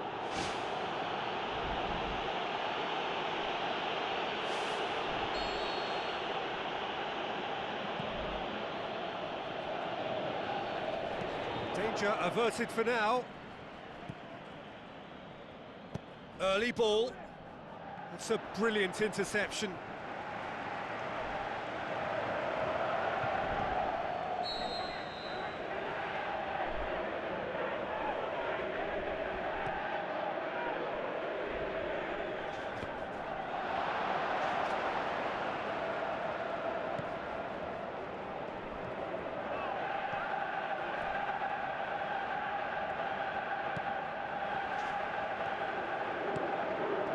Lucha.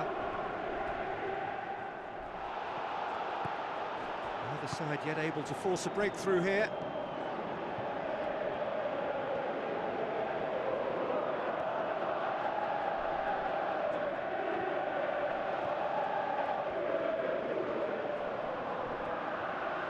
Lucha. Good stop, that wasn't easy. That wasn't the easiest of saves by any means, Peter, and I think his instincts were, well, they were just razor sharp. That intervention was very necessary. Well played, he saw that coming. And back to base. Tries a through ball.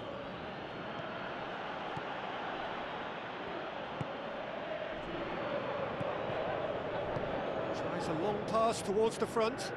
Plays it out to the wing. Now the pass. Away from immediate danger.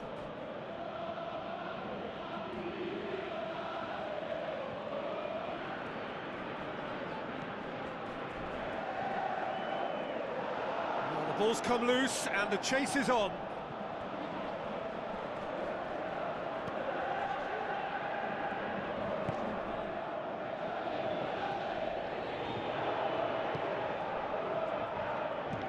Tries to get it forward quickly. Good challenge, he just stood firm. Para.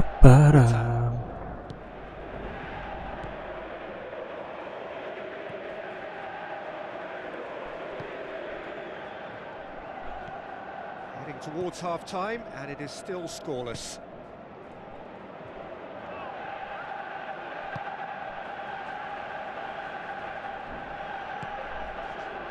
Spoon forward. Played it early.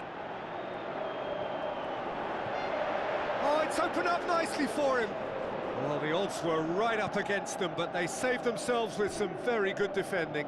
Look, as a former defender, I can only applaud what was a tremendous challenge, not only because of its importance in stopping the attack, but for its timing and the determination in getting there.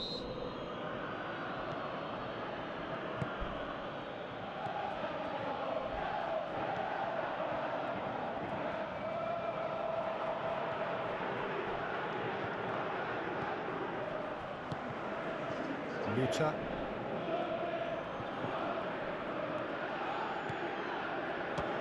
Belts one.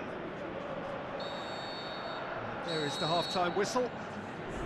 Interesting half, just missing goals, so don't be surprised if the second half brings a change to the scoreline at the break. 0-0. Here we go again then.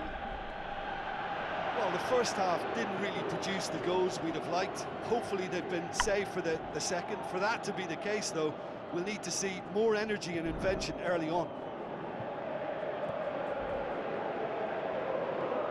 Udah.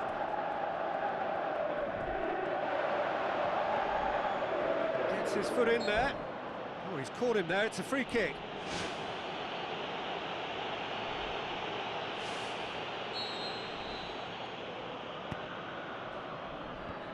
Clears it out of harm's way. Chip through.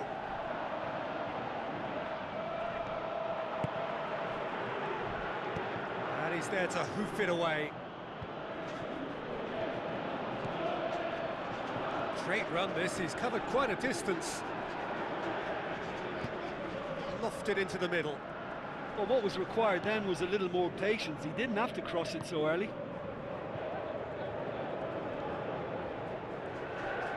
Battles to win it back. He's ruffled a few feathers, but well dealt with.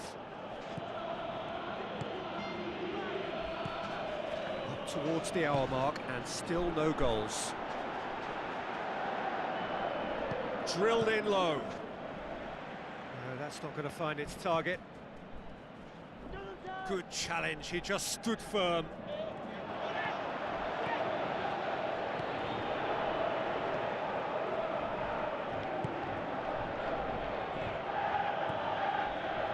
Very little to report from an attacking perspective. Jim, it's a cagey old game. Well, I think it's a fair reflection on what we've seen so far. Neither side has produced that many efforts at goal simply because respective defences have been strong.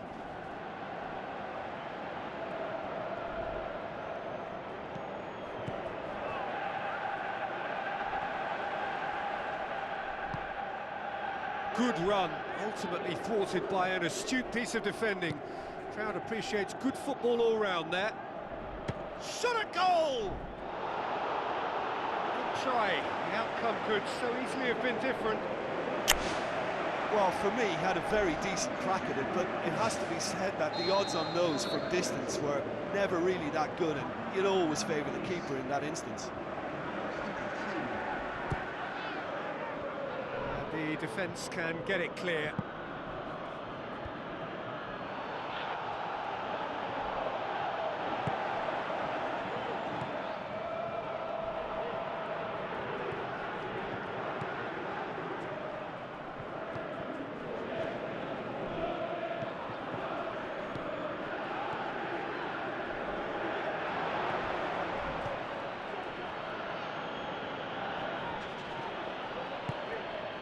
Well positioned to make that interception.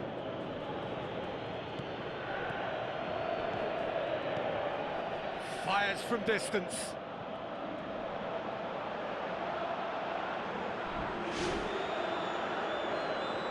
Aduh.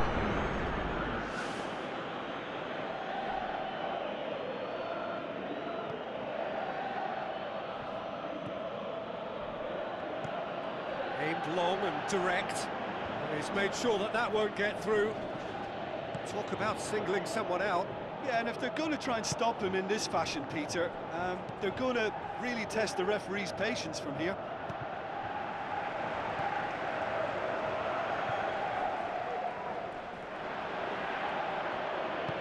Passes it through. And out to safety. Looking to shoot. He's hit it first time. Well, the contact was absolutely perfect for me, but the direction was pretty ugly, and that really was a back to the training ground moment.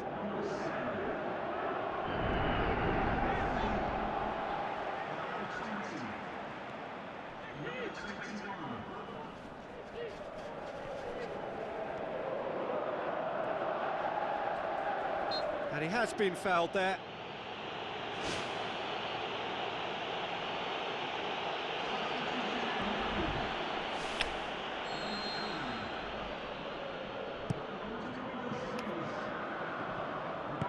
Decent clearance now. Can anyone get on the end of it?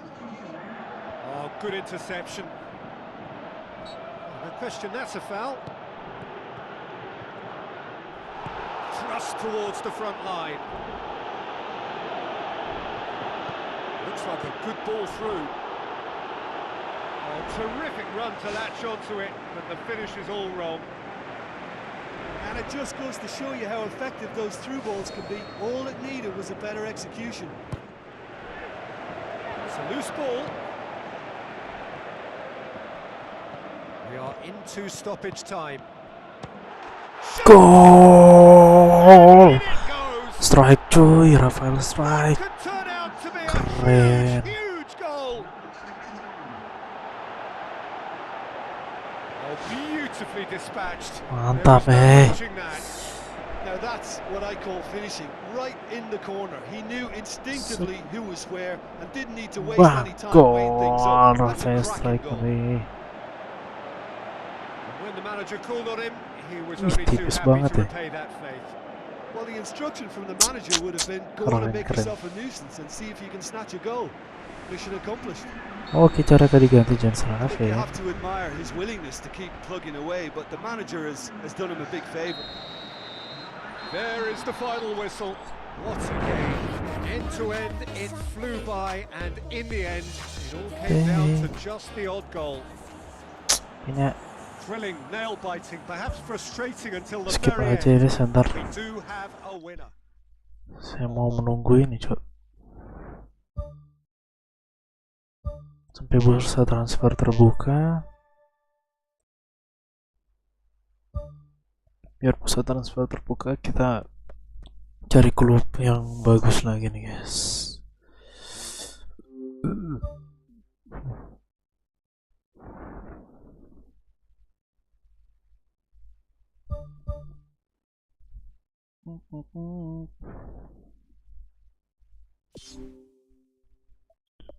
Lewati pertandingan aja.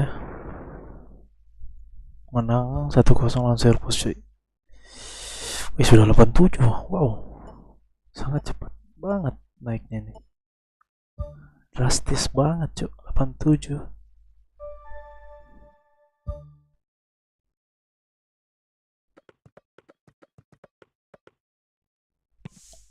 Skuad tim nasional terus, pengumuman skuad tim nasional ya, masuk terus lah saya. Untuk FIFA World Cup telah diumumkan, selamat Anda. Wow, kita mau main di FIFA World Cup, anjay. Kapan itu cok? Wih, FIFA World Cup, FIFA World Cup, World Cup, World Cup. Skuad FIFA World Cup siap diumumkan. Skuad FIFA World Cup diumumkan hari ini. Akan menjadi hari yang penuh gejolak bagi para pemain, klub, dan penggemar di seluruh negara. Wow. Apakah kita masuk? Oke, hari terakhir musim ini. Dan kita bisa langsung dipromosikan ke Liga 1, guys. Ini adalah hari terakhir musim ini. Terima kasih untuk semua kerja keras Anda. Jendela transfer dibuka kembali besok dan tak lama akan ada turnamen internasional untuk melihat ke depan. Ini akan menjadi waktu sibuk. Semoga berhasil. Oke. Kita lihat peringkat klub kita 126, jauh banget. Oke, karena nggak ada yang menjawab di, coba ya saya lihat, kayaknya nggak ada sih yang menjawab di kolom di komunitas, guys. Saya ingin tahu menurut kalian ini ya tempat mana cok yang paling cocok kita mainkan di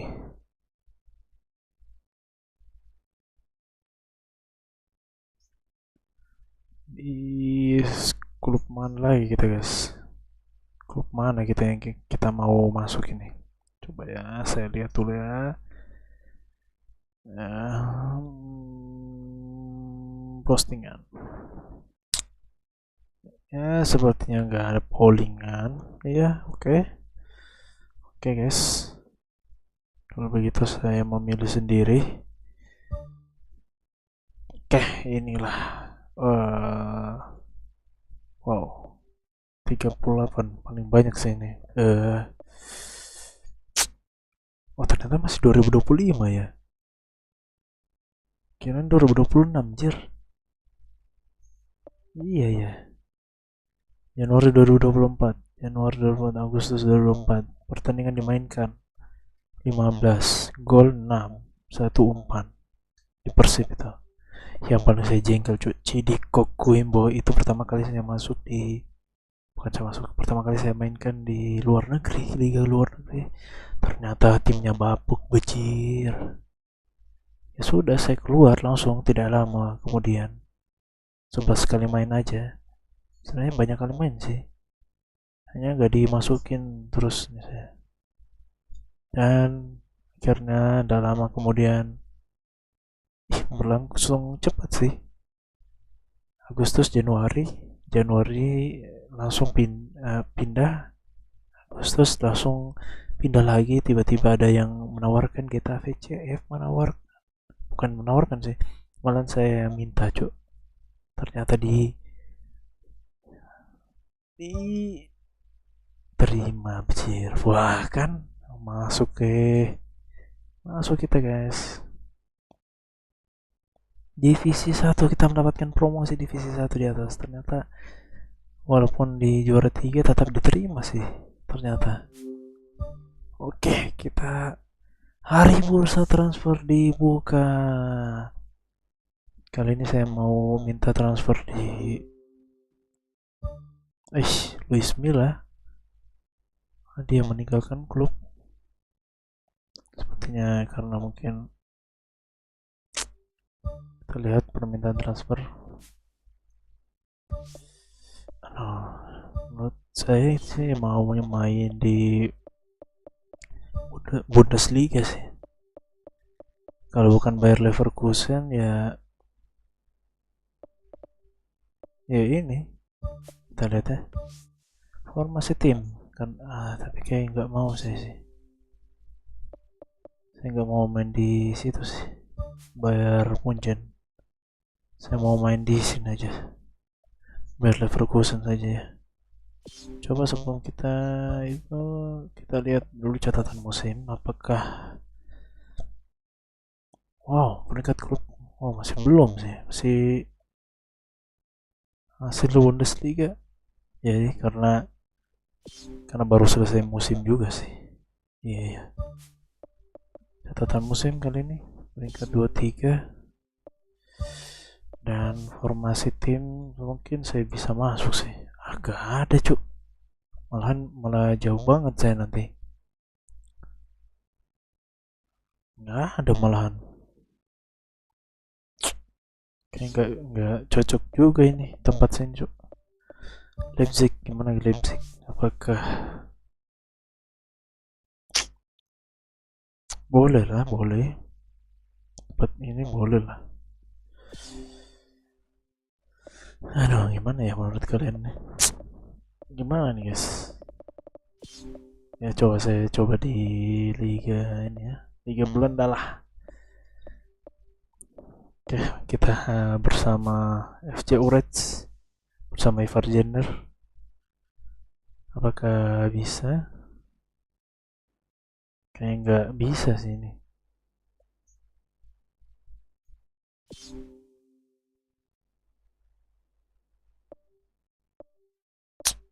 Oh ya, gimana ya guys? Apakah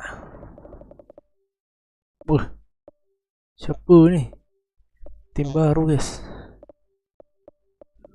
Oke, saya mau masuk di Liverpool guys. Saya bukan Liverpool. Ini aja karena kemarin kita main lawan Barcelona. Gimana kalau kita masuk di Barcelona? Pasti diterima sih. Diterima sih, insya Allah ini bisa diterima sih guys. Apalagi dibutuhkan banget yang 85 di situ. Bismillah, semoga diterima ya. Langsung. Dan pastinya kita lihat aja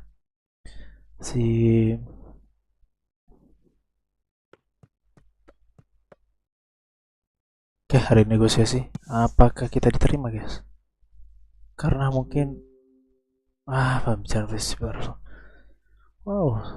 Penerimaan yang gagal banget ya. Aduh,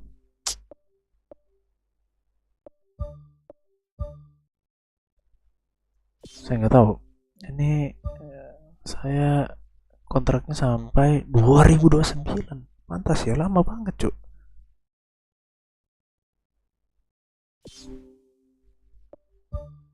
Sampai 2029. Aduh, tapi saya sudah mulai bosan banget di tim ini cuk.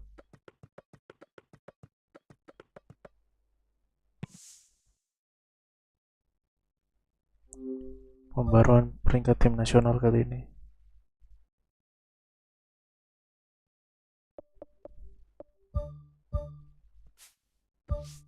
Oke, saya ingin coba sih bermain di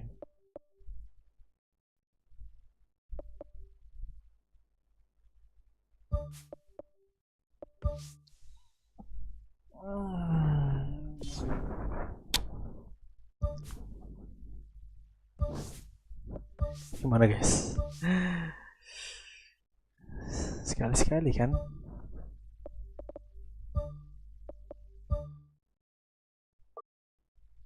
Naik 78 jadi kemarin 83 ke berapa ya, lupa.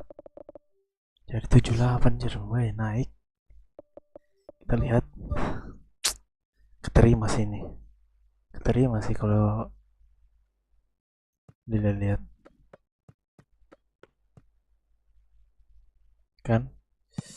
Kita lihat berjalan dengan baik. Ya, kan saya bilang, cuk. Apa? Manchester United mau menerima kita, anjir.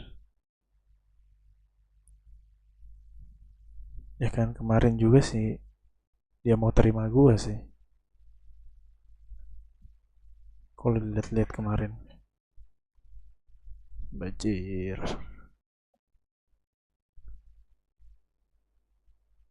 Tapi sebelum itu saya melihat daftar penawaran dari tanah 4 juta cuk. Formasi tim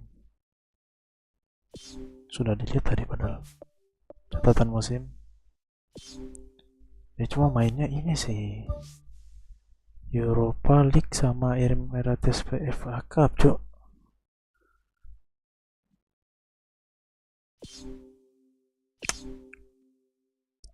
Atau oh iya, saya mau minta transfer di ini juga. Semoga aja keterima ya. Ke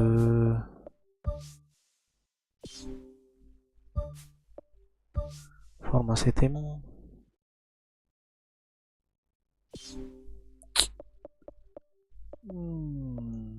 ke Chelsea atau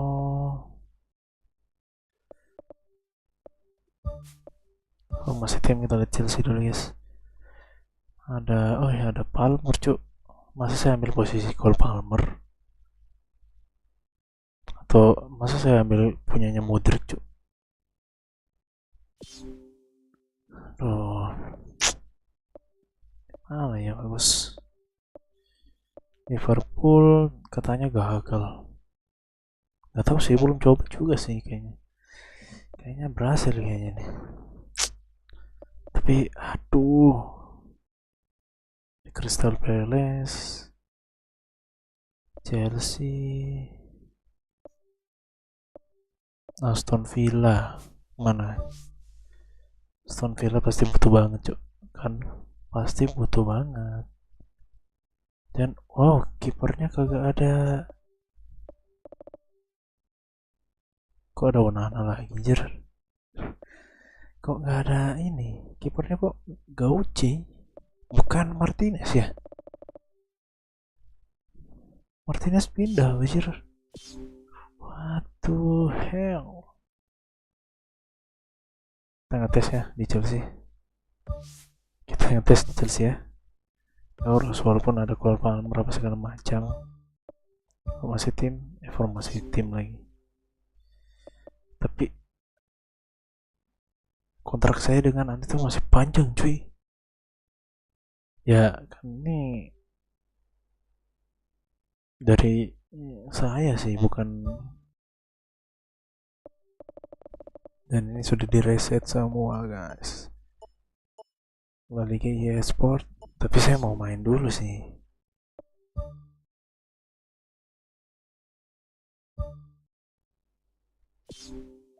Atau kalau keterima ya, seandainya keterima, mungkin ya berikutnya lagi lah. Kita lihat bursa transfer terbuka di tanggal apa ini guys? Kok masih pertandingan persahabatan sih?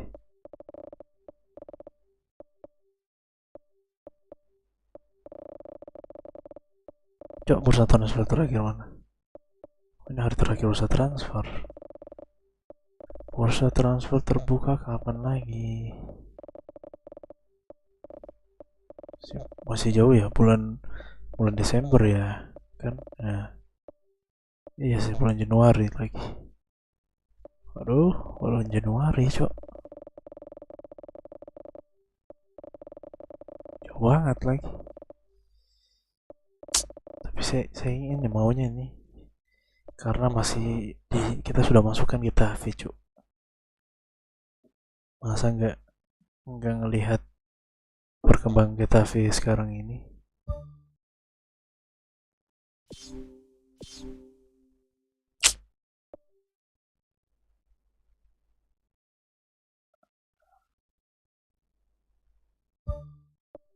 Aduh, nggak harus lah sukanya cok. Saya mau pindah klub. Soalnya tadi juga terakhir oke. Apakah kita keterima? Aduh, Chelsea gagal cok. bersama Chelsea gagal. Oke, kalau ini kita minta sama bersama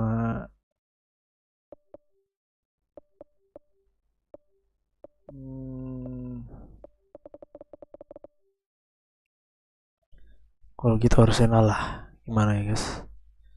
Kalau bukan Arsenal ya ya Liverpool sih. Ya kan, buat Liverpool belum. Iya. Bismillah. Liverpool aja dulu ya. Seandainya nggak keterima ya udah. Kita menunggu transfer berikutnya, Cuk.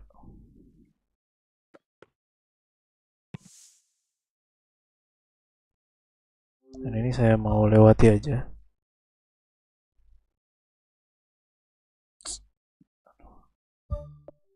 Seandainya keterima ya guys, seandainya keterima. Oke, kita lihat 1-0. Tanpa saya main tuh 1-0 terus, anjir. Ini kayaknya bisa juga kita ke Liga Champion, Cuk.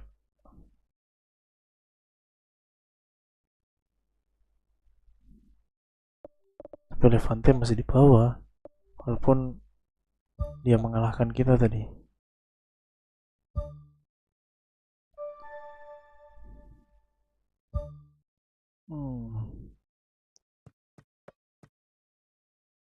Oke, apakah Liverpool terima kita?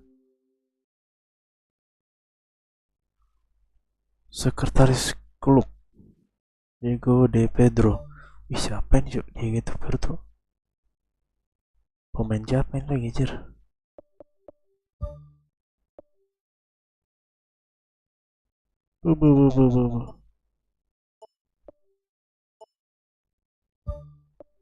Kita lihat dulu. Diego Pedro.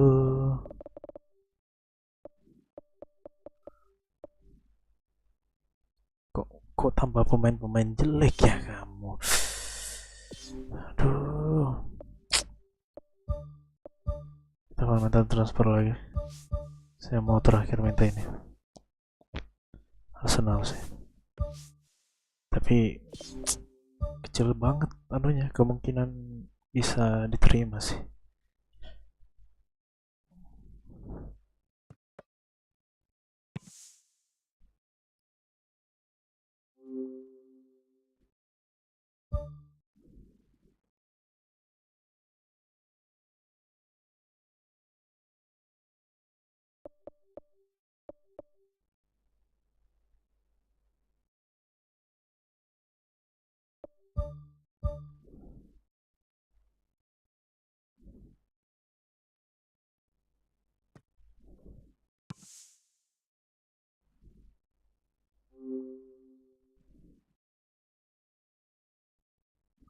Arsenal menerima kita, Cuk. Wow.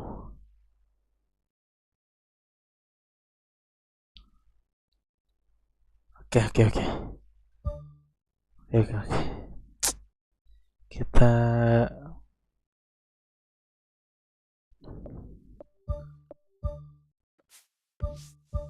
mumpung dia terima ya.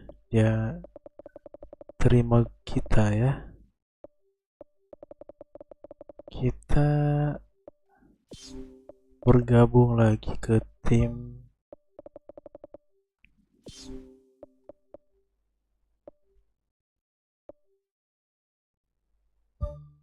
Bundesliga, guys.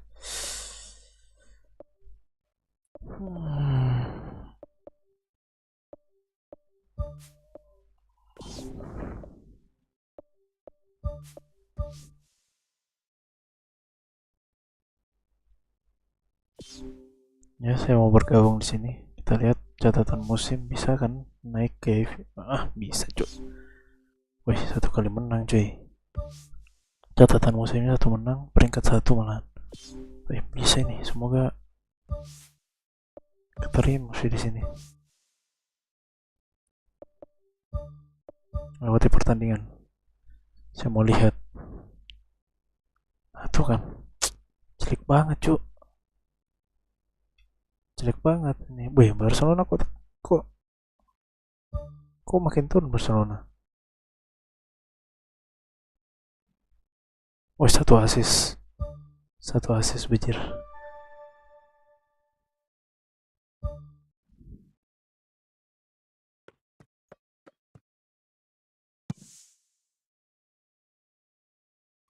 Main Eropa terbaik.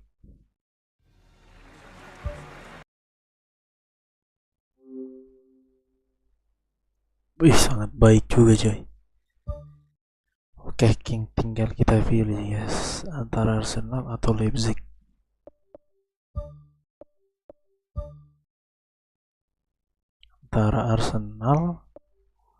Antara Manchester, Arsenal, dan Leipzig kali ini.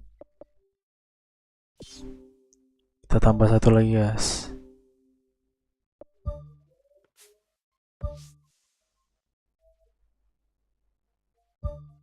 Tambah satu di Liga Serie A guys, AC Milan. Kita bersama timnya lagi, bersama ini siapa, Tijani Rangers guys. Siapa tahu diterima, kita lihat aja ya.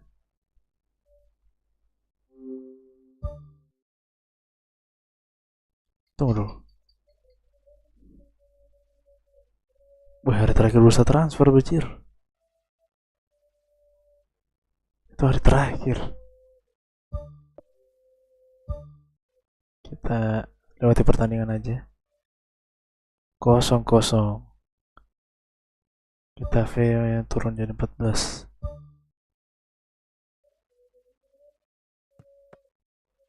Dan hari terakhir bursa transfer.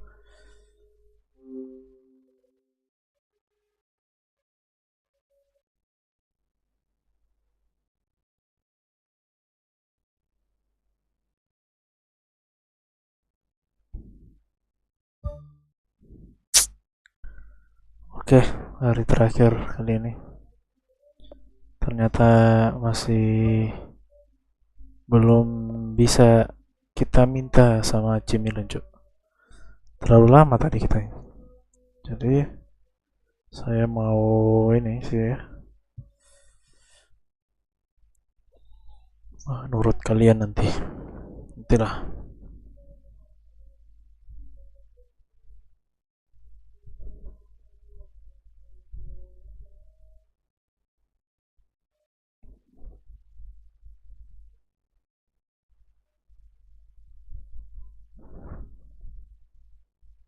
Oke, semoga.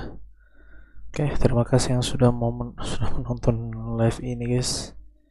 Semoga kita mendapatkan jalan yang baik, dan ini penawaran yang bagus dari masing-masing tim, masing-masing klub ya. Mulai dari Manchester United, Arsenal, dan Leipzig. Walaupun kita kontraknya sama siapa? Sama GETAFE itu banyak banget cuk. Banyak banget. GETAFE itu sampai tahun 2029, lama banget. Sekitar 3 tahun berarti. 2006, 7, 8, kok 4 tahun berarti ya. Mungkin 3 tahun lebih ya, sampai 2009 awal kayaknya. Kita lihat. Kok nomornya disuka sih? Latihan anjir. Data saya nih sampai tanggal 8/31, berarti akhir. Oh tidak, bulan Agustus ya. Rata-rata kan yang Januari Agustus, kalau bukan Agustus Januari sih, gitu pokoknya. Januari Agustus. Dan kali ini kita masih belum tahu ya, apalagi masih awal-awal permainan.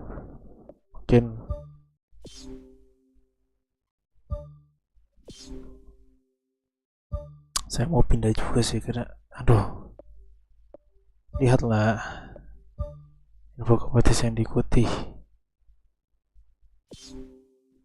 Setidaknya saya sudah membawa tim ini masuk ke liga yang sebenarnya. Dan tadi apa semua tadi guys? Info kompetisi, info tim, ya info tim.